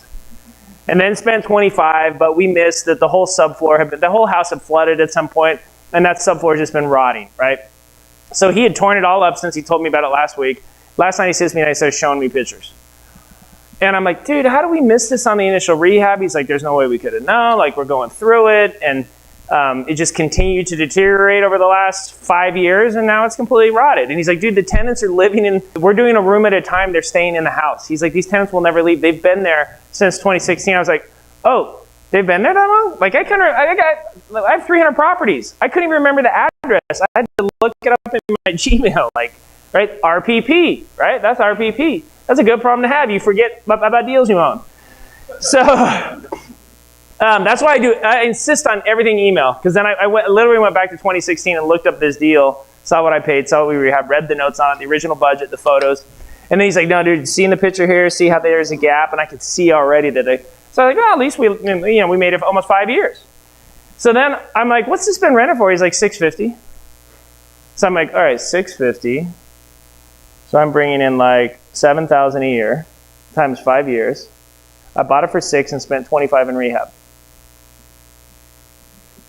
I'm like, well, how many maintenance? He's like, these guys never call us. I'm like, I've made all my money back on rent from these same tenants. And I'm like, so what's the cost? And he's like, dude, we'll get it all new floor joists, all new subfloor, all new flooring, $7,000. It's a little house. It's like 800 square feet. He's like, they'll never leave. And I was so pissed when he called me last week, and I was in the Delta Lounge talking to him. And I was so glad last night that I didn't yell at him, because I would look like such an asshole last night. Because I've made all of my money in that. My basis has been covered by rents over the last 5 years. And that house right now is worth $120,000. And I'm getting a brand new subfloor. And who paid for it? Those tenants who lived there for 5 years, who will never leave. He's like, they're so grateful that you're fixing it all, dude. They're getting it done the right way.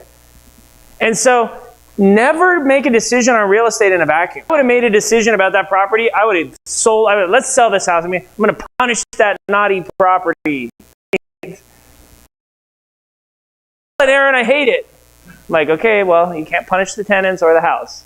You can only be a stupid investor and sell low. Like, don't sell low. That's don't sell fear. Don't buy greed.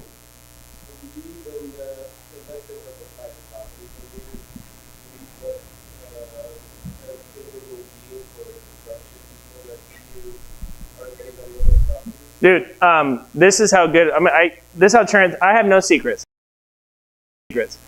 Any question, guys? I do. There is nothing I won't answer. Danny knows. I'm open book, dude.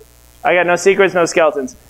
Most construction companies that do property, like every property management company, they'll be like, hey, Aaron charges 10% of the rents. We'll do it for 8 or 6. You know why they'll do it for 8 or 6? Because when I do maintenance or construction, there is not a construction company in the world that does cost plus 15. They do cost plus 50, cost plus 100. So, in other words, if I put a furnace in your house for $1,000, then you'll see from me plus $150 for Alpine, $1,150. Okay? Fixed. I don't care if it's a maintenance item. I don't care if it's a fire restoration on your house. When we have insurance claims, Ashley will be like, okay, kitchen fire, here's $20,000. I'm like, my cost is 11 plus my 15%. You'll get it's a payday when you have insurance with us. Now, this guy will do 8% property management because he's cost plus 50. This guy will do 6% because he's cost plus 100. So that $1,000 furnace for this guy is $1,500. For this guy, it will be $2,000. Because they're like, yeah, screw them on the terms. They're fixated on how much I get. They'll have no idea that I marked that furnace up 100%. That's where all other property, that's why I don't take on property management for people that I didn't sell the house to. You can buy a house here in Indy, but I ain't managing it because I don't make shit off the management. I'm the biggest client of Alpine Indy. Why would I gouge myself? So I set it up like a co-op. We can all use it if I sold you the deal. But I got 13 properties in India. I'd love you to take over management. I'm like, I wouldn't love to take over management. First of all, I don't even know what kind of condition they're in. I don't know what kind of tenants you put in them. So I don't want to, that's more work for my team. And then you probably are bringing to me because they suck and you need me to clean up a mess. And I didn't make any money on those deals. I mean, look, on the last 100 deals that I've sold, I probably averaged $7K net per deal. And I was talking to somebody at the break. He's like, dude, that's not very much. I thought you were making more. And I'm like, I'm making it on volume, base hits. It's easier to make them. You know, I want you to come back and buy more. I got clients that come back every year and buy another deal. I'm in it for the long haul. That's why I do the management. You know, there isn't another company in the U.S. that sells turnkey property, that sells it in multiple markets, all under the same Alpine. I don't know of a competitor. If you find one, please let me know, because when I had somebody say to me last month, I know competitors, this company, I'm like, oh, do a little homework. They outsource the management. I'm like, hey, here's a house. I'm going to say this. Here's Jeff. He's a really good manager. Outsource. Guess who doesn't care about you? Jeff. Guess who hasn't made any money out of you? Jeff. Guess who's going to mark up that furnace 100%? Jeff. We don't outsource. I own 5 Alpine Managements. I own 5 Alpine Constructions. I own 5 brokerages. When you want to sell it, we'll sell it for you.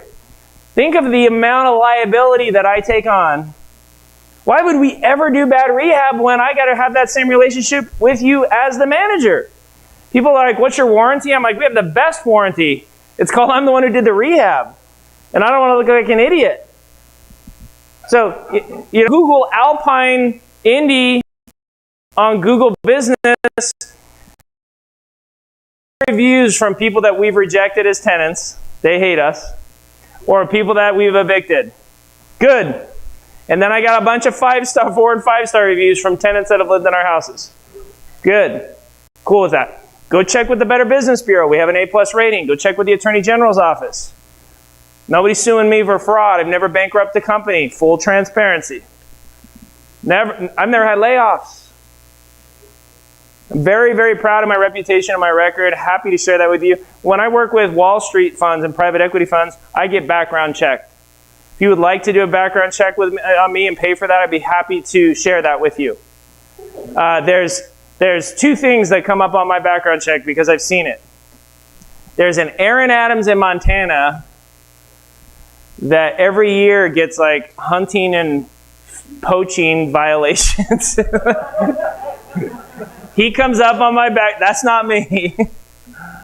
And there's an Aaron Adams. This came up last year. There's an Aaron Adams here in Indianapolis that Alpine rented to and evicted. Aaron, we just did a refresh on your background check, and did you rent one of your own houses? And dude, you have the best laugh in the universe. It's so great. Like, like it just brings joy every time you laugh. I start laughing. So, what's your name? Dude, you're badass. That laugh is so awesome. So I forgot what I was saying. Oh, my background check. And then, so I was like, I call Heather, my manager, and I said, Heather, did we evict? Yeah, we did. And I'm like, it's on my background check. You know? But nothing. I've never been sued for fraud. You know, like, never bankrupted a company. I'm very, very transparent. I'm very straightforward about how I do business. For some of you, that's makes you uncomfortable. And look, I don't try to promote that we're a good fit for everyone. I just try to promote that you will always get transparency and authenticity from me and from my team. That's a value that we have as a company. And it makes sense. We'd love to have you buy property from us. And if the topics that we're talking about here make sense as well from an educational standpoint, we'd love to have you buy training and classes from us. We don't have an agenda for you this weekend. For years, this event was only about property. For years. I would have people come, and at the end of the weekend, they would say, you know, Aaron, I sat down with Megan, and I only have $150,000, and she said I shouldn't buy a property from you. Like, people would be like, tears. And I want to be part of what you guys are doing here. And I would say, yeah, you need to just focus on active income right now. You need to go out and make more money. Go make more money. And then when you've made $100,000 from doing deals, then come back and buy a deal from me. But you need that money you have right now to be used. You don't want to throw it down in a property passive. Go make more money. And then they would say, well, what should I do? And I didn't have an answer for them. And so when COVID hit, I thought this is the perfect chance to record all these active income trainings that I recorded and put on the Aaron Adams training page, because now we feel like we have, every person in this room, we have a solution for you. If you only have $100,000 from one investor to another, I would advise you to not, look, I'll make $7,000 if you sit down with Megan and buy a deal. Full disclosure, I'll make maybe 8, maybe 9, right? I would advise you to spend a few $1,000s on a class. Buy the flipping class. Buy the marketing class. Buy the mobile home class. And take your $100,000. That's the advice I gave Pastor John. And now he's $18,000 ahead. What classes do you have? I'll take some of that 18 and buy. I said, I got a great $7,000 class. It covers 4 topics over 2 days live. He's going to attend that training. Even though it's to my detriment, I would rather you get your very next step lined up this weekend. That's what's most important to me, whether it's active or passive. And that's why I'm so excited about Infinity, because now we have a very next step for every person in this room. Because everyone in this room is active only, passive only, or both. And the teacher in me just wants you to know, Sunday afternoon I would be like, Aaron, this is so great. I'm going to go back to Missouri, and I've got signed up for the mobile home training, and I'm going to flip mobile homes like Pastor John. Great. Or I wouldn't even feel bad if someone was like, look, Aaron, thank you for having me. Your team is amazing. None of what you do fits for me. But I'm glad that we're here. That'd be cool, because guess what? We're going to sell all of our properties. And so when you have a great business, you don't have to do the hard sale. Somebody said to me last month, the Hispanic couple, they came up to me on Sunday morning and said, Aaron, I want this deal for $10,000 less. I was like $3,000 because I only got like $7,000 in profit. She's like, all right, well, what's your profit? And I'm like, I don't know. Let me look it up. So I actually looked it up, and I'm like, it's actually $6,300. She's like, I want you to discount it $5,300. So, like, hard bargain.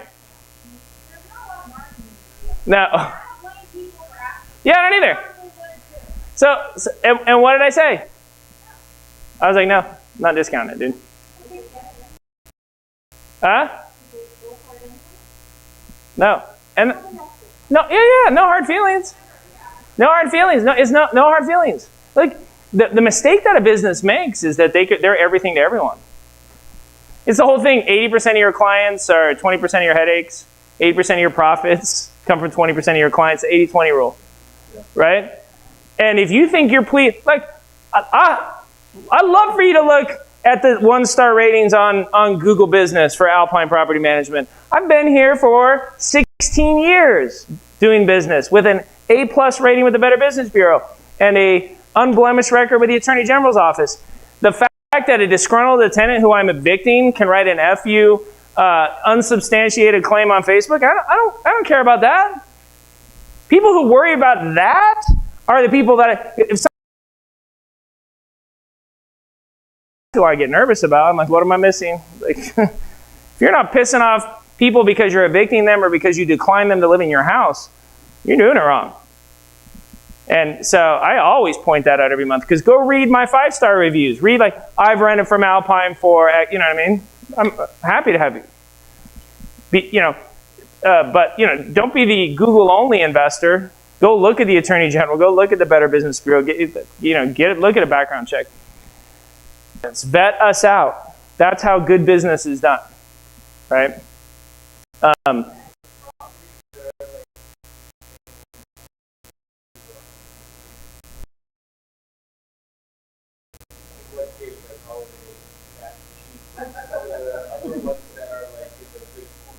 Yeah. So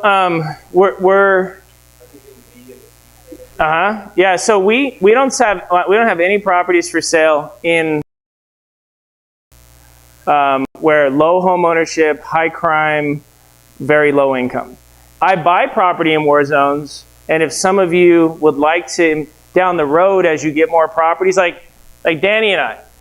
Okay, Danny's a savvy investor. What percentage of your portfolio is like war zone? Mine's about 5.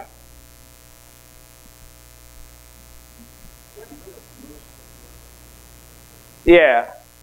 Now, my favorite is war zone. They just announced a big, like, for example, in Charlotte, they're like, okay, new light rails going here. So then I go buy up all the war zone. They start building the light rail. We rehab them, rent them, and then sell them to investors and say, okay, it's the end of the war zone period, light rail. Now it's going to be Yuppieville in 2 years when it's finished. So your rental's going to be rough for a couple of years, but then it's going to be amazing. And that's the conversations that you have with Megan. Why this property? Why this neighborhood? One of the things that's in your books. Oh yeah, we want you to see it.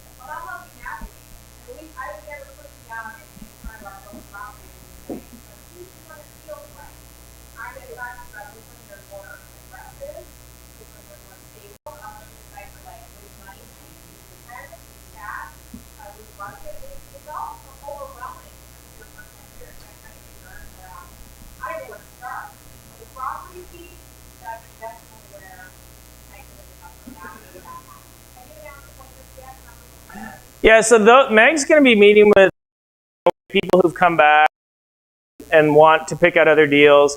It's so great. Like, we love when you come back because, everyone's question at the cocktail party is, so is this for real? Is Aaron bullshitting, or is this a Ponzi scheme? That's Friday night, right? I get it. Like, I sound like a used car salesman. But but then you meet all of our team. So when people come back, I'm always like, I'm so glad you're back, because then you can tell them it's not a Ponzi scheme in Israel, right? But what I love is, like, the teacher in me loves Sunday, right? Because Sunday, you've met with my team, you have a game plan. Like, Sunday's like almost completely Q&A, which my teaching heart loves, because then whatever you guys most want to discuss, whether it's how I maximize my tax write-offs, how I deal with litigation, how I find good employees and develop teams. Whatever you want to talk, we talk about. And so Sunday's like pure learning at this event. And it's my favorite day of the month. Because isn't it funny that 21 years later, what I loved the most in the world was teaching, and I found a pathway to doing what I love the most in the world, which is teaching. And guys, real estate isn't the end. It's a tool that each one of you can use to get what you want in life. Just show of hands, how many of you would love to have an extra $1 million a year because there's something, someone, or some organization that you want to help? And how many of you want it just for yourself? Right? And how many of you want it for yourself so you can help someone? Okay, there you go. And so I find that most people, and that's this room, most people, there's something they're passionate about that they want to put money towards. And they want to help them. And so one of the things that Meg and I do is we control our charitable giving, how we tithe.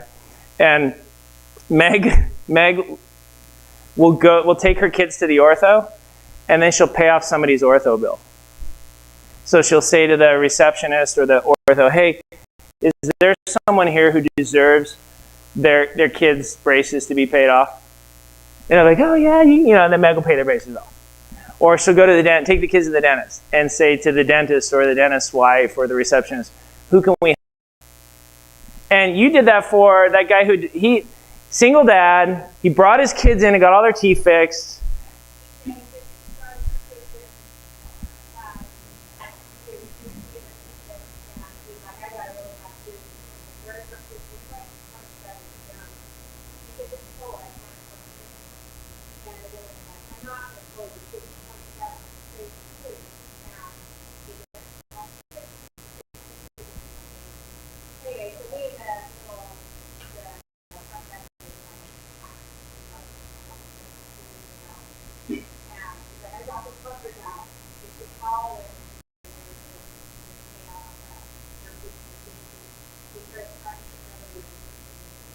Yeah. Cool.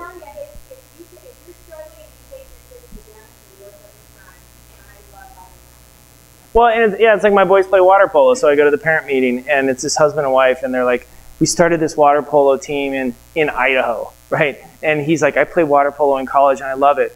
And so my wife and I started this club, and we only want to charge the kids like $300 a week, And so he's like, we're going to put in money for the pool time, and my wife and I don't take a penny for this, and we really want to take the kids down to Phoenix, but maybe we're going to do some fundraisers or something. But he's like, I just love water polo, and I just want to pour everything that I've learned into these kids. And I'm like, okay, this is the guy. This is like the kind of person that you help. So afterwards, pull him and his wife aside, and I was like, hey, what you guys are doing, you're doing 5 a.m. with both of my kids, water polo 3 days a week, Tuesday, Thursday, Saturday, and you're gonna take them to tournaments and coach them and teach them. You got $10,000 for me to run the club. You just can't tell any of the other parents, right? And that's my only rule. And I don't want sponsor, I support you. And they both just cried because they knew that if they raised the price, it'd eliminate that opportunity for kids. And so to be able to sponsor that, and we went down to Phoenix and all got COVID, and it was amazing. I swear that's where we got it, because my brother-in-law, who I hadn't seen in years, and my nephew were at the same tournament from Sacramento, and then we all went home and had COVID at the end of November. But I've watched my boys develop and flourish, and I just love this coach. And he's like, my wife, he came up to me a few weeks ago, and he's like, my wife and I just don't know how I said, hey, I just want you to answer one question. If you had that same money, would you do that for somebody else? He's like, well, yeah. And I said, well, then just graciously accept it, because love watching. And I said, but next year we're going to Hawaii for water polo. You know that, right? We're up in the game. And we're putting a pool in our new house, and there is no practice facility. He pays $500 an hour for practices, right? There's no facility. Building a pool big enough for water polo. And then I'm talking to my tax professional. He's like, dude, if you put up Alpine signs, you could probably write the whole thing off. How dope is that? So I'm putting a $150,000 pool in our backyard. But it's a business expense, yo. And I'm gonna donate it to the water polo. Is that amazing? I'm telling you, it's not having the money. It's who you can help and what you can do and the legacy you leave and the impact you make. Look, having a flatbed seat to Europe kicks ass, right? I love that. That's great. We're $10,000 spend. But watching Jake and Meg realized that money wasn't going to be an issue and they could just do what they wanted to do. Think of that buzz. Think of her buzz at the ortho's office. Think of when you've had a chance to truly give. That's what you should be thinking about. That's the why that should be inspiring you to learn how to flip mobile homes like Pastor John, to learn how to run an Airbnb. That's the why behind it. Does that make sense? And yes, you're going to lose money, and yes, it's never convenient, and yes, it takes time, but that's why in fact, let me show you. I just developed, let's see, my first storage units. Let's see, where's Messenger?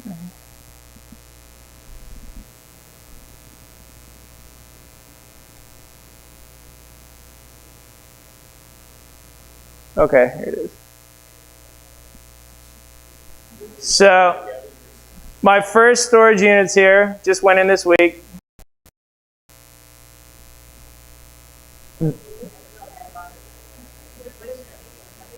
So they're just one-car parking spots with a storage unit in the back, and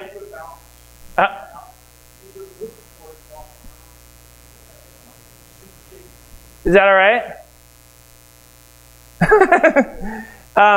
So they are. Oops.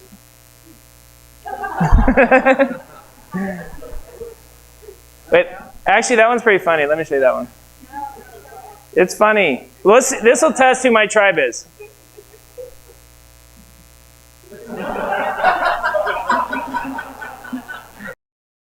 Oh, babe. Raise your hand if that's funny. Raise your hand if that's not funny. Meg, there's your tribe. Enjoy.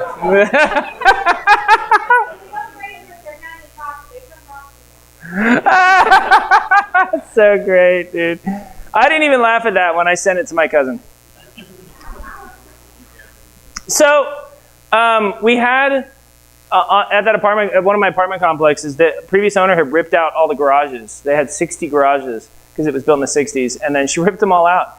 So I was like, dude, I'm just going to buy prefab. I bought each one of those for $4,000.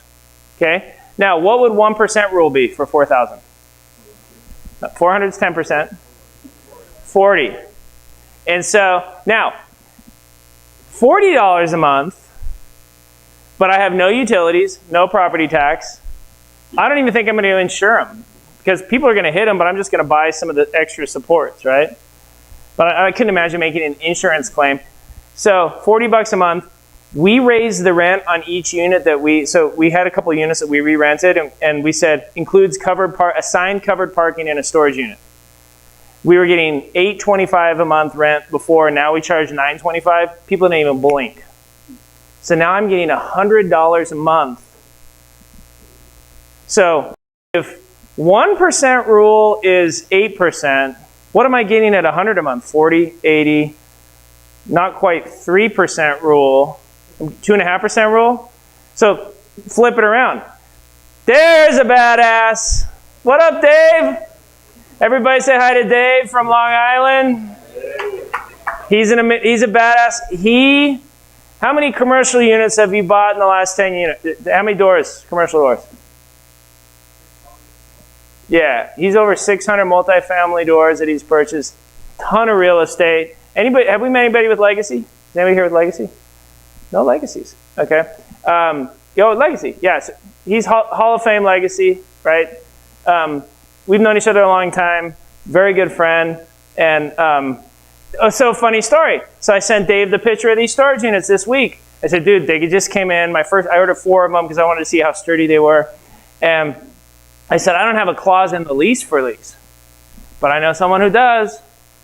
So he sends me back the next morning, a perfect clause for carports, garages, or storage unit at apartment complexes. Again, network, tribe, having, I know 50 people like Dave with different expertises, right? That's what you're tapping into with us. And nobody even blinked for an extra $100 a month. But, so I collect 100. I'll collect 1,200 this year, so it's a 20%, 20 cap, cash on cash return. Okay. Now, Perfect example of something I've never done and I'm learning. 21 years later, I'm still testing, educating, learning. That process of learning should be an ongoing thing. Each of you need to make a decision. Was this weekend an anomaly for you, or is this part of how you're moving in this journey? Is education something you're always doing? I say it should be. When I read that Warren Buffett reads 5 to 6 hours every day first, office at like 8, he doesn't start working till after lunch. He's reading every newspaper, just educating himself. I said, I have to do that. And Meg, what do I do? 2 hours, 3 hours every morning. We don't say nerd. We don't use labels.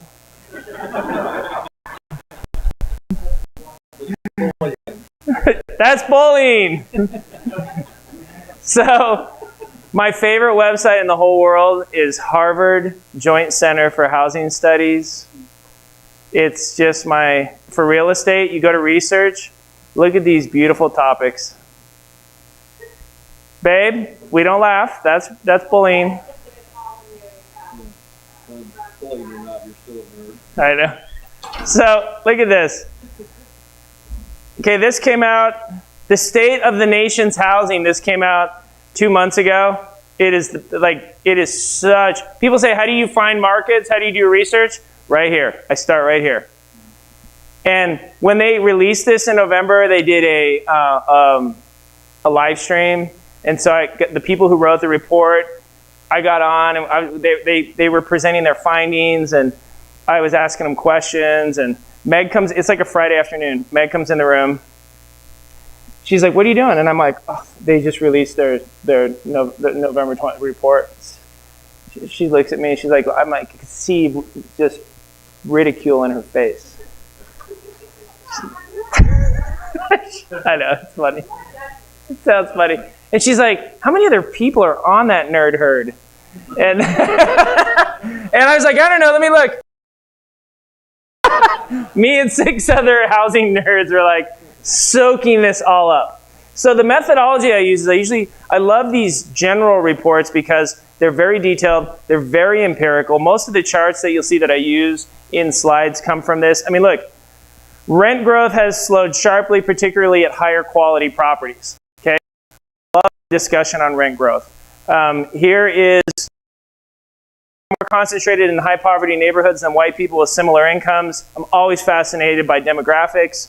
Home sales surged after a sharp dive in the spring. Like, really, when I think of real estate from a national standpoint, and then I choose markets, and then I choose strategies, and then I grind down.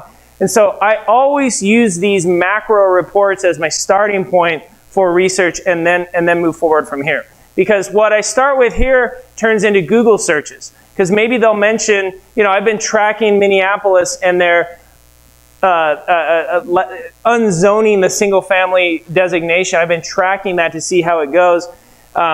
Just like I've been tracking, interestingly enough, in the manufactured home space, them bringing back more loan products for homes that aren't attached to a permanent foundation. Do you realize what that could do to the value of my dealerships if all of a sudden there's new government-backed loans, trailer in a park, and they're easy to get? I mean, that's like a printing press. Because right now, one of the hardest parts is I put a new double wide in one of my parks. It's not on a permanent foundation, and there's not a lot of loans for that. And the loans are tough to get, and they have a lot of hurdles they have to jump through. But if there was an FHA version of that, and it was easy and 3% down, be a printing press. I'd be thrilled. And they're talking about that because they're from Washington, they're understanding politics. From Washington, they're going, how do we get more people to own homes? How do we stimulate growth? How do we, what's the fastest way to create more affordable rentals? And then they try to legislate that. And there's all this opportunity that's sitting there for investors to scoop up. But if you're not tracking it from the beginning, if education isn't a daily part of what you're doing, you get stuck flipping single-family homes at the auction until Wall Street shows up and outbids you on every. You got no other plan. That's where guys get screwed. Or you're a builder and you're just building homes, and then And then municipalities start putting all these constraints on you, and it doesn't make sense to build anymore. Or your Airbnb, like no one strategy. That's why you want to have access to all of these trainings and all of these strategies, because that's what's going to let you have this tool belt of ways to maximize what you do. And if you're lucky enough to live in a market like Aaron, that any strategy right now is going to work because he's in such a great market, then even better. Then it's just, what does he like doing? What sounds the most interesting to him? Because he can't go wrong whether he does Airbnb for Branson, or whether he goes mobile home development, or whether he does flips mobile homes in parks. None of those are bad strategies. Oh, dude. The question is, do I see more demand for mobile home parks? I see unprecedented demand, because guess who's buying mobile home parks now? Wall Street. Wall Street is now buying mobile home parks, just like they started buying single-family homes in 2012. And so, think about 2012. Let me break this down for you real quick. So in 2012, I get a call from this guy. Hi, Aaron. My name is Rob. I worked for Solomon Brothers from 1988 to 1997. I worked for Lehman Brothers to 99. I worked for Putnam Investments. I have 20 years of backed securities. I've managed investment teams with $60 billion in assets. It's now 2012. And I found you in Google. I'm like, hi, Rob. Nice to meet you. He said, I have a private equity fund. He said, I'm from the 510, which is where? Bay Area. He said, I'm from the 510. So I have a company called 510 Capital.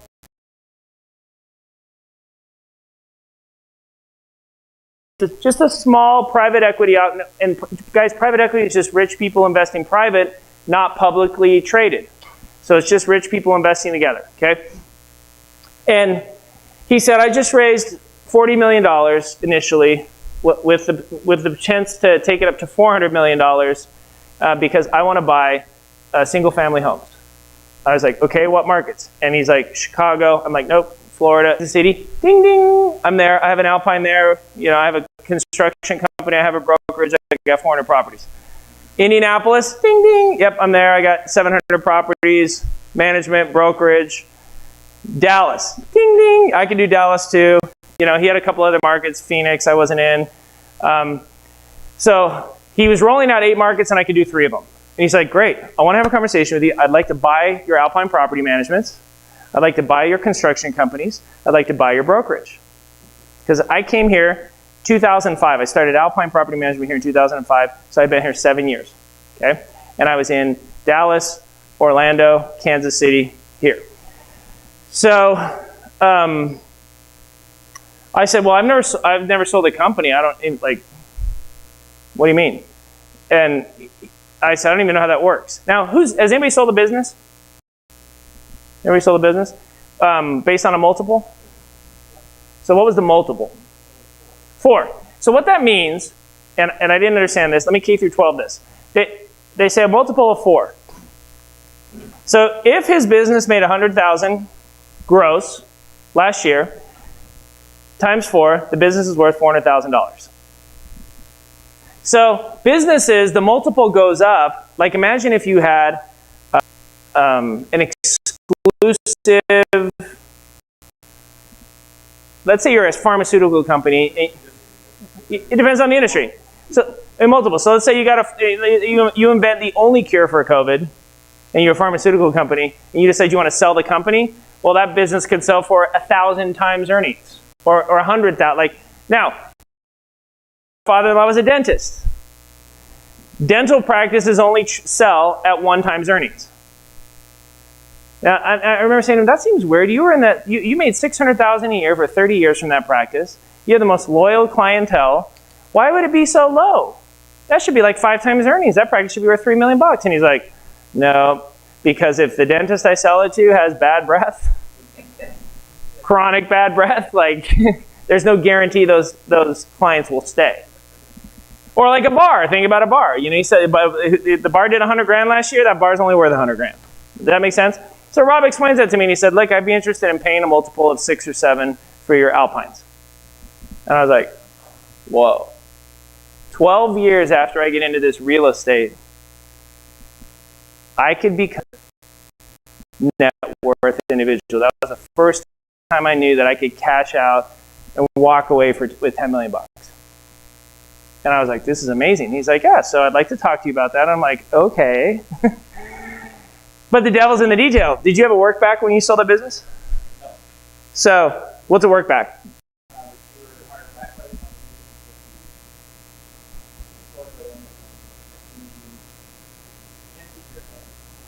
Yeah. So Rob's like, Aaron, I really don't want your Alpines. What I really want is as many of the properties that your investors will sell me. And he was like fascinated by my investors. He's like, wait a minute, so people are using their retirement money to buy the houses from you? And I'm like, yeah. He's like, crazy, I never knew that. I was like, bro, you have $400 million. How do you not know that? And it's amazing the blind spots that people have. He's like, I've never heard of that. I thought you had to keep it with like Fidelity and, you know. And he said, and then he flew out and we met. And I figured he'd want to see a bunch of properties. But before he flew out, what did he have done on me? Background check, standard. And he's like, there's a guy in Montana. Is that you? Yeah. And he's like, really clean? Really? He's very cerebral. He's very academic. Let me just emphasize his personality. Talks to me like that, right? Very inquisitive. Oh, I have a 94 O.J. Simpson Bronco that I restored. So I bought it for $5,000 and spent $30 on it. It has a 6-inch lift, Mickey Thompson's, and I took the bar out so when people get in, there's nothing to grab onto. So sometimes people like get on their stomach. It's so great, dude.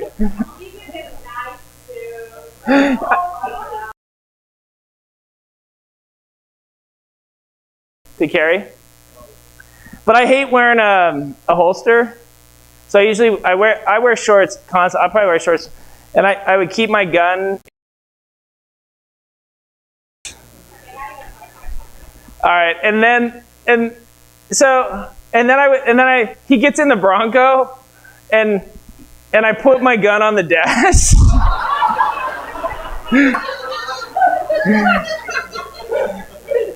And now Dave used to be a police officer for how many years? 12 years. And this is going to make you cringe because everything with guns is a culture, right? And when I found out, so my contractor, he comes to walk in the office with a 9mm, and I was like, yeah, I want a gun. He's like, just go down and get a, I said, I don't even know how to shoot a gun. So I have a brother who's a big gun guy, and he's like, I call him, I'm like, he's like, I'll send you a gun. So he sends me a little Kel-Tec, what would the millimeter on that be like? Yeah, like a pop gun. He did it to make fun of me. He sent me a chick gun because I was like, it's just a gun. It's like, he's like, yeah, dude, I sent you a plastic girl's gun, right? And now, so I have a friend named Mike, and he's the shooting instructor for the police department here. So I went to the range, and he taught me how to shoot it. But, dude, he teaches other police officers how to shoot over like 6 months, right? Take shooting lessons, basically. And I was like, dude, let's just start shooting. So he's like, safety and this and that. And I'm like, so my brother said this is semi-automatic. And he's like, yeah, well, that just means you can keep pulling the trigger, right? Yeah. He's like, that's not a big deal. I was like, oh, I was thinking it had like this brrr button. And he's like, you know, so you got to like cock the slide. What is this? Rack the slide. And then that puts a bullet from the clip. He's like, stop saying bullet, dude. They're rounds. Like magazine, it's not a clip, it's a magazine. Like all this shit. Like I learned Spanish. I don't need to learn gun. I just want one. Because all I had to do to get a concealed permit was go down, background check, clear, $100 bond, and boom, you're concealed carry in Indiana. It was like the most amazing thing.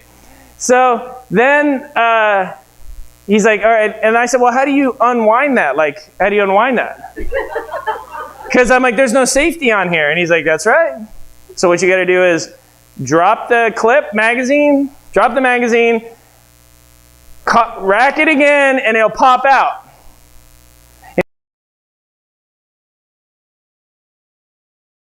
Another bullet, and then you take the magazine, now that's still live. I'm like, let's just shoot, dude. He's like, okay. So like, and I'm like, how many times did I hit it? He's like, none. He's like, you're only 10 feet. Usually they can hit it. So I move into like 5 feet. And he's like, stop holding it like this. Like, that's how they do it in the videos. You never heard that, Dave? You have anxiety for me? Because Mike actually got me a dude gun. And then Becca's husband, Fred, got me a AK shotgun. Okay. With a magazine that holds 8. Yeah, it's so great. It's an AK platform, but then it shoots shotgun shit. Yeah, it's so. And then he got me slug. But that thing hurts, dude. You gotta really snug that in. But you can pop off 5. That's my new home protector. So I started carrying that little gun around, and all I wanted was for us to get a report. Like when we buy houses at auction, the locksmith will go and then he'll call us like, dude, there's squatters in there. So I was like, dude, wait, I'm going to clear that house for the next squatters. So I had this construction manager that I was training named Jenny, and she would go with me to do budgets. And so we got finally the call came in, hey, we just rekeyed that house. The locksmith said there's squatters. Jenny, we're going to go clear it like I've seen on TV. So all the adrenaline in my body released. I was like, we get up to the house, front door's wide open. We're in a war zone. We bought the house for like $5,000. And so this is like 2013 after I met Rob. So I'm like, you might want to stay in the car, little lady. She's like, I'm going with you, F you, right? So we get in, go on the porch, and we can hear him in the back room. So I'm like, chamber it. And then just like, I was like, coming in. And then I was like, just like on TV, I was like, clear. Clear. And then I found out later, you can't clear a house by yourself. Why, Dave? It's supposed to be 2 people to clear a house. Because you get shot in the back of the head, right? Yeah, that's the idea. It's 2 people clear. You don't say clear to yourself, but I didn't remember that from TV. But they heard me clearing the house by myself, and they went running out the back door. So I didn't even get to like, so I was like, that was so anticlimactic. And Jenny's in the living room, and I was like all keyed up. I'm like,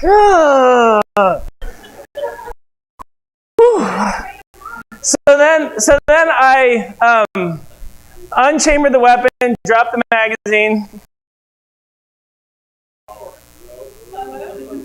and then I started thinking, man, when it's really empty, when you shoot it off, it just makes it click. So I pull the trigger, and you know when you don't have those blue headgear, how loud a gun is? Because I never shot a gun without the headgear. In a little 8x10 living room, and that bullet, well, I didn't know where the bullet went. And so I jump, and then I'm like, oh my God, what if it deflected? And I look over at Jenny, and she had like leaned into the wall, and she was like sliding down, and I'm like looking for a hole. And all I could think was, is this a fatal one? Because if it isn't, I should probably put another bullet into her. I didn't think that, but since I've thought that. And she's like, oh, my acid reflux. And I was like, are you okay? And then the bullet had gone through the floor into the hot water heater. So that was that. So I busted a cap in a hot water heater. So then, look at Dave. So then I called my buddy Mike, who taught me how to shoot. I was like, dude, he's like, I told you to wear a holster. And he said, stop putting your shorts. He's like, did it shoot off in the, I'm like, no, I shot it off in the house. I wasn't sure if I and he's like, man, he said, I got to tell you though, every year there's a cop here who misfires a weapon. He's like, a guy just did it the other day with a shotgun. he did the same thing in front of it, and he shot a slug through the trunk of his police car. Like, exact same situation. So I don't carry a gun anymore. Yeah, so that was when I still carried.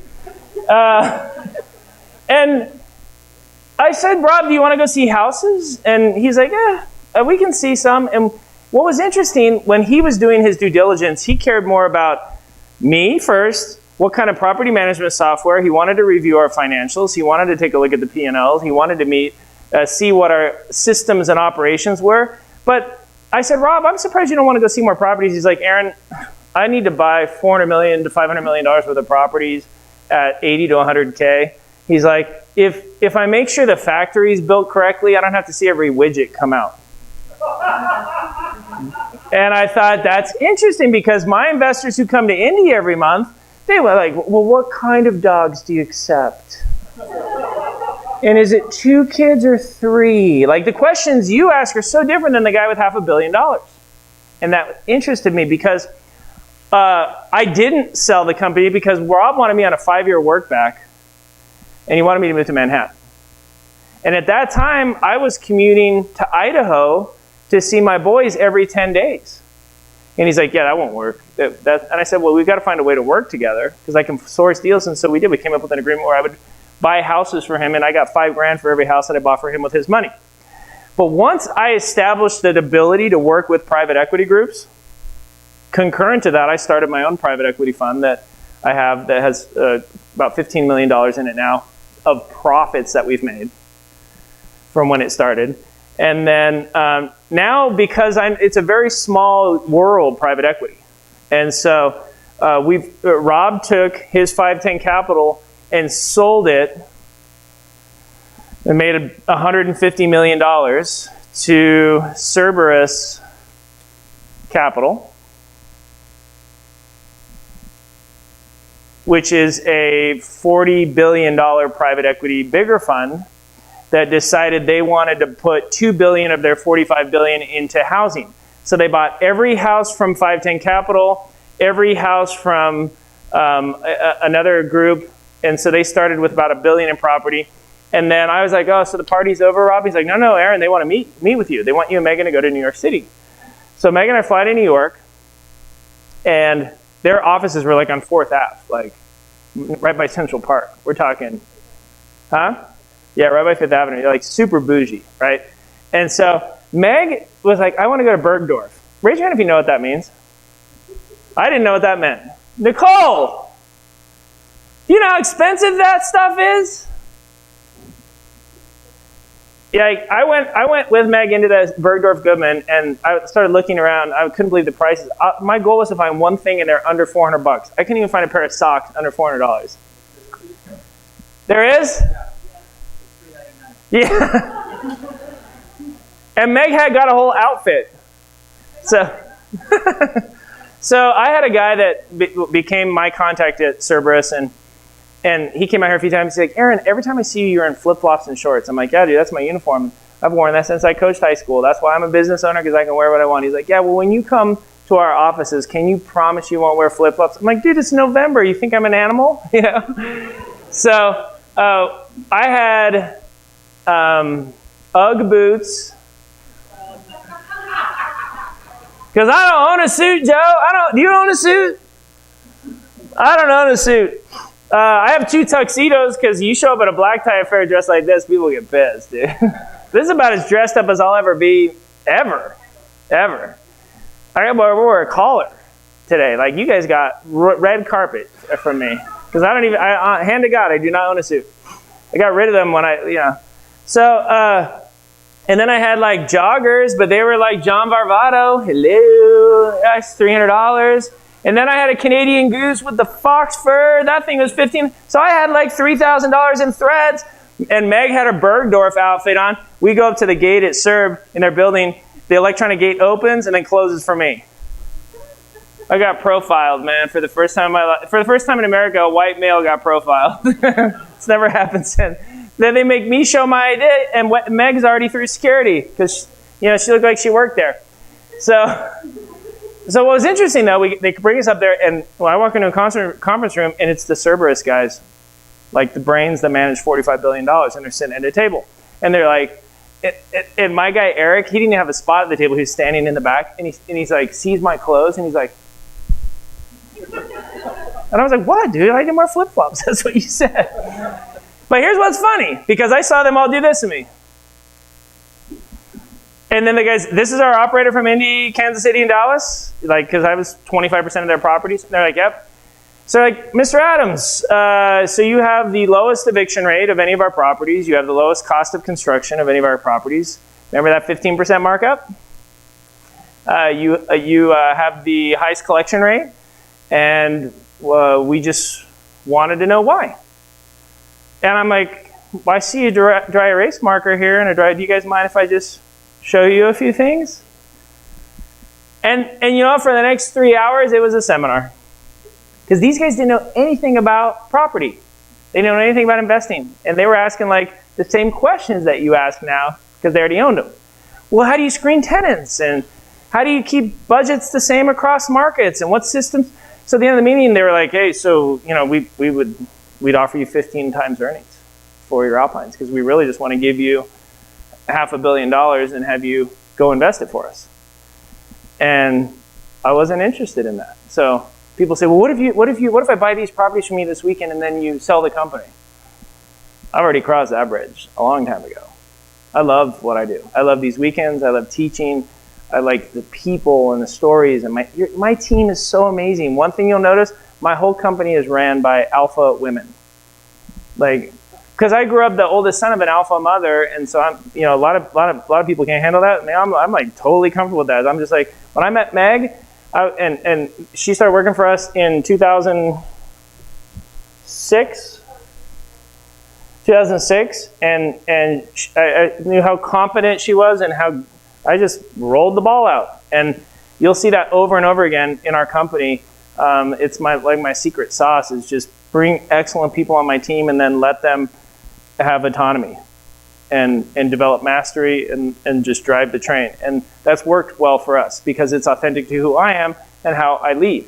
And so I'm never selling. And, you know, it's funny, my brother just sold 20% of his company, and he and his partner split, you know, they each got like $50 million.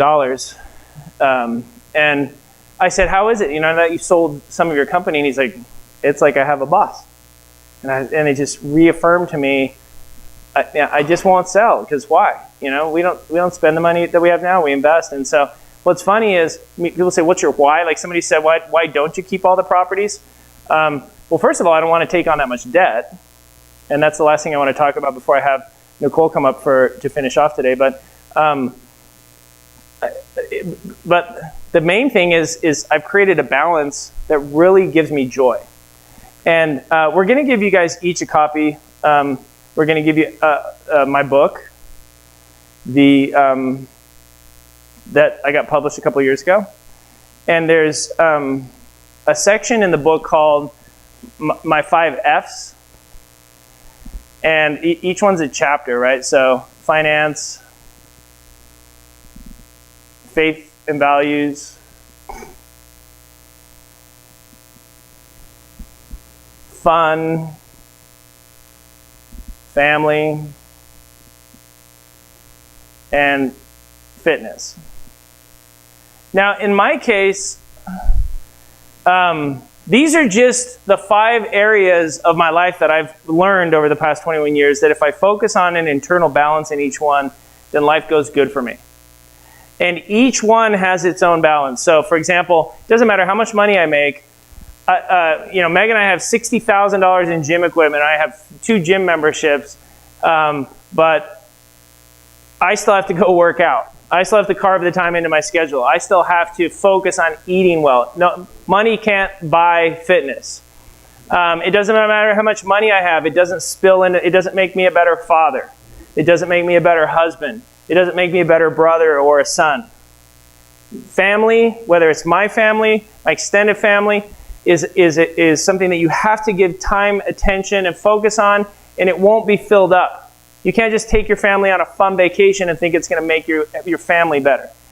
You know, family family grows from love, from attention, from forgiveness. You know, I got a brother that stole from me.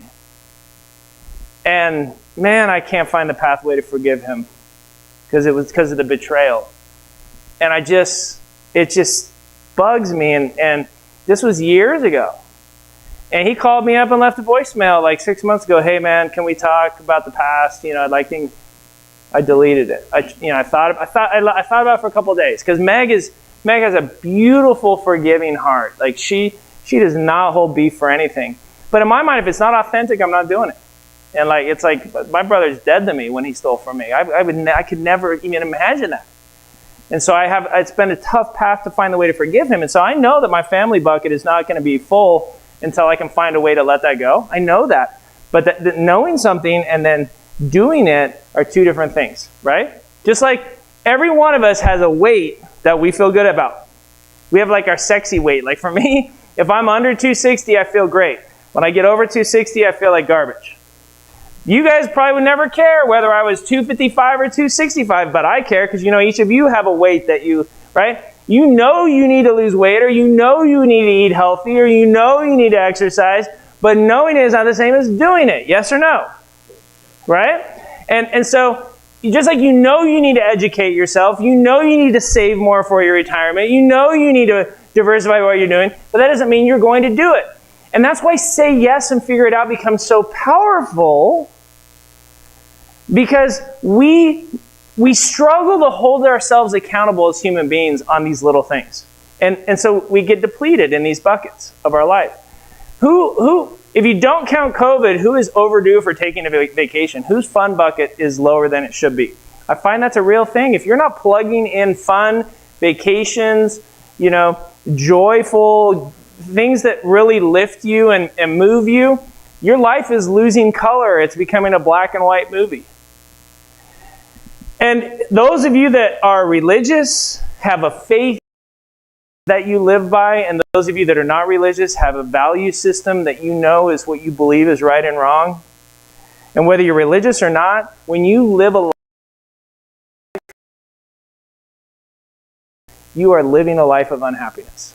Because when I have lived outside of my faith and values, it doesn't matter how much money you have, it doesn't matter how many vacations you go on, it doesn't matter if you got a six-pack, your life will not flow. And at 47, I'm neurotic about these things. Right, babe? Very neurotic about them. And I have a lot of anxiety about my brother, man, because like my family has had a family reunion every year, every summer, 4th of July for the past 4 years, and I'm the oldest of 7, and I haven't gone. And this year I'm like, well, I'm going to send my boys, but I don't know if I can go. And you may think, well, just do it, Aaron. Or, you know, who here has like some advice that maybe you'd like to share with me or give my brother? Because there's always, right? Good. Then take my advice about real estate.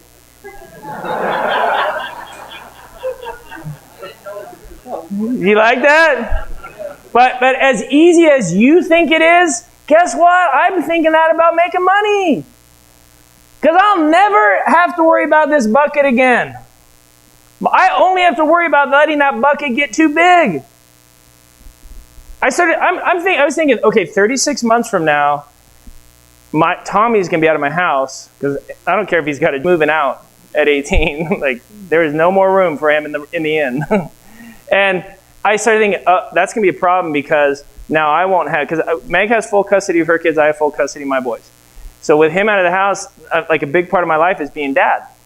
You know, I'm the one who's in charge of water polo. I'm the one who's in charge of the dentist and ortho and the doctor. That's me. I'm the main parent. And so I was like, I was saying to her a couple months ago, if my kids move out, I'm just going to end up like, all right, I'll just be in Charlotte buying a house, like I'll get sucked into the work bucket. And so I said, I'm going to go back and coach high school again when Tommy leaves, because we'll have like 5 years from when her youngest is out of the house, because then we just travel together. But I'm like, that's 5 years I could go back and take over the volleyball team at the high school. And I'm like already strategizing about that. Yeah, because I love that. And a life well lived is a life where you're choosing the things that make it full for you. These aren't your 5 Fs. This is just me proposing, specifically addressing, and coming up with a list of the things that will bring. And you know what's funny for me? Money is 20%. I'll tell you that. 20%.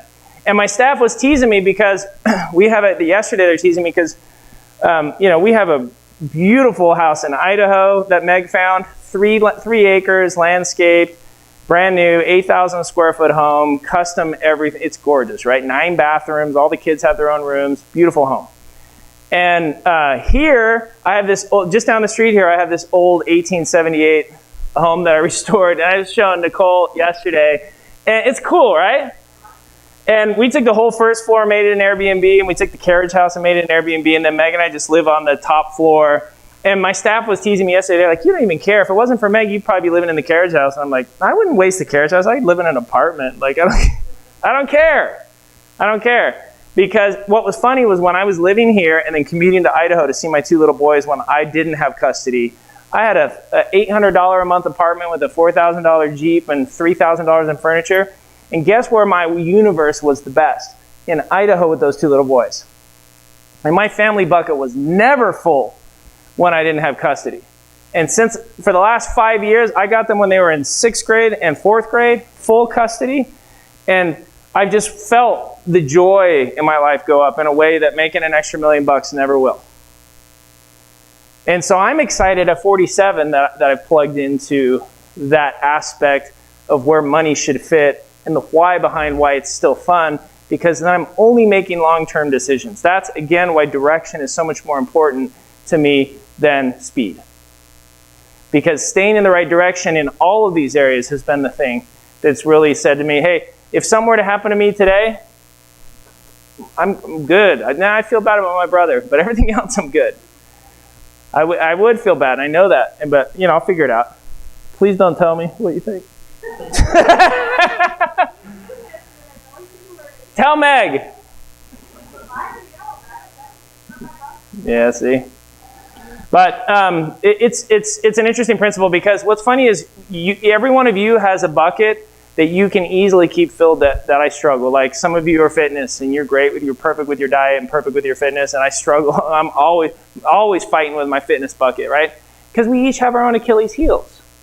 And again, that's why I love the concept of a tribe working together because it really complementary for each other. Okay, here's what I want to do. So I have one more thing I want to cover, and then I really want Nicole. Nicole has been teaching and speaking to investors for almost a decade. Can I tell them about your little secret? So HGTV has been bugging her for years to do a flipping show. And they finally came up with an idea that she agreed would be worth it. And so they're getting ready to shoot some test video. And what did you say the name of it is with her and her husband, Joe? Married with Rehabs. Right? So, the reason Nicole was on The Apprentice, the reason that she's in discussion for reality shows, because she's such a good speaker, she's such a good teacher, and I wanted to make sure that you guys you've been here listening to me all day. Ashley, poor thing, I think she's nervous about next month right now. she's like, Aaron, can you just let me say a few things? Like, I don't, because did you see how she started twitching when I kept talking and it wasn't insurance? She was like bolted out of here. But, and Dave, you're going to be here tomorrow? Good. Because I'd love to have Dave come up and talk, because you got into real estate how many years ago? Yeah, over a decade. Yeah, so I'd love, but he's been really, let's say 75, 80% multifamily. So he's been 75% multifamily, which I'd love tomorrow to go through some of that with Dave so you can hear his perspective. Because anytime, we're going to have Michael up here tomorrow. I'd love for you guys to hear from multiple people. But I'm also selfish of your time because I'll never put someone up here except for Michael, who's boring. Is he still here? No, I'm just kidding. Because again, I really want to keep it going for you guys. So let's do this. So we'll take a quick break, and then I want to cover this topic of risk. I want to discuss risk, and then I want to have Nicole's going to break down all of the Infinity program, all of the packages for you, anything that relates to trainings that we're offering, so that then this weekend you guys have time to see what sit down with her and see what those of you that are already involved with Infinity, see what the grandfather packages look like. Those that are interested in classes or training, mobile home, wholesaling, any of that, we're doing 2 advanced trainings next month here. So Thursday, Friday of bus tour weekend, we're going to do a marketing, wholesale, and foreclosure class. And then we're also going to be running a flipping mobile home, Airbnb, and construction class. So we have 2 classes running, 4 different teachers over 2 days, Thursday, Friday of next month. Nicole's going to break down those classes. They're live. They're going to be in my office. My office is next door, in addition to the bus tour next weekend. So I want you guys to hear about those, to see if they make sense for you. We're going to live stream them, and then we're going to start offering those advanced trainings every month. So Nicole's going to break that down for you as well before we bounce today. And then tonight, we'll be back here, and I'm going to play that song like 20 times on the piano until we'll have you guys all download the lyrics. So then when I start playing it, everybody should start singing it, because Michael will not be able to resist. He was singing last night at dinner. We called Becca and he was singing. Right, so we got to get a bottle of wine into him. He will sing. And then I'll send it to Toby and Clint. It'll be so great. Because they sent my Clint. So let's take one final break. If you haven't had a chance, go next door. That office next door was our original first office here 15 years ago. Make sure you go check it out. It's a really cool 130-year-old building. And then I want to talk about risk and debt before we transition over to Nicole. Yeah.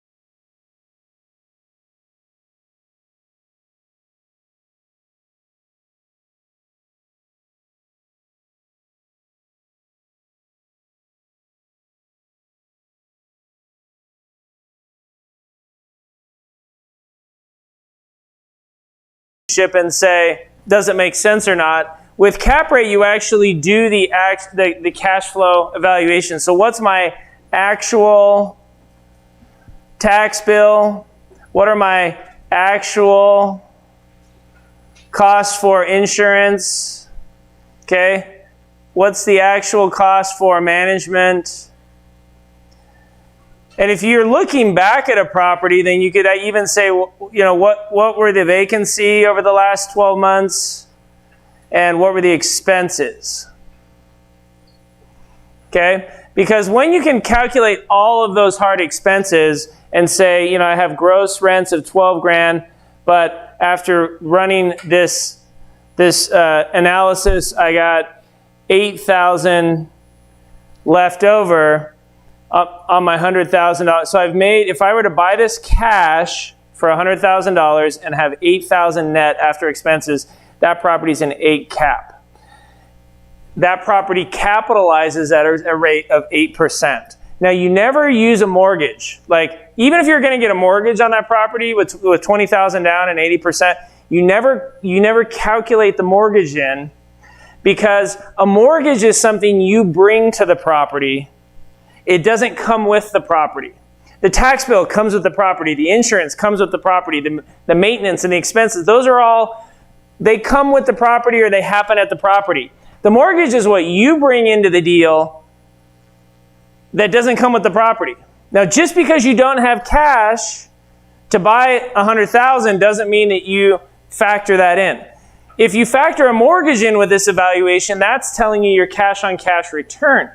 Because if you were to put $20,000 down on this property and get a mortgage for $80,000, and then you factored that in as an expense, and let's say you had, you know, $3,000 left after paying the mortgage, and you know, you divide $3,000 into 20, and that tells you what your cash on cash return is.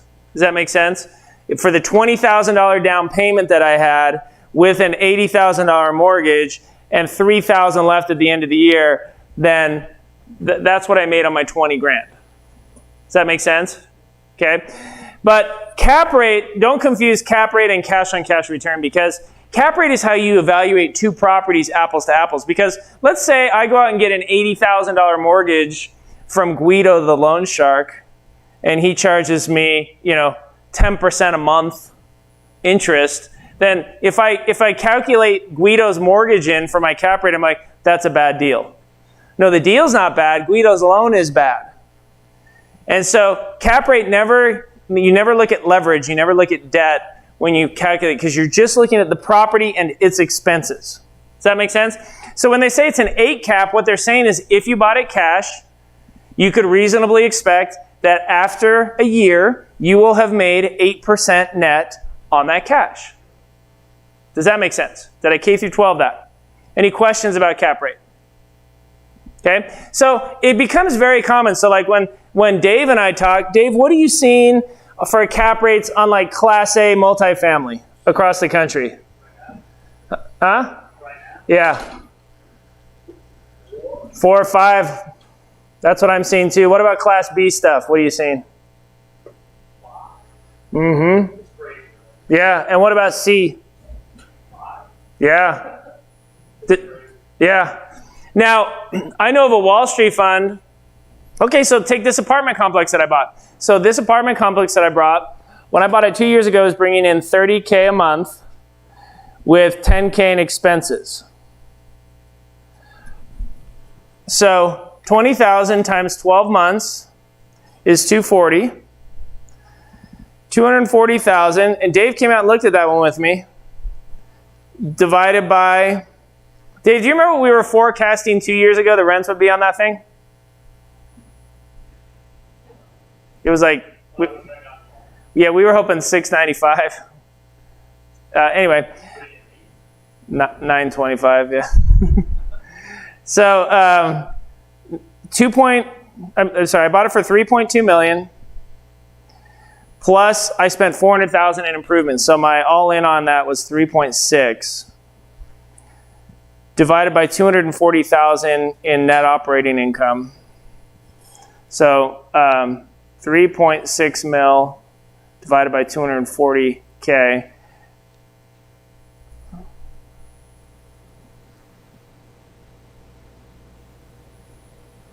Other way, sorry. 240K. Like, there we go. Yeah, flip that. 240,000 divided by 3.6 million. I bought it as a 6.7 cap. So if I would have spent $3.6 million, at the end of the first year, I would have made 240,000 net, or 6.7% on my money. Make sense? Okay. Now, 2 years later, last month I brought in $40,000 in rent on only $12K in expenses. So it's bringing in $28,000 a month. And I haven't had to put any additional money beyond that first $400,000 in. I've just been using the rents every month, the positive cash flow, to improve the property. So 28,000 times 12 is 336,000 divided by 3.6 million equals 9.3 cap. And I actually think a year from now we'll be at probably 47 to 50,000 a month in rent. But let's say I decide I want to sell it right now. For me, it's a 9.3 cap with 28,000 a month coming in. But if I know an investor would buy it for a 5 cap, I take that same 336,000, divide that by 0.05, which is a 5 cap, and that means I could sell it right now for 6.7 million.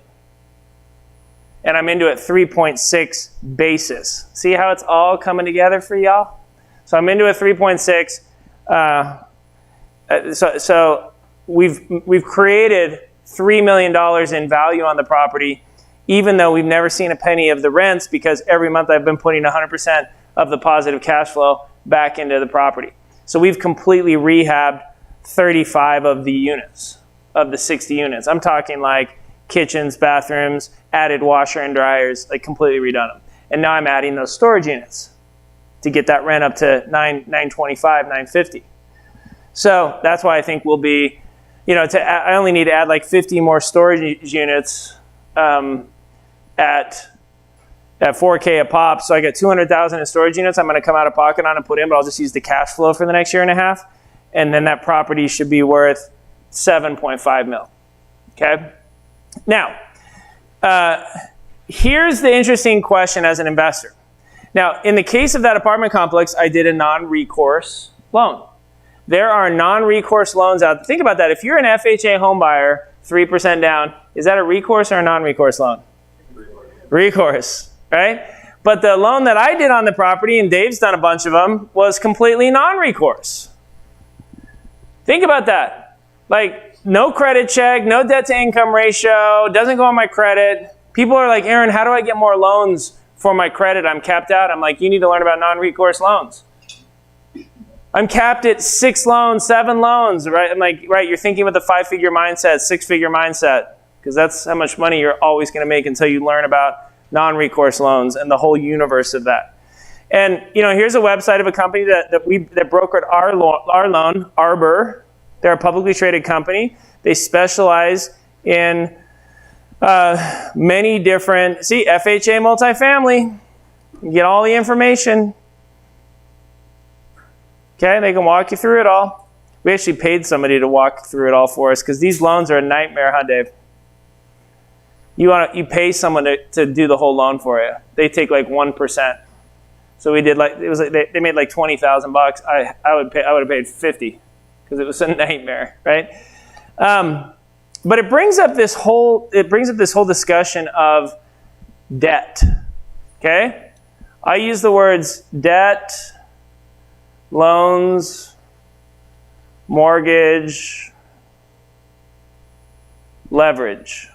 I use all those words interchangeably. Okay? And the reason, I remember going to a seminar and they were like, get mortgages, everybody gets debt in real estate, leverage out your ears, there's no downside not to. It's one of the benefits. Who's heard that messaging from people? You're an idiot if you don't have mortgages.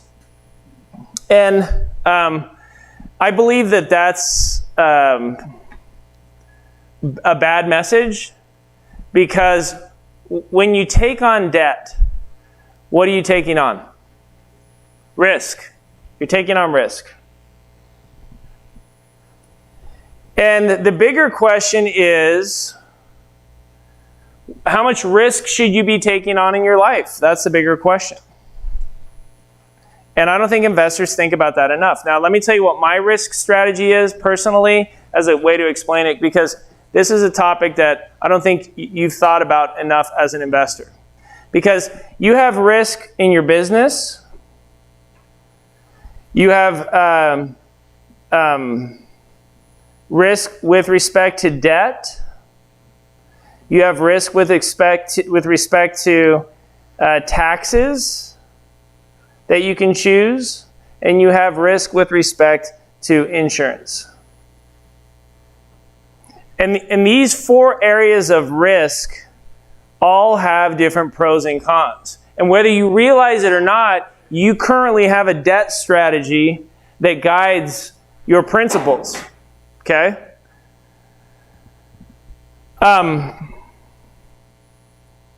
In fact, rank yourself right now on a scale of 1 to 10. How much risk do I take in my business? Like, for example, do I go to the auction and just bid on deals I've never seen before? Is that risky? Yes, but if I'm worth $20 billion and I'm blind bidding on a house for $100,000, is it risky? Not relatively speaking. Does that make sense? So rate yourself on a scale of 1 to 10, with 1 being no risky, 10 being very risky.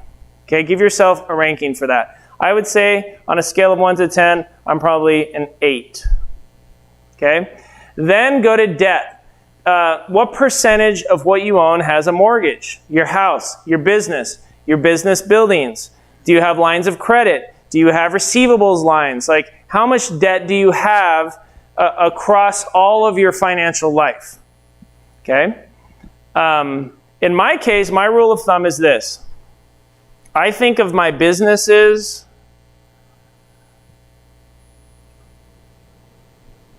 and my long-term rentals as my floor. That's my financial floor. And then my roof is my active income. So if I'm buying a 60-unit apartment complex in Idaho, I'm totally cool getting 100% debt on my active income. And I 100% finance that building because I got the loan for $2 million and then I brought in a partner with $1.4 million. I took 50% of the project with zero money out of pocket. But I found it, I managed it, I've raised the rents, I haven't taken a penny of profit out of it. 2 years later, we've doubled our money on the property. You think my partner's happy? They actually weren't that happy in December that they still had never seen a penny of rents, because what was I doing with it? Plowing it back into the property. But then when I showed them, based on what we've raised the rents to, what it was worth from a cap rate standpoint, you think they were happy? I said, I'll buy you out today. I'll give you, how about I give you $1.6 million? Oh, no. You know? Okay? So, but if it's a business that I own, I don't have a penny of debt on this building, on the building next door, on the commercial building I have down the street. We don't have a penny of debt on our Alpine, either of our offices in Charlotte, on our office in Kansas City, on my office in Idaho. None of my businesses have any debt. They're all debt-free. I don't have a line of credit. And the reason that, and the same with the rentals that Meg and I own. We don't have any debt. We don't have any loans on our rental properties. Now, people who are only looking at my debt, my risk strategy from a debt standpoint will say, well, Aaron, that's stupid. Why wouldn't you get a mortgage on this building? You could get $800,000 on this building and then use it to buy more deals. Okay, but debt is not is not risk in a little tunnel. You can't just look at it in a vacuum. Debt, it's a part of the risk analysis and how aggressive I am with risk with all of my money. And that's my business. How much risk do I take? I'm very aggressive when it comes to the kind of properties that I'll buy and the new things that I'll do. And I bought 9 trailer parks and was screwing up 4 of them before I figured that out. And so I'm going back and cleaning up the mess because I was very aggressive. I knew I needed to just get into this mobile home space and that I was going to break a lot of eggs to make that omelet. Okay? When it comes to debt, I'm very conservative. I'd probably say I'm a 3 on a scale of 1 to 10. When it comes to taxes, I'm a 10. I'm very aggressive. If I can reasonably deduct it, I would rather take the deduction because every year at least one of my LLCs is getting audited. So, whatever. I know I don't hide the money. You go to jail if you hide the money. If you don't make a claim, if you don't file a tax return, you go to jail. I always file a tax return. But if you're aggressive on your deductions, then I'm going to talk more about taxes on Sunday, but I'm very, very aggressive when it comes to taxes. And with insurance, I would say I'm probably a 9. I have $10,000 deductibles. I do actual cash value. Okay? Are there any consequences? No, I love the question. So the question is there any consequences to being that aggressive? Yeah, it means that I get audited on at least one LLC every year, and I lose. Well, you just have to pay the money back. Yeah, you pay the penalties and interest. But you're not going to put it in jail. No, you don't go to jail if you get a deduction disallowed. Okay, so It doesn't go in your credit. It doesn't go. It's subjective. Like. Do you have to go through the process of making, like, process of getting to them, or are you just like, no, you can? No, yeah, I mean, we always respond, and I have a full-time bookkeeper that only works for me, and she and my CPA get together. It's no work for me, but they hate it. But if I take $4 million in deductions and save $1.6 million that I don't have to give the IRS, and then they review $100,000 worth of deductions and disallow them, and so then I owe $40K plus penalties and interest. Which are not that much, right? Is it worth it? It depends. To me, it is because it doesn't give me heartburn because it doesn't go on your credit when you lose an audit. You go to jail for hiding income. Now, for example, let's say let's say for the home office deduction, I took my full tax bill for our house in Idaho and deducted that, and so I'm taking the whole home office deduction. Now, you're not supposed to do that. You're supposed to only take the percentage I'm like, well, yeah, but my dogs roam all over the house. They're my employees, so I took the whole deduction. So I sit down with the IRS. Now, if I took my tax bill and made it up, let's say my property tax bill is $4,000 for 6 months, and let's say I just took $10,000. Well, now that's fraud. But up to $4,000, it's subjective. It's subjective. Right? When you start making up numbers, it becomes fraudulent and it falls under the don't file the return, hide money, pocket cash, go to jail. I ain't doing those. But if it's subjective, I would rather take the deduction and then deal with it in an audit scenario. So but that doesn't give me heartburn. Right? Having too many mortgages on my rentals gives me heartburn. Well, it really comes down to what you can sleep at night with. But the problem that I have is people don't. I think if you're higher than 32, you got the biggest cojones in the room. Because what's mine? 10, 18.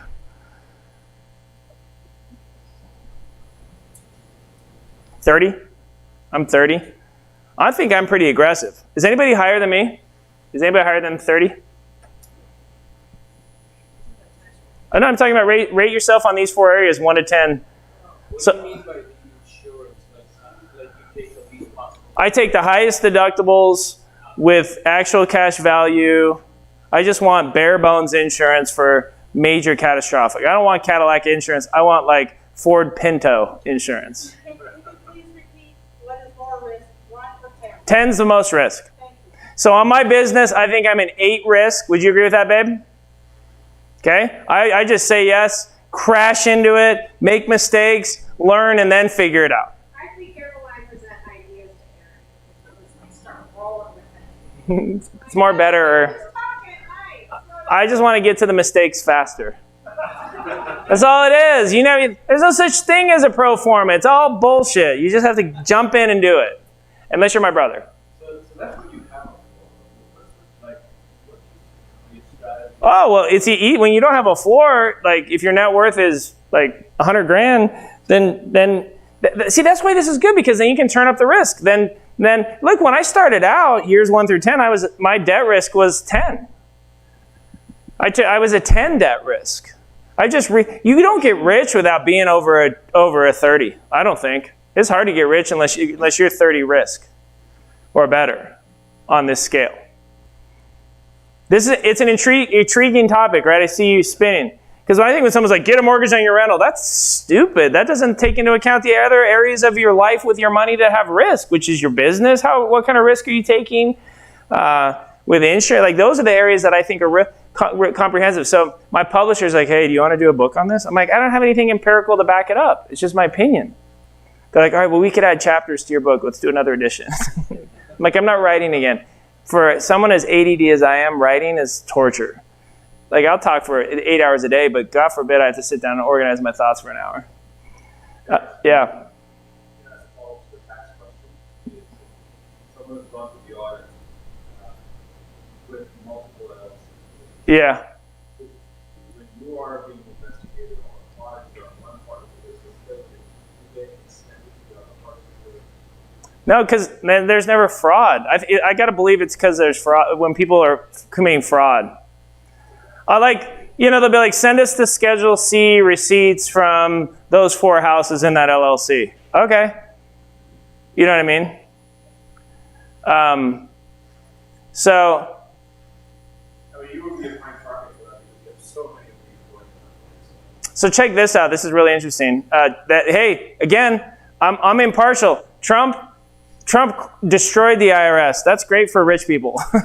Because look at these numbers. In 2011, 8% of people that make over $500 a year were getting audited.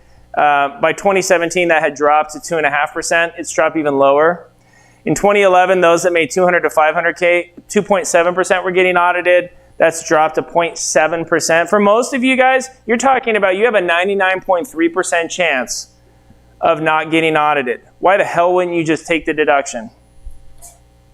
Give me a break. You know why? Because you listen to your chicken little accountant. It's like, oh, we don't want to get audited. No, you don't want me to get audited because it's more work for your lazy ass. You guys just write the return and let me pay an extra 10 grand. It's like the realtor who calls you and they're like, I think we should drop the price $10,000, Dave. Right. Well, your 3% of 10 grand is $300. No shit. That's $10,000 that you want me to take less on the deal. Accountants work the same way. Well, just pay more, Aaron. But you know what? It's your fault because you keep empowering your CPA and you give them a vote at your decision table. I don't give my CPA a vote. I don't say, should I take the deduction? I'm like, I took my whole tax bill on the home office deduction. File it, Donald. He's always like,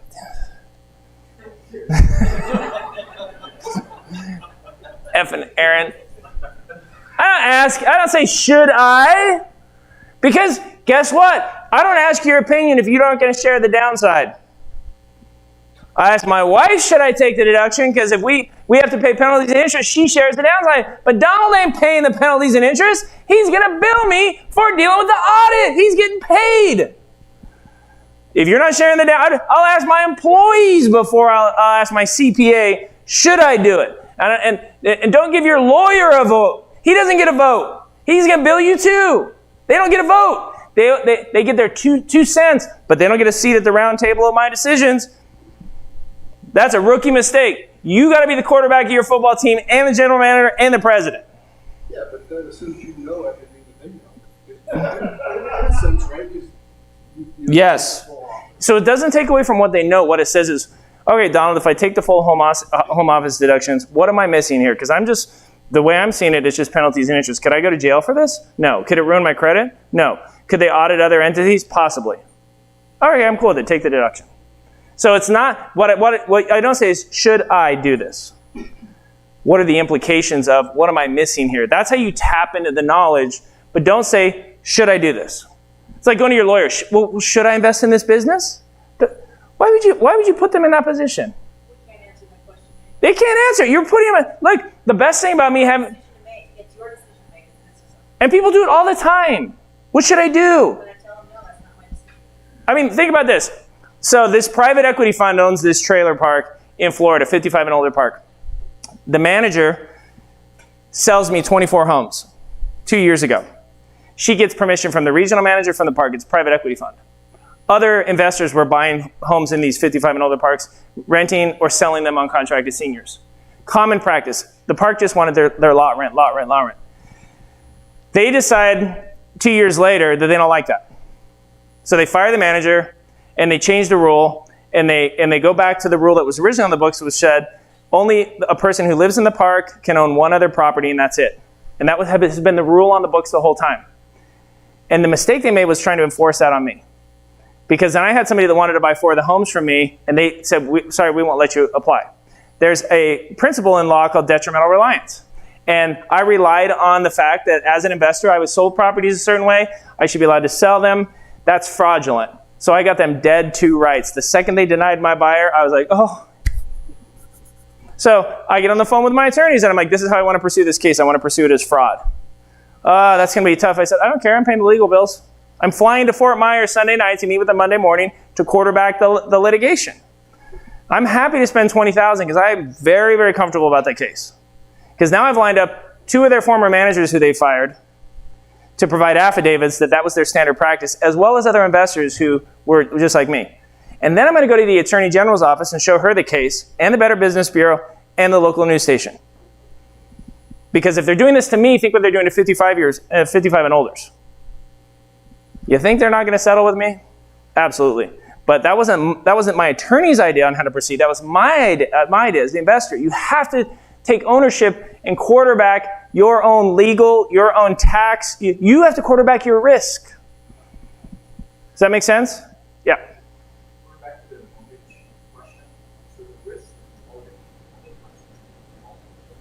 Mm-hmm.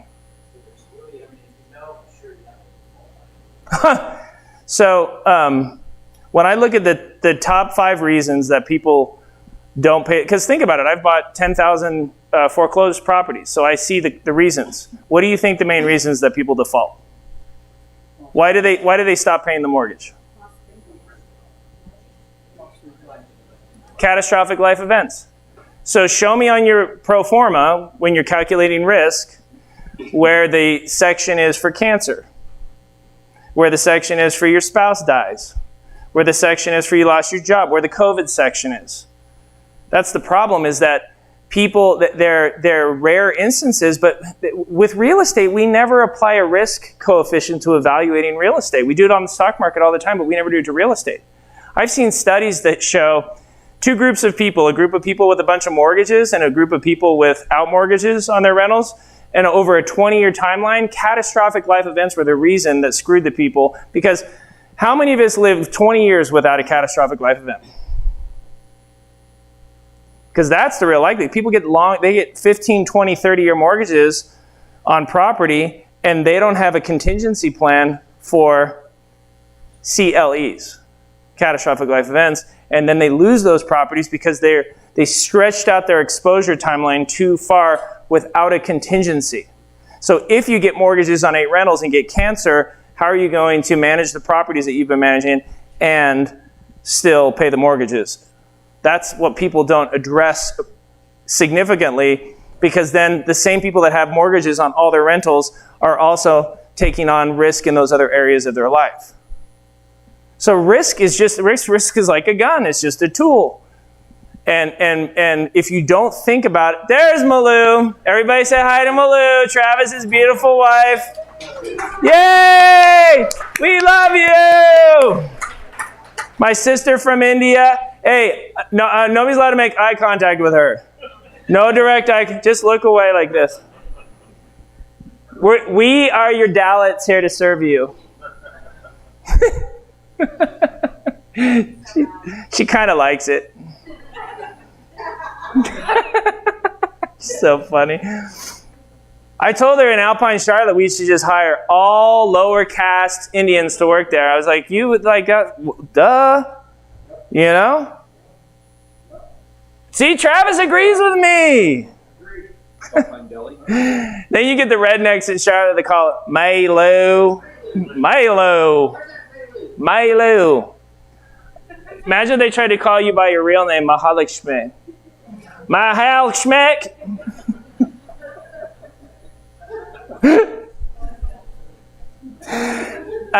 There's the top 3 people in the world I love to tease. Malou, Megan. Oh yeah, I do. I do love to tease. And my kids. There was one day he was sitting on an airplane, I was sitting next to him. He was like messaging people there, and he started messaging my mom. And he was like, "Are you just bored?" He's like, "Yeah." I just start like. So I want to continue this topic. I want to get Nicole up here because you've been listening to me too long today. But we'll continue this discussion as part of tax on Sunday. Okay, because tomorrow we're going to dig into retirement. I want to talk about using your 401k to invest in real estate, active and passive. I'm going to talk about using your IRAs to invest, active and passive. And Michael's going to come up, and we're going to discuss solo 401ks. And then tomorrow afternoon, we're going to spend out at properties. So we're going to go to an apartment complex. We're going to go to a flip that we're doing. We're going to go to some rentals. So we got some really cool properties to see tomorrow, different asset classes that you can buy from us or invest with us on. I know some of you have already expressed an interest to talk to Megan again. Becca is the gatekeeper. And so it's going to be busy this weekend. So if you'd like to have a discussion with Megan, how many appointments you can do tonight? 3 or 4? Yeah, so definitely get on the list with Becca. Let her know if you want to meet with me. It's not a time slot. Just get on the list. I'll pull you out one at a time. We're not going to run out of properties at conference, so don't be worried about that. First, the best one's going to go first. Don't worry about that. We'll always do questions again. So this might need to be Sunday at noon. We'll still have plenty of you. Just let Becca know that you want to meet with me, and we'll pull you out. And then I'm going to be doing a karaoke request and dedications list tonight. What do you think about that? Right, Trav? Who were you saying last night we should be singing tonight?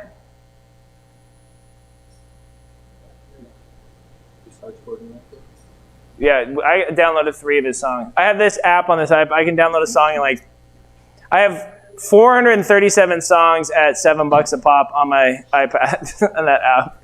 But I'm taking, if there's some you want to, if you have your karaoke standby, I would love to. I can play anything. So I got lots of Neil. Oh yeah, I got Pearl Jam on there. Okay, so Nicole, you guys got to hear Nicole. She's amazing, and she's actually more organized than I am. But I know we've also had a ton of questions about the Infinity packages today, and most of you are already grandfathered in. Some of you don't even know what it is. So I had asked Nicole to break it all down now that I've kind of laid out the context for what we've been doing. When Nicole wraps up today, Trace, has everybody met Tracy? A lot of you emailed, talked to, okay? So if people want to stay, they can stay, or if they want to go back to the hotel and freshen up, you can do that and then come back over here. You can leave stuff here after we finish up here, or you can just go grab a drink because we'll have the bar all set up and just hang out. And we don't have an agenda for tonight. You get to meet with each other. Michael brought one of the Anderson. Who did he bring? Who did Michael bring with him? Was it Charles? Yeah, so Michael has an Anderson strategist here. So who currently has a package with Anderson? Okay, questions about that? He's here tonight. You can sit down with him. Michael will be here. You can ask him questions. My team is here. Those of you that are returning investors, Ellen's here for questions tonight. She can sit down and discuss portfolios or questions with you. And then it's just about you. Get to know each other, and there's no real agenda. We just found that when we used to do these events and we let everyone go at 5, and then they all still kept hanging around anyway. I was like, well, I'll buy drinks. So let's just do it here. So that was how we started it. And it just gives everyone a way to keep chatting and meet with us and meet with each other. So it's super laid back. You don't have to change clothes. What you're wearing is great. And we'll put out heavy hors d'oeuvres and booze. So the and food's Aaron been playing the piano. And I'm playing piano. Right? Food's been good today? Do we get enough carbs? Because in Indiana, that's a thing. It's a carb full up when it's cold. Yeah, we carb up. It's also like there's snow. You got to carb up. All right, I'm gonna step out because otherwise I won't shut up if I step here with Nicole. Perfect. Thank you, thank you, thank you. How's everyone doing? Good? Did we enjoy the day so far? Yeah, we're excited? Excited for our next steps, all that good stuff. Oh, don't tell me this isn't working. Oh, is it? Hang on. Oh. Our little secret. As Aaron mentioned, I'm going to go over some different opportunities for those of you that are really serious about moving forward. And I also want to go over some content. We're going to talk about different strategies in real estate, what I've been seeing in different markets. And even before that, we're going to start with a little bit of mindset. I hope that's okay with everybody. You know, it doesn't matter how much I can train you and how much I can teach you. If you don't have the right mindset, that content does you no good. So all the information that we're going to be going over today, do want to first give a quick introduction of myself. As Aaron mentioned, my name is Nicole DiPaccio, and I was raised in a working class family. Both of my parents had jobs. They did quite well, but they were going to work every single day in order for that money to be coming in. And once I got to high school, I saw my parents go through a pretty tough divorce. Shortly thereafter, my father became ill. And very quickly, our financial situation changed. We weren't out on the streets and didn't have food to put in our mouths, but we weren't living the same lifestyle we had previously become accustomed to. So at a young age, I went out and I got my first job not working for my parents. And around that time, I was given a gift, Rich Dad, Poor Dad by Robert Kiyosaki. How many people have read it? Yeah. Would those of you that have read it, would you agree with me and recommend it to anybody in the room that has not? Yeah, definitely, right? It changed my entire mindset of everything I wanted for myself and in my future. Because around that time, I was getting ready to go off to college. And everyone started saying, poor Nicole, she'll never make it there. Family lost everything and it is expensive. I am one of those people, if you tell me I can't do something, look out. You tell me I can't do something, you have lit a fire under me that cannot be put out until I accomplish that goal. There's a wall in front of you and you can't go around it, over it, or under it. Choose to go through it. There is a solution as long as you are willing to look for one. And I did make it to college. It was by working 3 jobs simultaneously to pay for 100% of my education. I was also involved in 3 different organizations at the university. And 3 days a week, I donated my time to Meals on Wheels. Every Monday, Wednesday, and Friday, I personally delivered food to the elderly and people with disabilities. I believe no matter where you are in life, there's always going to be people doing better than you. There's also always going to be people that would love to be in the position that you are in. So even though I call this time period my financially difficult time in life, it's a polite way of saying I was broke, by the way. Broke. There were other people that physically could not get themselves food. And I believe no matter where you are in life, we owe it to ourselves, we owe it to others to help elevate other people up. Do you agree with me? That's really what this is all about, right? And while I was at college, I made a decision. That decision changed my life. That decision was to invest in myself and invest in my mind. I knew I did not want to be like the majority of the world. The majority of the world lives on the 40-40-40 plan. They work for 40 hours a week for 40 years so that in retirement, they have to figure out how to thrive on 40%.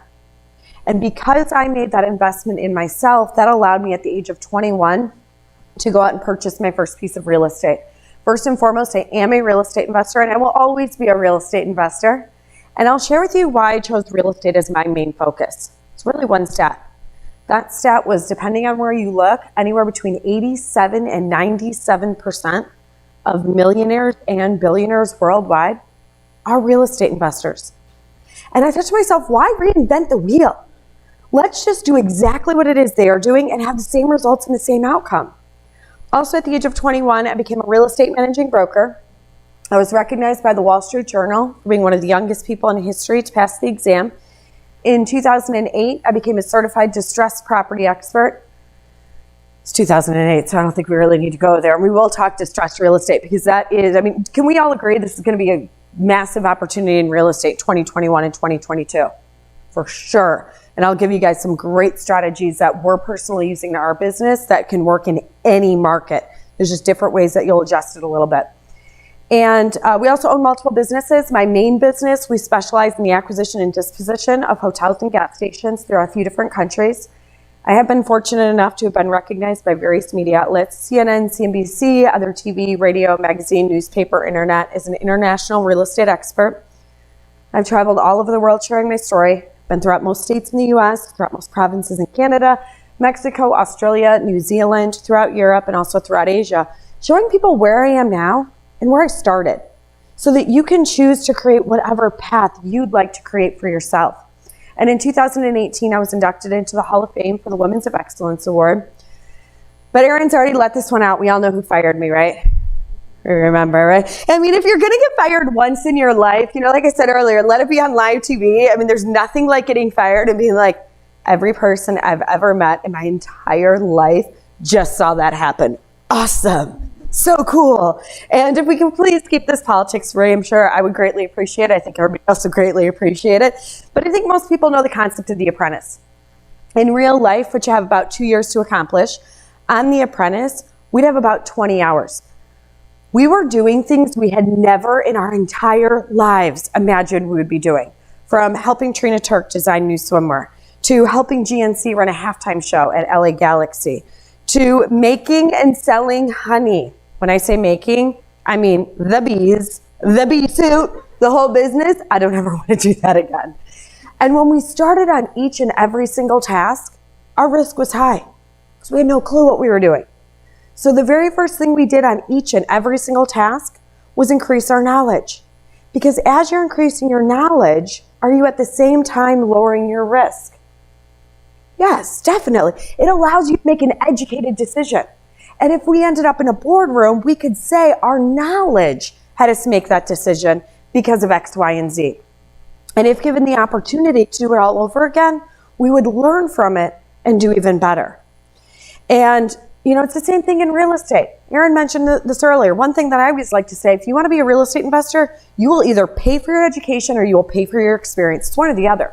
You need to decide what it is that you want to pay for, right? And I agree with him. Paying for education, I think, is a lot less than paying for the experience of being out there. I will say one funny thing of The Apprentice. Everyone always says, you know, tell me a Trump story. I definitely made him mad one day. And it was the day that I asked him if he can introduce me to Robert and Kim Kiyosaki. He gave me and by the way, I wasn't even on the show yet. It was during the tryout period. They flew the final 50 of us out to LA, and it's me, you know, myself, Trump, 8 other women in the room. They're done with us. Excuse me, Mr. Trump. You just co-authored a book with Robert Kiyosaki. Do you think you can introduce me to Robert and Kim? I got one of these. Like, you're sitting with Donald Trump right now. You want to know if you can meet Robert and Kim. And I unfortunately did not get to meet Robert or Kim via The Apprentice. But the cool thing is I am very, very lucky to be able to call them mentors of mine, have dinner with them, and talk real estate. And I got to say, there's something surreal. I don't care how much money you make, all the cool things you've done in your life. But when you're sitting there going, I was 15 and I read your book and it changed my life. Like, I've met different celebrities and I really don't care. I met Robert and Kim and I legitimately couldn't breathe. Like, I forgot how to breathe. My name is, I don't know my name, but I know your name. Nice to meet you. It's amazing. And I think that moment is one of the reasons why I love to travel the world and teach other people to do what I've done and to show them what I've done, because I remember that feeling and I want to be that feeling for so many other people.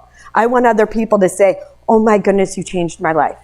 And what was really cool, I just had my birthday last month, and you know, that's the really cool thing about Facebook. You feel so loved on your birthday, don't you? It's like everybody's like, happy birthday. They're posting pictures. You're like, oh my gosh, this is cool. What I thought was cooler than anything was the amount of people that said, thank you for changing our lives. I mean, I'm going to tear up, but like, I can tell you that I read those messages and teared up, because it's amazing to me to watch people that were in that 40-40-40 plan, watch them change their mindset and make a shift in their life and say, I'm going to be different. I'm going to break the chain. I want something different in my life. For those of you that decide to make that decision this weekend, we're here for you to help you on that path. For those of you that have already decided you want to do it, maybe you're starting to invest in real estate and you want to up your game, we're here for that as well. That's ultimately what it's all about. And I'm curious to know, for some of you, what were your reasons for coming out this weekend? It's cold here. You're motivated. What do you want out of this weekend? Not all at once now. Let's not get all excited.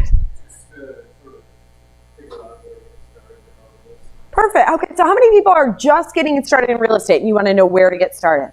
Okay, great. And then how many people have some properties and maybe you're still working, you want to take to the next level? Awesome. And I think that's a big one for a good amount of people. You get a couple properties, you get that fix, real estate's amazing, but where do I go from here? It starts becoming more difficult talking to banks and getting loans. So that's why you need to learn about the non-recourse loans. And you realize, hey, if I'm going to do this and become financially free from it, I have to start thinking about this differently. You know, and people, I hear a lot that people want to do real estate because they want more money. It's more important than money. What you can do with it, and what else? Time. How many people are here because you want more time? Well, it's a good amount, right? Time is the most valuable commodity that you don't own. You don't. And you can never buy back time. You know, we're going to talk a little bit more about that. And understand that when you're setting goals for yourself, figure out why you want that goal. Hey, I want to have more time. Well, what do you want more time for? Push yourself. If you're here with somebody, push each other. Dig deeper. I want to be a real estate investor because I don't want to work at my job. Okay, so what do you want to do? Because if you don't have a why, and if that why doesn't move you, you're going to be like the majority of Americans that are on the 40-40-40 plan and keep going to work. What sets those apart that do something exceptional are the people that have a massive why that causes them to take action. And I'll share with you what my why was at a young age, what caused me to buy my first property at the age of 21. My why was I never wanted to be in a position where I was married with children and I was told, you have to work because we need the money. I want to be able to say I make more money knocking out of bed every day than you do going to your job. And that why was so important to me that it caused me to buy properties. And it caused me to continue to buy properties. And then I'll tell you, there was a point and I was like, all right, I did what I need to do. I'm good. And I kind of stepped back for a little bit. And there's a little something to that. When you're financially free and none of your friends are, there's not very much to do, right? And then you also develop other passions and figure out what those other passions are for you. Here's a great quote from Kim Kiyosaki. Financial freedom is much more than having money. It's the freedom to be who you really are and do what you really want in life. Do you agree? Yeah, definitely, right? So we all need to figure that out for ourselves. Do you want to go over everything that we'll be discussing? We just have a little bit of time. I'm going to get through some of it quicker than other parts because I want to make sure that, I mean, especially once you guys start seeing booze walk in here, it doesn't matter what I say at that point. So I know I have a limited window here. And out of curiosity, how many people do plan to just stay right into the cocktail? Okay, so good amount. How many people are planning to go back to the hotel? How many people don't know? It depends how long I talk for. There we go. All right, we're good. We're good. A question I get asked all the time about real estate. Nicole, real estate, is it easy or is it hard? Hard question. It's not easy, but it's not hard. It's not easy. It's simple once you know what you're doing. Think of it like riding a bike. None of us could just ride a bike. We had a mentor. We were trained on how to ride a bike. And now we all use the saying, it's just like riding a bike. It becomes natural for us, right? That's how I want real estate investing to be for you. There's a reason why I could be dropped in any market, in any country, and I can talk to somebody about that real estate market. And it's because I know a lot of stuff that Aaron was teaching you guys today. I understand cap rates. If I want to know what's going on in a market, I can look up what the cap rates are in that market. And that can tell me a lot about what's going on in real estate. I can look up the absorption rate of a market. That can tell me a lot of how quickly properties are selling. There's a lot of information out there. And once we learn how to take that data and analyze it, it becomes second nature. Because people will say, well, do you own properties here? No. How do you know what's going on in the market? It's a fact. It's a fact of how quick properties sell, right? And, you know, one thing that I do want to point out, because I think this relates a lot to COVID. Right now, no matter where you live, the majority of this room can probably say you live in a hot real estate market. Is that a true statement? Here's what's interesting with that statement. The reason why we call it a hot market is why? Moves quickly. House goes on the market, it's sold in what? 2 days, 3 days, hours, multiple offers. You know, somebody, they just listed their house, 16 offers in a few hours in Naperville, Illinois. Here's what you need to understand, though, about that market. There's a lot of reasons why that's happening. See, instead of jumping on the hype with everybody else, we need to understand the reasons. Do you know that there's a lot less inventory going onto the market? Why is there less inventory going onto the market? Say that again? That's one reason. You're absolutely right. If you look at new construction, we are dramatically down on new construction. You know, when COVID started, number one thing everybody said, we're going to see another 2007 or 2008. Anybody that said that is not an expert real estate investor, because the facts don't support that. The reason why 2007, 2008 happened, if you look at any chart on how many new construction homes were built, 2002, 3, 4, 5, 6, we had overbuilt. We had to absorb up that inventory, not to mention pricing. There's 1 year as a real estate investor, I did not buy a single property. It was 2007. You know why? I couldn't find a property that made sense. You know, when Aaron was talking about, we talk about different markets and different ways to look at markets. If I can still buy real estate in the United States, in a lot of markets in the United States, and it's going to cash flow, why would there be a correction? Now, with COVID, everybody thought COVID meant there was going to cause a crash. The opposite has happened. Because with COVID, there was no more construction. So now if you don't have construction, what does that do to pricing? This goes back to, Econ 101, supply and demand. That's all that's happening in the real estate market. So no matter what anybody is telling you, if you just learn the basics and the reasons why things are happening, all of a sudden you can start analyzing markets. You can start to say, all right, well, let me go look and pull construction permits in any city. That's public record. So if you want to see what's going to happen next year, go look and see how many permits were pulled this year, because that'll affect next year and the following year, because it usually takes a little bit. We're also going to talk about one of my favorite things is using other people's money. Another thing Aaron had just mentioned was, you know, there's a difference from when you start and when you're a few years in. You know, when I started, I was like, leverage, leverage, leverage, leverage. One of the greatest things about real estate investing. You can buy real estate, you don't have to use your money. How cool is that? Right? And then as you own properties over a longer period of time, now one of our goals is paying those debts down, right? And having millions and millions of dollars in real estate, we generally try to keep our portfolio at 50% or less. And everybody's going to have their own threshold, right? You're going to have your own comfort level of how you want to assess everything. Most importantly, what we're going to talk about today is taking massive, massive action. You know, at the end of the day, if you are serious about becoming a real estate investor, you need to be serious about being educated to do it correctly. How many people agree that if you're serious about this, that you should get educated and do it the right way instead of just taking on the risks? Awesome. I love to see that. Do you also agree with this statement? I am 100% responsible for the creation of my financial future and personal destiny. Yeah, definitely. And I know a lot of you said you read Rich Dad Poor Dad. How many people have read Cash Flow Quadrant? Good number of you. If you have not read that book, I highly, highly, highly recommend it. It's the second book written by Robert Kiyosaki. Again, it's called Cash Flow Quadrant. And also, if you haven't read Rich Dad Poor Dad, I would recommend that one as well.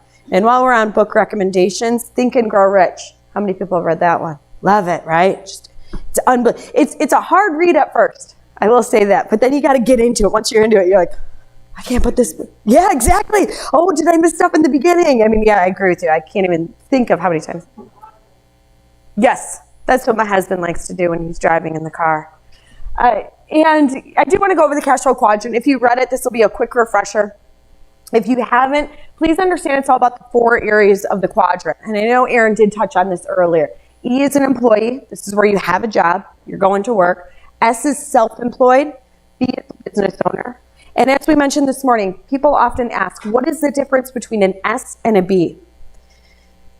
Imagine if you go on vacation, whether it be 1 month, 1 year. An S does not make money on vacation, but a B does. So for your S quadrant, think of your real estate professional, your realtor, your attorneys, your accountants, your doctors, your lawyers. They can all say, I'm not going to work today. And if they don't go to work, nobody will fire them. But if they don't go to work, there's also not any money coming in. Robert also refers to the quadrant as the left side and the right side. On the left side of the quadrant, your time makes you money. Whereas on the right side of the quadrant, we're making money without our time needed for that money to come in. And of course, the ultimate on the right side is being in the I quadrant, which is an investor. Let's name some specific people, specific individuals that we all know. Because on the right side of the quadrant, we're making money while we're sleeping. Who makes money while they're sleeping? Bill Gates, great one. Warren Buffett, Jeff Bezos. I do. Aaron does. You do. Probably a good amount of people in this room do. Everybody we just named, you could say if this is true for you or not, but true for me. How much money did we start with? Little or nothing. Is that true for you? Right? Little or nothing. Now let's take everybody we just named, take every asset away from them, every dollar out of their bank account, throw them back into the world. Where would they end up? On the left or on the right side of the quadrant? Right side. Why? Yep. They have that mindset, right? Mindset, knowledge, education. You could take every dollar out of someone's bank account. You can't take away what's up here. But you can take what's up here and pay it forward. Family, friends, loved ones, anyone you choose. And I hope we're all here because we want to be financially free, right? That's generally why people want to get into real estate, have that passive income. So isn't it true if we all want to be on the right side of the quadrant, if we have that same mindset, have a massive why, we receive the same knowledge and the same education, do you all believe you can be on the right side of the quadrant and become financially free? Yeah. And let's go through some of these mindsets for a second. You know, people on the left side, we've all heard the same things growing up. Money doesn't grow on trees. It takes money to. And the people on the left side of the quadrant, they hear these things and they start to believe it. And they start to say things like, I can't do this. This isn't for me. It's too hard. There's too many problems in the way. They're very good at identifying the problems. But on the right side, instead of saying, I can't, what do we say? How can I? I can, I will, I must. And it's not that we don't recognize the problems. We recognize the problems, but what is it that we search for? Solutions, dead on. One thing I love to run around screaming is I'm a solution seeker, right? There's two types of people in the world. Those that point out the problems and those that understand those problems and then find the opportunities. Right now, we are massively living one with COVID. People can point out, we're in a pandemic, there's all these problems. Are there opportunities that have come out because of COVID? Yes. And you just have to decide. And I will tell you this, if you don't know, do I see the problems or the opportunities? I hate to be the one to tell you, but you might be somebody that sees the problems.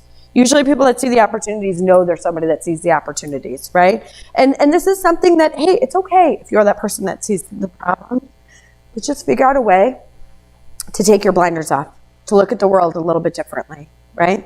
Also, people on the left side, they view everything they do as an expense. So they're always asking the question, how much does this cost me? But on the right side, instead of how much does it cost me, what do we ask? You got it. How much will it make me? On the right side of the quadrant, we view everything we do as ROI, return on investment. It's never about the cost, it's always about the return. It's not how much is the property going to cost? How much will the property make me? It's always, always, always, always about the return. Please make sure that's in your notes. And I know we all have heard this saying, time is money.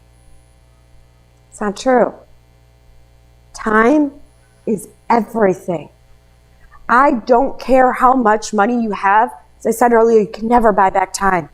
Steve Jobs, perfect example of this. Steve Jobs, one of the wealthiest individuals in the world. Steve Jobs made the majority of his money on the left side of the quadrant. He went to work every day. Every day. I don't believe Apple would exist as we know it if Steve Jobs did not devote his life to that company. Steve Jobs gave a speech on his deathbed. He gave a speech and approximately 18 minutes later, he passed away. One of the things he said during that speech, his greatest regret in life was not having time. Not having time to be the father he wanted to be and time to be the father his children deserve to have. That's why one of the big things that I really, really hope that you think about and self-reflect with yourself tonight, tomorrow night, next week. Why do you want to do this? Because if you don't have a why, what's the point, right? And know that once you have that passive income coming in, be thankful for it and go out and do it. If one of your whys is I want to help others, you better be helping others when you're in a position to and able to, right? That's, again, what it's all about. Sure, most of us have seen this before. Go to school, get a job, buy a house, pay into a pension, and you'll retire happy. Does it work? No. Did it used to work? Yeah, I think so. Yeah, used to work. Depends, right? It worked for my grandparents, I could say that. But now, what's the problem with this? What's changed dramatically? Pension, yeah, you're right. So actually, yeah, there's two things. This doesn't exist anymore. And what else has changed? What do people get at school besides a degree? Debt. If you haven't watched an incredible documentary, it's called Ivory Tower. And it's probably been out, gosh, I'd say for 6 or 7 years. It talks about the fact that the cost of a college education has increased more than any other good or service in our country over the last 20 years. Here's what's crazy, is what some of the presidents of universities said on that documentary. Because they said, how come you guys keep charging? Have you seen Ivory Tower? It's nuts, right? They keep charging more and more money. And so they asked, why do you guys keep charging more? You know what they said? Because they'll pay it. Okay, you guys are really going to be shocked. They said, whoever charges more gets ranked as a better school. So they're just in this constant competition. I want to charge more. No, I want to charge more. No, I want to charge more. And they keep doing it. And like a lot of you also mentioned, people will pay it. And I'm all about, I don't care if the education costs $250,000. Give me a job making $2 million a year. That makes sense. But people are graduating from school, and that's why they can't buy a house. We right now in our country, we have more people in their 20s and 30s living at home with their parents than ever before. And the number one reason is because of the cost of a college education. Their student loans cost more than what a mortgage would cost, right? So, and all of this also relates back to, according to USA Today, our greatest fear is running out of money in retirement. Do you agree with that? Right. The problem is, what we want to do as Americans, we always want to save. Let me save for this. Let me save to send my child to college or children to college. Let me save for retirement. If you keep saving, there's nothing left. There's nothing left to live off of. And according to USA Today, average person needs $1.3 million saved up to retire happy. I don't even know if that's enough. It's hard to save to a number. We live in different markets. We have different expectations for life. Some people may be retired for 10 years. Some people might be retired for 40. So what do you do if your retirement was planned for 20 years and you run out of retirement? Knock on your kid's door. Payback. Hi. Took care of you for 18 years. I think that's what I'm owed here, right? What we are here to suggest, instead of saving to a fictitious number that you never know whether or not it's enough, turn the faucet on. Increase your cash flow, your passive income, your residual income. Money coming in without your time needed for that money. Once your cash flow exceeds your expenses, you have become financially free. That's it. That's all that it is. This is how a girl in her early 20s became financially free, and I was nowhere near a millionaire at that point. Isn't that interesting? You don't need to be a millionaire to be financially free. I had enough money coming in to cover my expenses. Now, I will say this. When I first became financially free, I was not living a lavish lifestyle. I really wasn't. I had enough money coming in to cover my expenses. And then, when I wanted to live a nicer lifestyle, what did I need to increase? Yep, more cash flow. And it was one of the greatest things that my mentor ever said to me. He said, you want to live the life that you want to live, all you have to do is you keep buying cash flowing real estate and let every property stand for something. So the first property that I bought covered my rent. Yes, I was a renter when I started investing in real estate. My second property that I bought covered some of the bills. Electric. That was my second and my third property. My fourth property kind of finished off the bills. That was my car payment. Then from there, I want a nicer car. See, another thing that I was also taught, we don't buy expenses, we buy assets and let assets pay for our expenses. So if somebody were to tell me, Nicole, I'm going to go buy a car for $30,000 and pay cash for it, I'm going to shake my head. They're better off taking that $30,000, using it as a down payment on a piece of real estate, let the cash flow pay the monthly payment for the car. Does that make sense? And they just use the exact same $30,000, right? So it's just a different way of thinking. One thing that I want you guys to think about in the next couple days for yourself is, what's your infinity net worth? The way we're taught, net worth is assets minus liabilities is my net worth, right? What do I have in assets? How much do I owe? This is my net worth. It's not the way we look at it in infinity, nor is this the way that I've ever looked at it as an investor. Your infinity net worth, how long could you live with what you have in savings? You know what it is for the average American? 3 months. Average American, if they were to lose their job by choice or not by choice, they could survive for 3 months. Now imagine having a CLE. That's uncontrollable, right? And that is what cash flow is all about. Money coming in, without your time needed for that money to come in. I'm going to share with you 2 important slides. These are 2 of my personal investments, piece of real estate comparative to a retirement account. Now, all the numbers that I'm sharing with you are as of January of 2018. So I just want you to be aware that it's as of that date. I do need to go through and update this.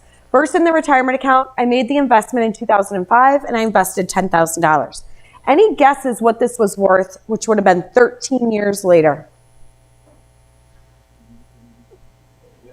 You saw it though, right? Yeah. I was like, you saw the Saturday. No. Just in a plain Jane annuity. You guys, I think we all have the same financial advisors because we're all right in the ballpark. $13,900.52. I made $3,900. Yay! It's life-changing. And this is in 13 years. So the return of 2.536%, published inflation that same time period, 2.08. You can see I actually made 0.5%. You got that. Basically made 0.5% in 13 years. Is this how most people plan for retirement? Notice this is on the left side. This is how most people on the left side of the quadrant think they are going to retire, but you look at these numbers and you wonder, how could this ever possibly work for anybody? And here's the kicker. That's just the value of it. If I said it's my money and I want it now, are there some things they're going to charge me? Penalties, taxes, fees. If I said it's my money and I want it now, I would get back less money than I gave them 13 years later. The way we are taught, the way we are trained to save for our retirement and our future, I would get back less money 13 years later. Now, when we put our money in a retirement account, what do they do with it? Invest it. Yeah, what are they invested in? Stocks, bonds, mutual funds, real estate. So they say, don't put your money in real estate. Give it to us. We'll invest it for you. We'll give you maybe 20% of the gains, and we're going to keep at least 80%. Did they just master using other people's money? Yep. That's all a retirement account is. They take your money, they take a whole big group of that money, and then they go and invest it, and they keep the majority of the gains. And if it goes down, do they still get paid? Yes. Why don't we just all be them and use other people's money? You know, Aaron's going to talk more tomorrow about self-directed IRAs. Take good notes. If you have money in your retirement account, I highly, highly, highly recommend doing a self-directed IRA. How many people in the room, does anybody in the room already have a self-directed IRA? Oh, look, oh, good amount of you. Do you guys love them? Love them, right? They're amazing. Do you ever look at your old numbers of what it was doing and what it was doing now, and you're like, why didn't I do this sooner? And then you try and tell your friends, and they're like, they just don't want to hear about it sometimes, right? You always know a savvy friend is like, what's a self-directed IRA? They've been around since the 70s. What?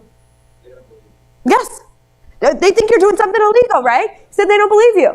They're like, no. If you take your money out, you get taxed, you get penalized. No. You put it in a separate account, you become the boss of your retirement account. It's the coolest thing ever. Less than 1% of the country uses self-directed IRAs. So yeah, definitely look at that. Now let's compare this to the piece of real estate.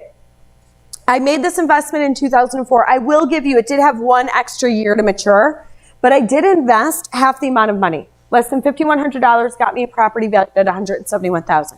We know where the rest of the money came from, right? No matter where it came from. It didn't come from me. So it's great about real estate, right? The ability to leverage. This property as of January 2018 was worth about $250,000. So you might be looking at it saying there's $90,000 in equity. But what happened to this mortgage? Yeah, of course. Amount I owed in January 2018 was $110,000, leaving my equity on one single asset at over $139,000. Work smarter, not what? Yeah, work smarter, not hard. And you might say, yeah, but Nicole, you had a mortgage to pay every month. Who pays the mortgage? Renters. We'll get to that on the next slide. Not taking into account any cash flow, just this down payment amount to this equity amount is nearly a 2,800% ROI. Compare that to over here. And I don't care about this $140,000. It's not that I'm nuts and I don't care about 140 grand, believe me. That wasn't my strategy. If you want to be successful in real estate, it's using the right strategy on the right property at the right time.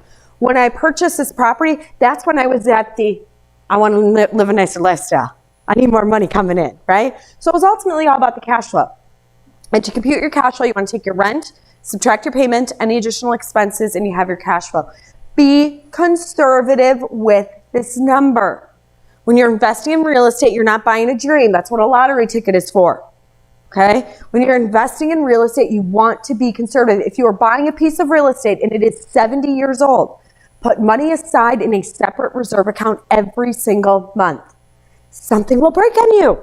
That's the reality of it. I am not going to stand up here and say, you start investing in real estate, you're going to wake up.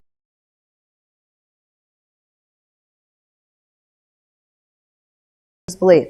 I'm here to show you with the right knowledge, with the right education, your path can be whatever you choose your path to be. And I'll share with you the cash on my property. There's a picture of it. We receive $1,800 a month in rent. Monthly payment is $1,092.64. PIT, principal, interest, and taxes. This number is normally PIT, interest, taxes, and insurance. Please make sure to insure your properties. Because of the structure of this property, it is included in other expenses. Numbers are looking pretty good, right? Yeah. So we do have additional expenses. Additional expenses, $162 a month, leaving our monthly cash flow in one single asset, $544 a month. God bless you. Is that incredible? What's $544 a month? Utility bills, cell phone bill, car payment. Imagine not having a car payment. And if it's not your car payment, imagine driving a nicer car because you have $544 coming in every single month without your time needed for that money to come in. And the real question is, how many of these do you need? 2, 5, 10, 20? Imagine 20 of these. $11,000 a month coming in every single month without your time needed. I know $11,000 a month would absolutely change your life. Now, here's what's cool. Here's one thing I really love about Infinity. This is, there's get rich quick is over here, Infinity is over here. We're get rich, but it's not quick. Okay? Are we all okay with that? Are we all okay letting a property season and having it pay down? Showed you guys a property that we purchased in 2004. There's a reason why I wanted to show you a property we bought in 2004. We all know what happened to the real estate market. I have a little thing is that if I'm going to take advice from somebody, I want to know that they know what they're doing, right? If someone is giving me advice on how to eat healthy and they don't look like they eat healthy, I'm not taking their advice. It's just that simple, right? If somebody wants to tell me advice on the real estate market, because everybody wants to tell you advice on the real estate market. And I love it when it's Joe sleeping on the couch in mom and dad's basement. You're like, well, yeah, you don't know what you're doing, right? Or this is one question I always ask people. They always say how 2007 and 2008 killed them. Has anyone asked Aaron how 2007 or 2008 affected him? Aaron's not in the room, is he? Meg, did you guys lose any properties 2007, 2008? Foreclosure? No, she's like confused. Like, what are you talking about now? Yeah. You know what I did too? 2007. Well, 2007 I didn't buy. 2008, did I ever lose a property? Nope. Question is why? Because how are most people buying real estate 04, 05, 06? They wanted to buy a property, they hope that it appreciates, and they want to sell it. Write this down in your notes, please. I will make my money the day I buy. I will make my money the day I buy. As real estate investors, there's a couple ways we make our money the day we buy. One is we always buy at a discount. Second way, if I have cash flow coming in, now again, 2007, 2008, did the value of this property go down? Yes, I'm going to tell you exactly what happened. Does that mean my Net worth, according to some other individuals, went down. Yes, of course, because the value of assets went down. And it went down dramatically, I will say that. Did I still have this coming in every month? So who cares? Do you get what I'm saying? And if it went down, this is when everybody was screaming sell. What was I screaming and what was I doing? Buy. And the other thing that's interesting, the history of the world, we've studied real estate for over 1,000 years. Any real estate market that's ever gone down has also gone back up. Perfect market right now, New York. Get asked about this all the time. What do you think of New York? I'll tell you this, anybody that buys it right now will make a killing in appreciation. We all know New York's going to come back. But the problem is, can you rent it out for a cash flow? No, and that's why I want to buy there. Because if I'm buying for cash flow, it's not about speculating the market. None of this matters. Everybody else is always concerned. Is going up, down, right, left, or sideways? Who cares? If this is coming in, and keep in mind, part of this right here is P, that's principal, $450 a month of this is reducing my mortgage balance. So let's just say, if you want to be very conservative, that a real estate market went down and it didn't come back up. And let's say I was underwater. At some point, am I not underwater? And am I the entire time collecting cash flow? How many people think cash flow is the strategy you want in real estate? I hope it's everybody, right? Whether it's your first, whether it's where you start, this is our goal. This is what we want to get to. We have a son. He's 2.5 years old. He was 1.5 when he first said the word cash flow. It was on Mother's Day, too. Best Mother's Day gift ever. And my favorite thing is you can ask my son, what type of real estate investor do you want to be? Do you want to be a wholesaler? Do you want to be a flipper? Do you want cash flow? He goes, cash flow, cash flow. His little onesie, too. The hashtag cash flow. And he walks around and people look at him like, what does his shirt say? I'm like, just changing his life, right? And while we're on the topic of kids, and we also did just talk about self-directed IRAs. You have kids or grandkids, open them up a self-directed IRA. I don't care if they're 2 months old. I don't care if they're 20 years old. Greatest thing that you can do. And most people will save for their kids' education for college. Do you know you can put it into a self-directed account and they can pull from it for education? Did you know that? Isn't this cool? Yeah, and they're not restricted where they go. See, that's the problem for me with some of those programs. You must go to this state. And what if your child says, I don't want to go to school in this state? Well, you have no choice. Because we have like $250,000 saved up for you to go to this school. Here's a great quote from Barbara Corcoran. All of America right now is having a love affair with real estate. And the reason why we're having a love affair with real estate is because of the amount of money we can make without our time needed for that money to come in. Now, here's a question I get asked. Nicole, what if I look at a property and it doesn't cash flow? Next, you don't buy it. It really, really, really is that simple. Numbers don't lie. You run the numbers. If the numbers work, buy, buy, buy, buy. If the numbers don't, maybe you could see if you can make some adjustments. Maybe you attempt to get the purchase price lowered, because maybe it's cash flowing, but just a little bit. And you don't ever want your cash flow to be a low number. You don't want to buy a property that is $25 a month in cash flow. That's risk. Something can happen. And this property, because your cash flow will adjust. You don't just have a cash flow and it doesn't, it stays the same. Rents go up. Generally, your cash flow over time increases because rents will increase. This particular property actually did the opposite, and I'll tell you why. Because obviously real estate taxes go up. The tenant moved into this property, it was either June or July of 2008, never increased the rent. Market rent on this property, I could be doing even better. Market rent on this property is about $2,300 or $2,400 a month. Why haven't I increased her rent? She stayed. She takes care of it. Don't be greedy in this business. I promise you, I see people and they say, oh, I'm just going to keep increasing rent because I'm going to keep making more money.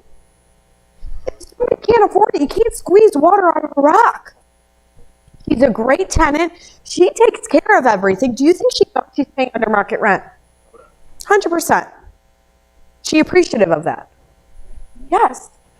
Having a good tenant is like gold. And I get looked at all the time. Wow, you've had some tenants for 12, 13, 14, 15, 16, 19 years. What you doing?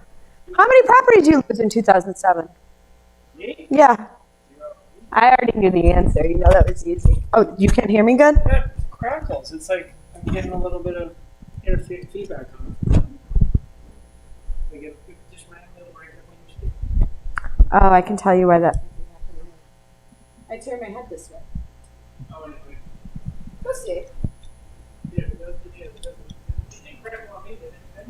You don't have hair, Aaron. You don't have hair.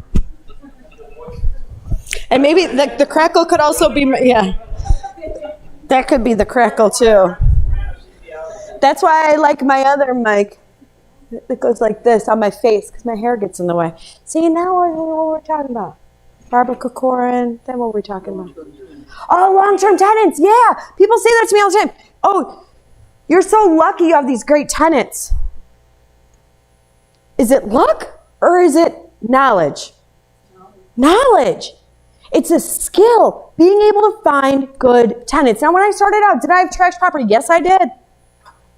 Do you think that as you get educated and you have mentors and you're trained on this, that you get better and better and better at identifying a good tenant? Yes. And I'll tell you this, part of the secret sauce is in your gut. Just look at it. Some of my greatest tenants have had some of the worst credit scores I've ever seen. This tenant, for example, worst credit score I've ever seen. I bet 98% of landlords would not have rented to her. But you know what? You are a human being before you're a real estate investor.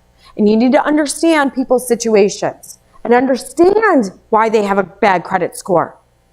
Her situation was her mother passed away and she had co-signed for everything for her mother.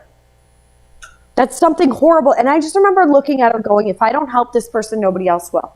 And by the way, the reason why she wanted to move was because her brother used to live with her mom. Her mom took care of her brother who was mentally handicapped. And she said, and she was at her previous place for over 20 years as a renter.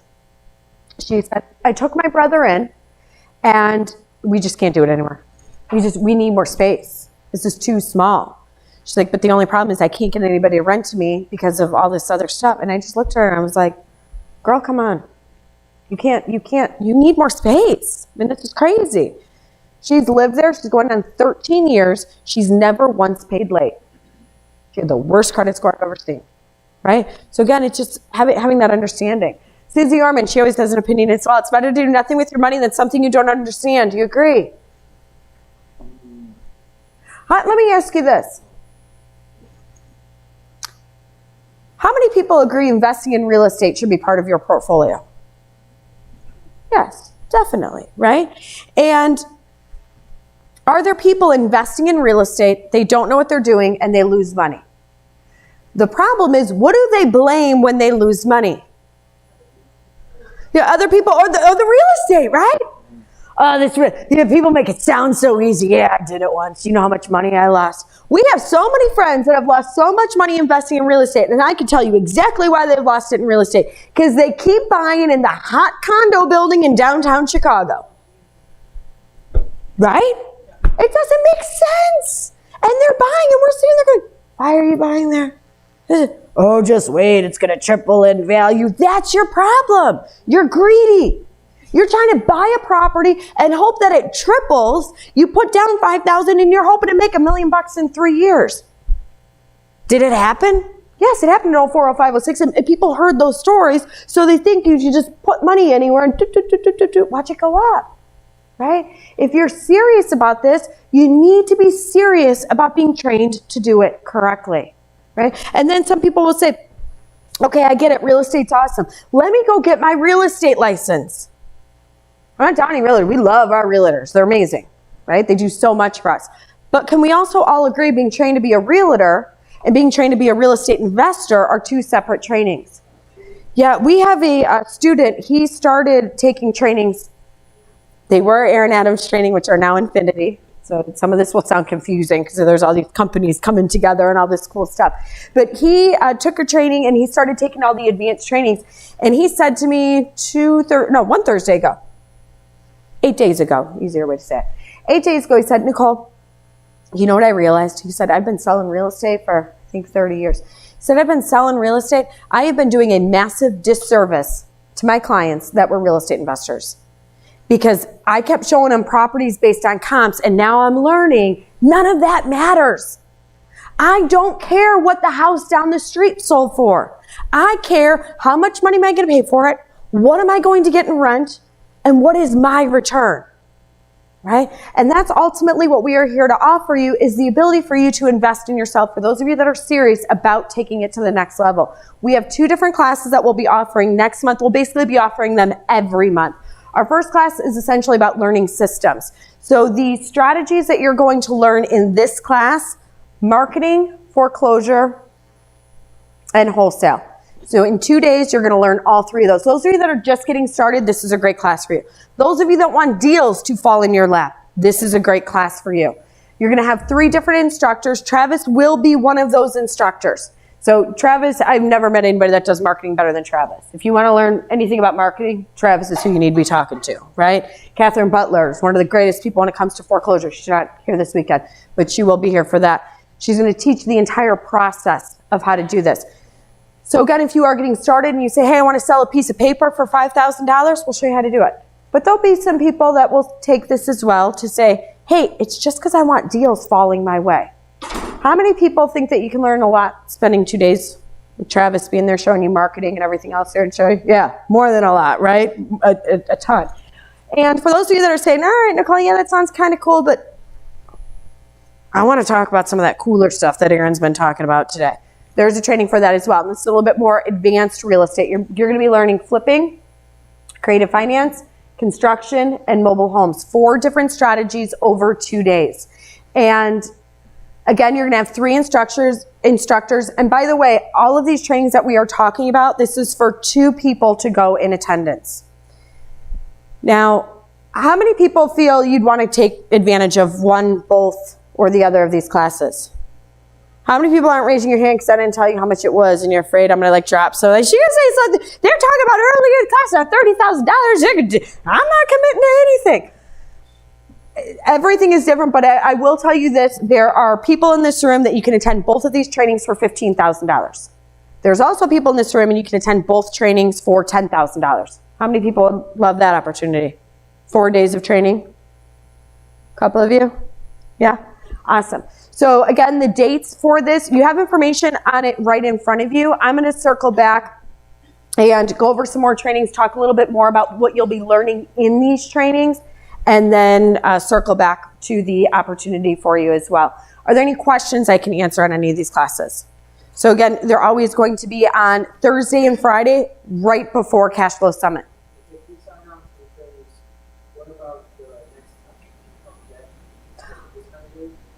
Oh, even better. You get to come again, not for a discounted rate. You get to come again for free. Is that cool? Now, why do you think we do that?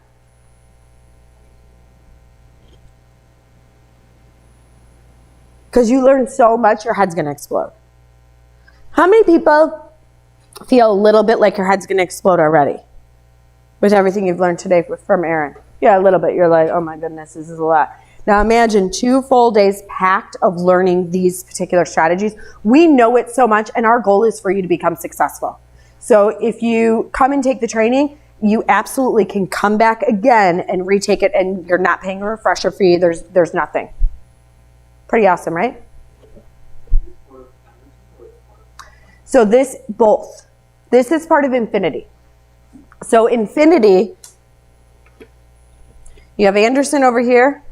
You have Alpine over here, and they basically both said, hey, we have all these awesome people. They really want to learn real estate. What do? They created a baby and named the baby Infinity. So the cool thing is that you know that it's essentially both companies. I mean, a lot of you have come through Anderson. Would you agree? Incredible company. I mean, they're awesome, right? They stand by their word. They're there for the clients, everything. Those of you that have worked with Aaron before, would you say the same thing about Alpine? Yeah.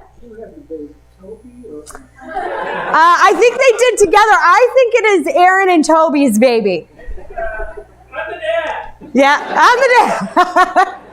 Get that clear right now. Yeah, I call it Aaron and Toby's baby. Yeah, they had a baby infinity. Yeah, absolutely. So yeah, and when we're saying taking both, what most people would do, and you can do it however you want, but most people would say, okay, in March, I'm going to take the first training, the Learn Systems. In April, I'll take the Advanced Real Estate. Now, if you really want to, and you're here with somebody, you can come in March and you can split up. I want one person in this class, one person in this class. It depends. Some people like to learn together. Some people are like, you go your way, I'll go my way, right? Whatever you are most comfortable with.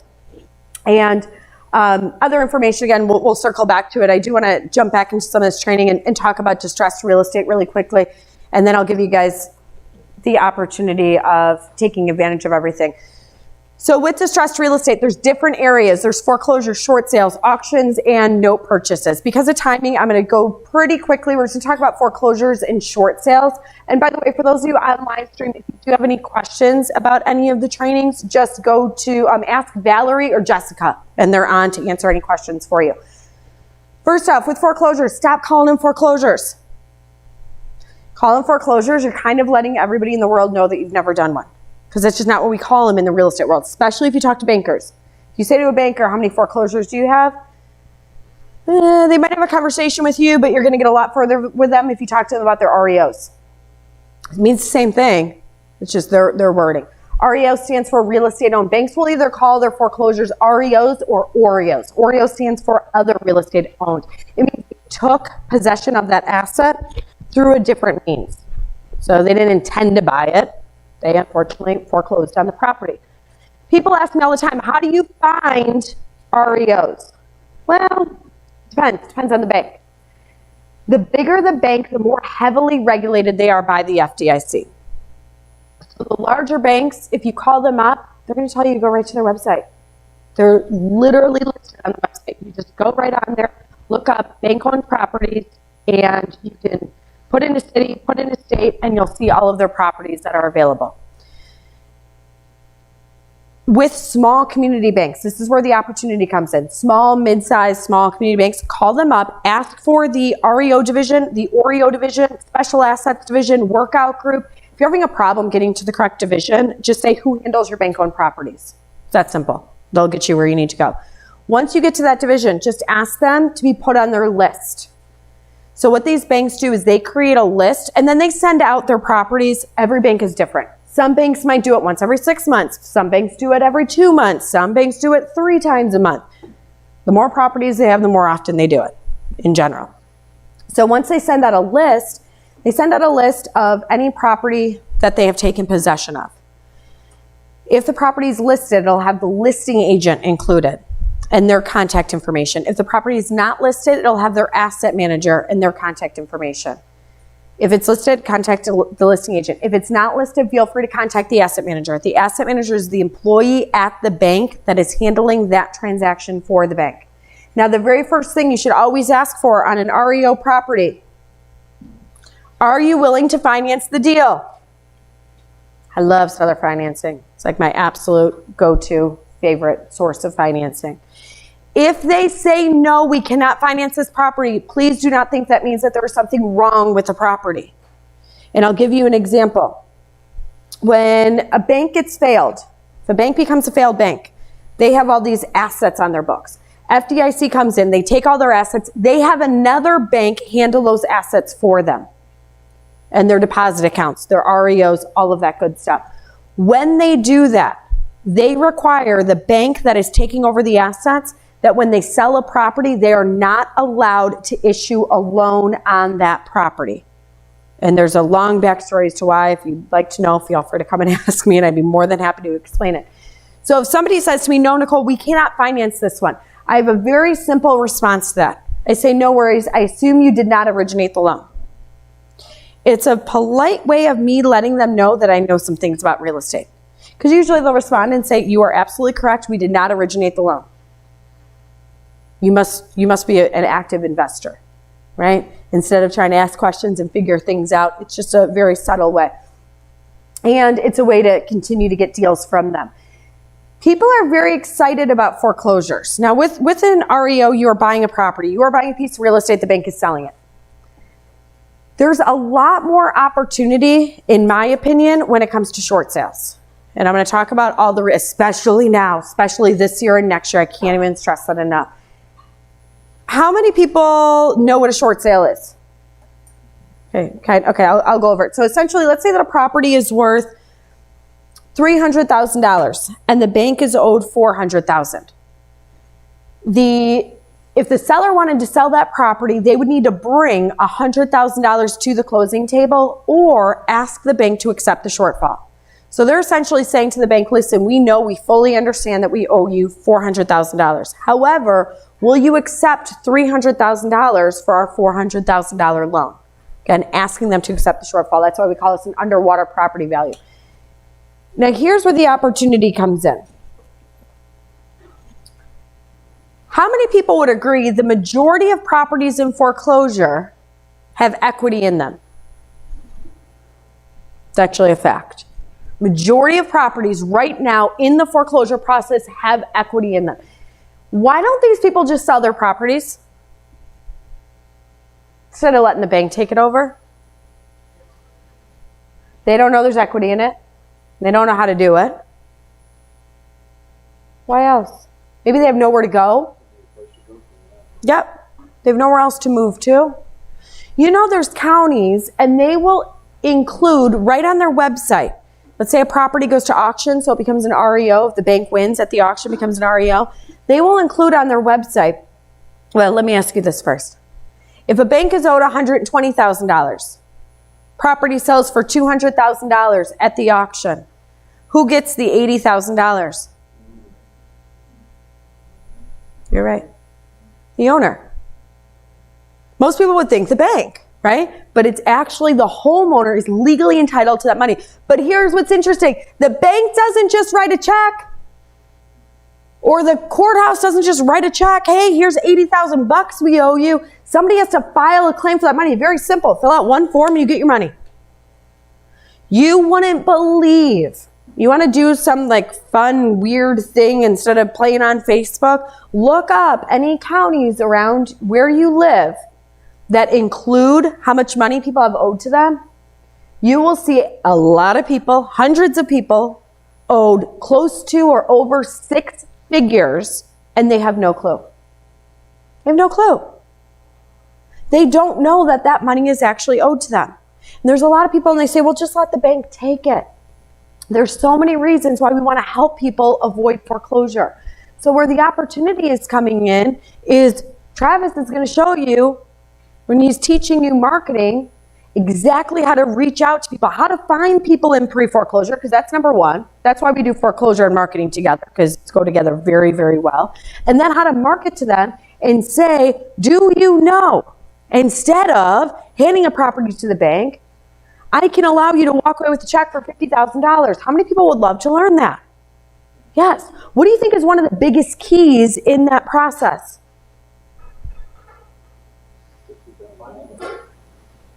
Could be the $50,000, finding them, right? Because otherwise, put it this way, if they had $100,000 in equity and you're cutting it in the middle, 50 them, 50 you, that should be quick and easy to finance because you made your money in the buy, right? We always buy at a discount. It's finding the properties, using sources to find the properties, and reaching out to the homeowners effectively, because you are not the only one that is finding them. They are getting a whole bunch of information. And I think what a lot of people miss on this is when they're sending things out, they are, want to sell your house, or we'll help you avoid foreclosure, or it's all the same. You need to have something different. I know a real estate investor in Tennessee, and he does some brilliant marketing when it comes to selling houses. Selling them. He bought a panda suit. And every time he lists a house, he puts that panda suit on, and he will find somewhere in the house to pose in that panda suit. And it's the funniest thing, because we've all done it. We're scrolling through and we're looking at pictures on the internet or wherever, and you're like, is that a panda taking a shower? And it just makes you stop for a second, and that's all that marketing is. Right? And these are the things, if Travis is doing it for him and Aaron, we all know it works. They have properties to show it. Follow the same system instead of trying to reinvent the wheel. And one really cool thing that you can do with short sales that they'll talk about next month for you is utilizing a lease option. A leased option, when you do it on a pre-foreclosure property, it is a way that you can stop the foreclosure process and gain control of the property. You want to talk about massively helping people and getting control of the property without having to pay for the property? It works better in certain states than other states. The states it works the best in, Texas, Arizona, and California. The states where I'm going to say good luck, Illinois and Florida. And the reason being is Illinois and Florida, we have the two longest foreclosure processes in the United States. So what a pre-foreclosure, again, we're stopping someone's foreclosure. They might be 5 years behind on their mortgage. The numbers just aren't going to work. It's going to be a lot more difficult to find a property where the numbers work. Whereas that are good, Texas, California, and Arizona. And reason being, those are your three fastest. Those are all non-judicial states. So judicial versus non-judicial means it does not have to go through the court. Any non-judicial state is a very fast state. Another great one would be Georgia. Georgia is also non-judicial. And then there's some states that are non-judicial and judicial. And if you want to know your state, just Google is whatever a judicial or non-judicial foreclosure process. And if it says non-judicial, just know that it would be a good one. Tennessee is another one. Some states are both too. So, but the three that I mentioned are definitely the fastest. Some people might say, Nicole, this all sounds so great, but how do I buy $1 million property if I don't have $1 million? Well, you need to know where to go to get the finances, because it's not about using our money, especially as we're starting out. Whose money do we want to be using? Everybody else's. And there's so many different sources. I'm not going to go over any of these individually just because of timing, but my absolute favorite on here, and I already said this, is number 5. I love seller financing. And I'll tell you one of the big reasons why I love seller financing. It helps the seller, and I'll tell you why. Let's say somebody bought a property for $1 million, and they've owned it for 30 years, 40 years, 50 years. Let's just say the property is fully depreciated. They go to sell it for $2.5 million. Most people think they have to pay capital gains tax on the $1.5 million, right? Bought it for $1 million, sold. They're paying a capital gains tax on $2.5 million because they fully depreciated that property. It's all about the book value versus the sales price. And when a seller, I will always ask a seller, how long have you owned this property? And they'll tell me. They usually want to sell because they're retired. Don't ever try.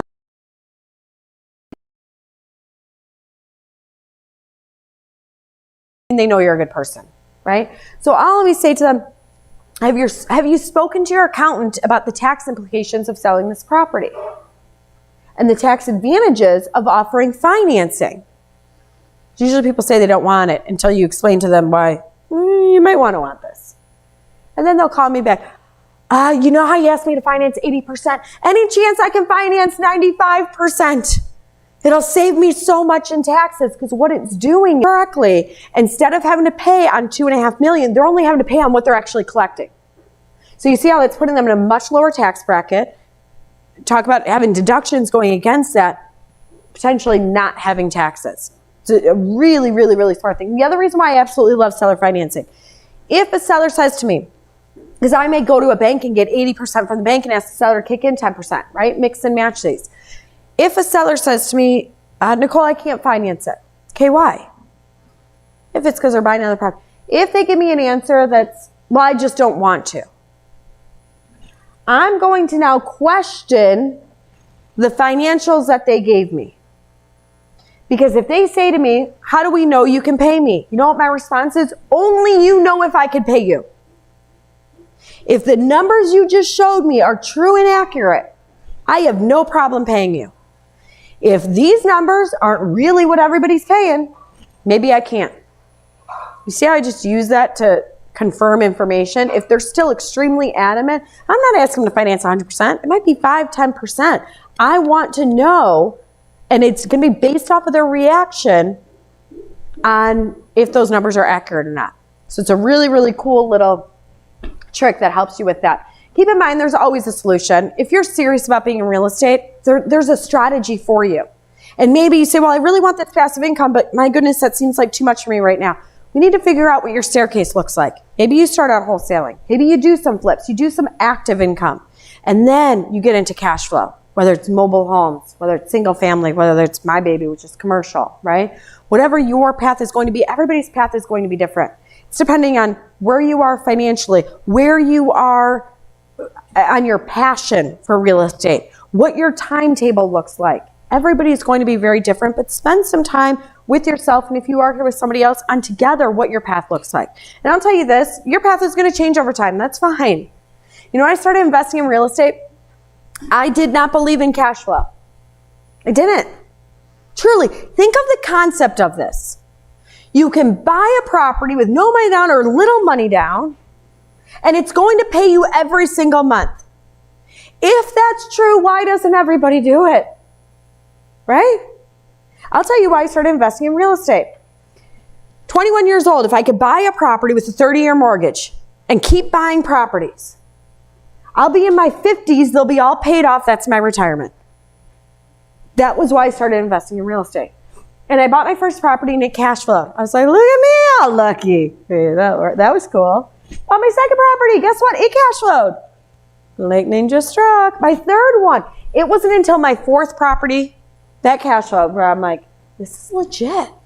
You just have to know how to do it. And then I would tell all my friends and they think I'm nuts. Kind of like with the self-directed IRAs. I'm like, go buy properties. Do you know I have friends that for 20 years keep telling me next year they're going to do it? See, the problem with people that always say they're going to do something, but they're going to just wait right now, they always say they're going to wait. Oh, I'm going to start working out, but I'll start next week. Well, next week it'll be next week, and next week. In Think and Grow Rich, one of the greatest parts is successful people make decisions.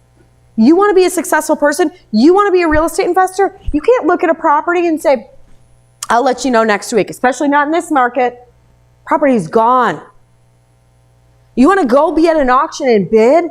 It's fun. I can tell you, there's something, when people are just screaming numbers, you better be prepared and you better be ready to take action, or you are going to be the one that loses, or you're going to be the one that overpays because you just want to win, right? That's ultimately what it's all about. Our 3 keys to success. First one is opportunity. I think we all agree there's massive opportunity in real estate, but you can have all the opportunity in the world. If you don't have knowledge, you're in trouble. And that's what we're here to do. That's what Anderson wants. That's what Alpine wants. Of course, that's why Aaron and Toby had a baby and named it Infinity. We're here to bridge that gap, and we're here to give you that knowledge. But you can have all the opportunity, you can have all the knowledge. If you never take action, as I just mentioned, you're in big trouble. And again, everything we do in the classroom is to prepare you to be successful in the real world. And there's going to be some of you who say, I want to move forward and take some of these trainings. And some of you are already planning on talking to Meg this weekend. You can absolutely, when you're talking to Meg about properties, getting your question answered, talk to her about this as well. She'll be able to answer anything for you. And great quote from Robert, knowing you need to make a change isn't enough. You've got to find the guts to do it. Do you agree? Yeah. How many people say you are really serious about being a real estate investor and adding more properties to your portfolio? How many people say you're going to do something about it? There we go. I love it. And I already did go over the trainings that we have for you next week. Everybody does have a page. Is she okay if I touch her paper? Yeah, she'll be fine. Okay. You never know anymore. You never know. I'm like, you don't touch people, don't get too close to people. So everybody did have right in your booklet. So, we were very upfront with the pricing. The learning systems is $7,500. The advanced real estate is $10,000. Taking both together is $10,000. And for those of you on live stream, they're going to post a link so that you can see the sheet that I'm holding up as well. But I did mention that there's opportunities for lower pricing. So right on your sheet, you will see at the bottom, discount pricing for Real Estate Pro and 360 Pro Infinity members. I can tell you this, more than half of this room is Infinity 360. You may or may not know that you are 360. At some point this weekend, talk to myself, talk to Joe, talk to Meg, talk to Becca, talk to one of us just to find out where you are in Infinity, because the names have changed. So that's where it gets a little bit confusing, but we're good now. We love 360. It makes sense, right? Because in 360, you're learning stocks, you're learning real estate. You may have access to information that you don't even know that you have access to right now. So I don't want anybody to leave without knowing that. For those of you that do have membership at Infinity, your pricing is a little bit different. It's going to be either $4,500 for the first class, $6,500 for the second, or if you want to do both of the trainings, it's $10,000. A massive, massive discount for those of you that are part of Infinity. And just to also show you, oh great, here we go. Let me try to do anything. Ink, discard. Just to show you, for those of you that are 360, Aaron, how do I get back to the internet? Yeah. Thank you. FHA? No. Yeah, bring it to the web browser.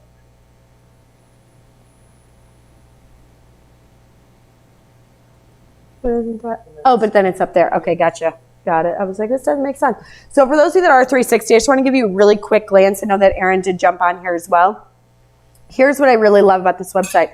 Everything is super organized for you right over here. Oh, I can't write on this one. Over to the left. Have you been on it? It's amazing. And there's so much information. Go to this calendar because this is where it keeps everything organized for you. So that shows for the different, Stock Pro, Infinity Mastermind, Summit Mastermind. Look at all this stuff that's available for people that are 360, not to mention the discounts that we just mentioned. So there's different webinars, macro stages. What else do we have here? Invest with the best, cash flow properties, navigating single family real estate. You're not paying for any of them. You have access to all of them as 360. And again, majority of you in this room do have access to this. You just may or may not know it. And the other one that I want to point out within 360, you have access to all of the trainings at Aaron Adams Training. They're already in the Infinity portal for you. So there we go. Let's say you want to learn about flipping. Boom, flipping. On every single one of these, you get bundle 3. So you can see right on there, $2,000 for one class. You have 13 of them. Is this a great opportunity? Yeah. And again, most of you guys have this. You just might not know that you have it. So please make sure that you talk and just say, where am I with Infinity? Am I basic? Am I Stock Pro? Am I Real Estate Pro? Or am I 360? Because you may have done something with Anderson where we're grandfathering you in, just because it's the right thing to do. You purchased a training and, so again, if you have this information, I do want to make sure that you are aware of that. For those of you on live stream, please just send a message to Jessica or Valerie and they can let you know where you are. Say that again? Yes, advanced that's exactly what it is. Yep, so you're 360. Yep, so you already have all of this and you can get the discount pricing. Yep, so some people it was because they were advanced, some people they were different, like advanced mastermind is what you did, which became 360. What's that? Discount, you could take both classes for $10,000, so it's $5,000 off. 1/3 off. It's a big deal. Any other questions on that I can answer for you? While I try and go back to this, here we go. All right. And again, how many people do want to make sure that you get with Becca at some point, Becca or Megan this weekend to find out where you are? Okay. Do you want to start a sign-up sheet for that? Yeah. Okay, perfect. So get with Becca. And if you say, you know what, I know that I want to do these trainings and do them next month, another little secret that I'm going to share with you. You want to come and do these trainings? Come next month, March or April. Any guesses why I'm telling you to come March or April? What? You're going to almost be getting some massive free time with Travis, with Catherine, with Jed, with your training. I mean, you're talking a room much smaller than how many people are in here right now. And to me, it depends. I mean, if you're somebody that wants it to be a lot more people, then wait till the summer. I'll tell you this, the summer ones are going to sell out just like this training is already starting to fill up in some of the summer months. But if you want to have that smaller room, next 2 months, definitely get there. And we're even talking about for one of the days, it'll be at one of Aaron's Airbnbs because we expect it to be smaller. Do you think that you kind of get more attention when it's smaller? Yeah, like I said, it's whatever your learning style is. That's personally my learning style. We don't even have to go over this. I think we could all agree with this. If I would say fear is a four-letter word. Does anybody know what fear stands for? False evidence appearing real. You got it. False evidence appearing real. And there's one thing that I was always told about getting over fear. It's kind of like Aaron says, just say yes, figure out later. When I think about fear, take a step. Take a step. Do something. Did anybody ever do Tony Robbins? Did you walk on fire? We had to do a virtual event canceled last March. Oh no, and that's the worst. See, like if you signed up in the summer, you that's your expectation. But when you're signed up in March and you're like, because he's amazing. You walked on fire? Coolest thing ever, right? Yeah, it was, but scary still, but you still do it, right? I remember standing there and I remember him screaming two things. One was take a step.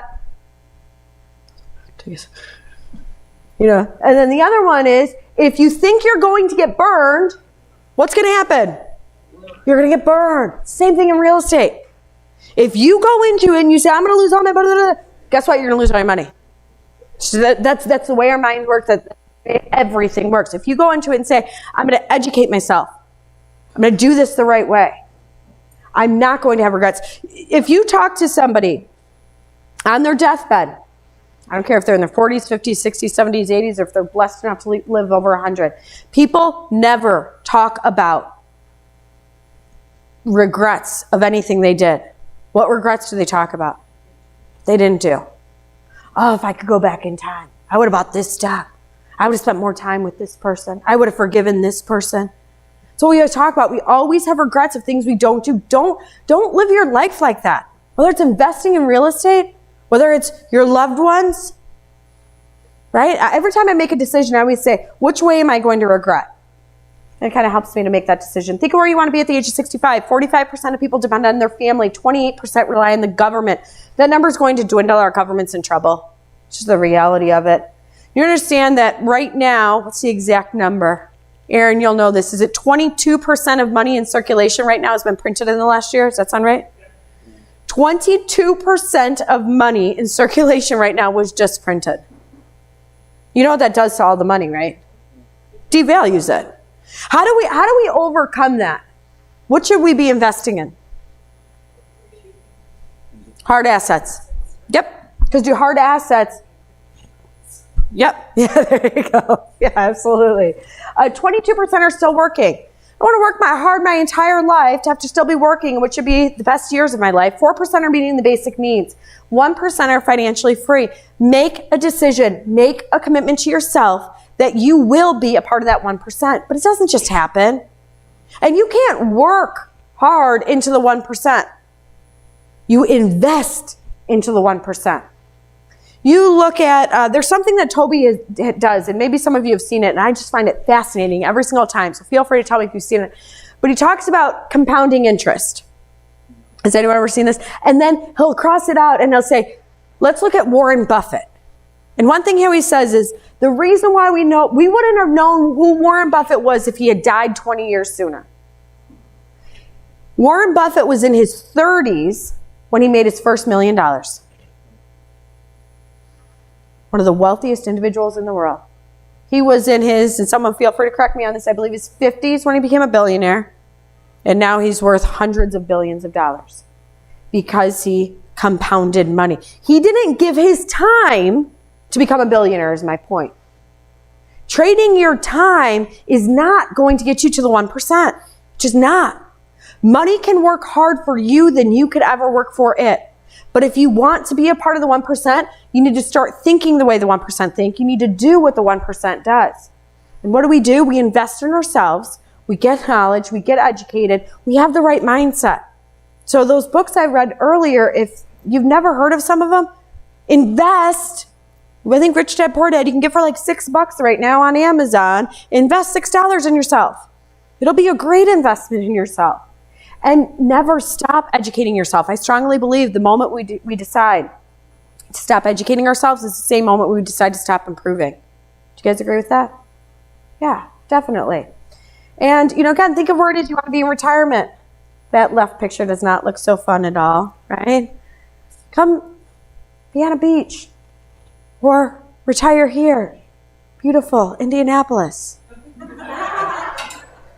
They found that funny. Everyone else over here was like, is she serious or is she joking? That's nothing. You should see it in Chicago. You can't see our fences in Chicago right now. I mean, it's craziness. Like, we came down here, we're like, oh, this is a nice relief. It's so warm down here. Like, I'm up here, I'm like, this is hot compared to where we've been. You guys are all like, oh, this is nuts, right? But that's what's pretty cool. I mean, let me ask you this. Why do people live in the Midwest? Yo, see how cold it is right now. Why do people do it? Cheap, it's affordable, and they have a job. Some maybe for their family, right? But they have a job, and you know, some of you live in areas where people dream to retire. So you live in California. You know, California is like now considered one of the most difficult states to retire in. California, and how you can't. You can't sustain your lifestyle of what people. I know somebody, and they do very well. They live in California. They live in like I don't know, $2.5 or $3 million house. She's like, yeah, we have to move out of state. We can't afford it. You wouldn't think somebody living in a $2.5 or $3 million house would say that they can't afford something. You know what that means? They were living beyond their means for too many years, and they can't afford to stay in the state of California because most people can't afford to stay in the state of California in retirement. It's just reality.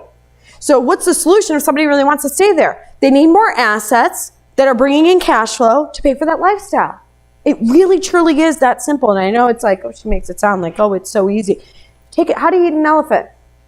One bite at a time. You go do your first deal, then do another deal, then do another. If you would have told me 20 years ago I'd have the properties that I have today, I'd be like, yeah, I don't even want that. I don't want that. Like I told Aaron this a few weeks ago. You know, the cool thing with education, you could have a good amount of properties. I tell him, I don't want your headaches. Anybody want to? How many employees do you have? 400. How many people want to have 400 employees? I'm not raising my hand for that one. That doesn't sound fun to me. That makes him happy. Try, baby.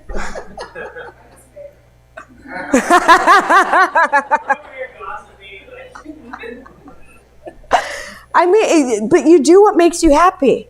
You want to have a boat? Don't buy a boat. Go rent a boat anytime you want a boat, right? You want to travel around the world, whatever it is. You want 400 employees? Have 400 employees. You set those goals and you figure out your path for getting there. And that's what we want to be here. We want to be here to help get you to that path. And, you know, again, let me know if there's any other questions that I can answer for you about the packages. We did go over everything. Becca's going to put out a sign-up sheet. And if somebody says, hey, I know I want to do this right now, you can just feel free to grab her now. We're going to kind of roll right into the cocktail session. You got your sign-up sheet? Oh, perfect. So just pass around and get any other questions that I can answer from the front of the room for anybody. And then trainings, any of the packages. How many people are excited to learn more about real estate? How many, out of curiosity, what's your preference? Real estate or stocks? And both? Yeah. And how many people know the importance of doing both? Yeah. And here's what's cool though, because you did notice that some people screamed out one or the other and some people said both. In a perfect world, totally my opinion, you do you, right? But in a perfect world, if you are investing with somebody else, you should be doing both. You should be doing stocks and real estate. Let one person be a little bit more the expert of one and one person be a little bit more the expert of the other. Does that make sense? Because there's a lot to learn. You know, one of the coolest things too, for those of you that are interested in stocks, I almost slipped right out of that. One of the coolest things is with stocks is every Tuesday, Thursday, and again, those of you 360, you already have access to this. How many people have gone on to Eric Dodd's training? Every week. It's amazing, isn't it? 3 days. Oh, because you do basic and then the event. How awesome is it? It's great. They said it's great. What do you say about it? Did you say you were on it? Yeah. It's awesome, right? Now, what do you guys do? Are you on there learning how to chart and do all the fancy stuff? I'm mostly just doing the basic stuff. Basic I've stuff. done many of the Straddle call, yep. that stuff, but I'm learning it too as I go because I want to get there. Yep. But, It's super cool. And I'll tell you what I do on there. I cheat. And maybe you cheat too. It's okay. You can admit it. What I do, so what Eric's doing on these Tuesday, Thursday classes, he's trading Toby's account. So when I say I cheat, you know the saying, you really want to be successful, you find a successful person and do what they're doing. And he does. He walks you through this trade step by step. He literally walks you. Yes. Have you been on there? It's amazing. Did you just take notes and go do? That's what I do. I do the same thing. I just sit there. I'm like, okay, he bought this, he did this, and then I go over to the account and I buy this and I do this. I know it's worked out for you because if we're both doing the same thing, it's working out. How cool is it? And so that's why I say you choose how you want to do it. You can either learn from it. I will not judge you if you want to cheat. I'm totally cool with that, right? You know, I think buying Aaron's property is kind of cheating a little bit because you just like, here's some money and you're like a winner to all your friends. Like, look at this property they own and all this money that it's making. But that's okay. That's what's funny. In school, you get in trouble. What's that?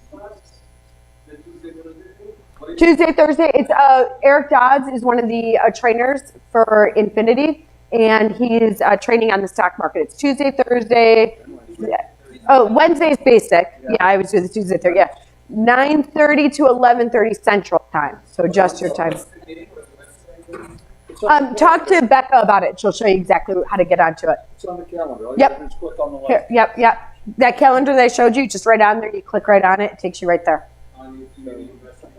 Yep, you got it.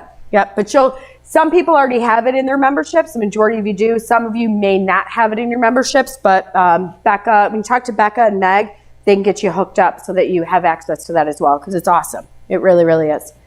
It's not cheating. It's knowing your resources and how to use them. There you go. You're exactly right. It isn't cheating. It's knowing your resources. Any other questions that I can answer for anybody?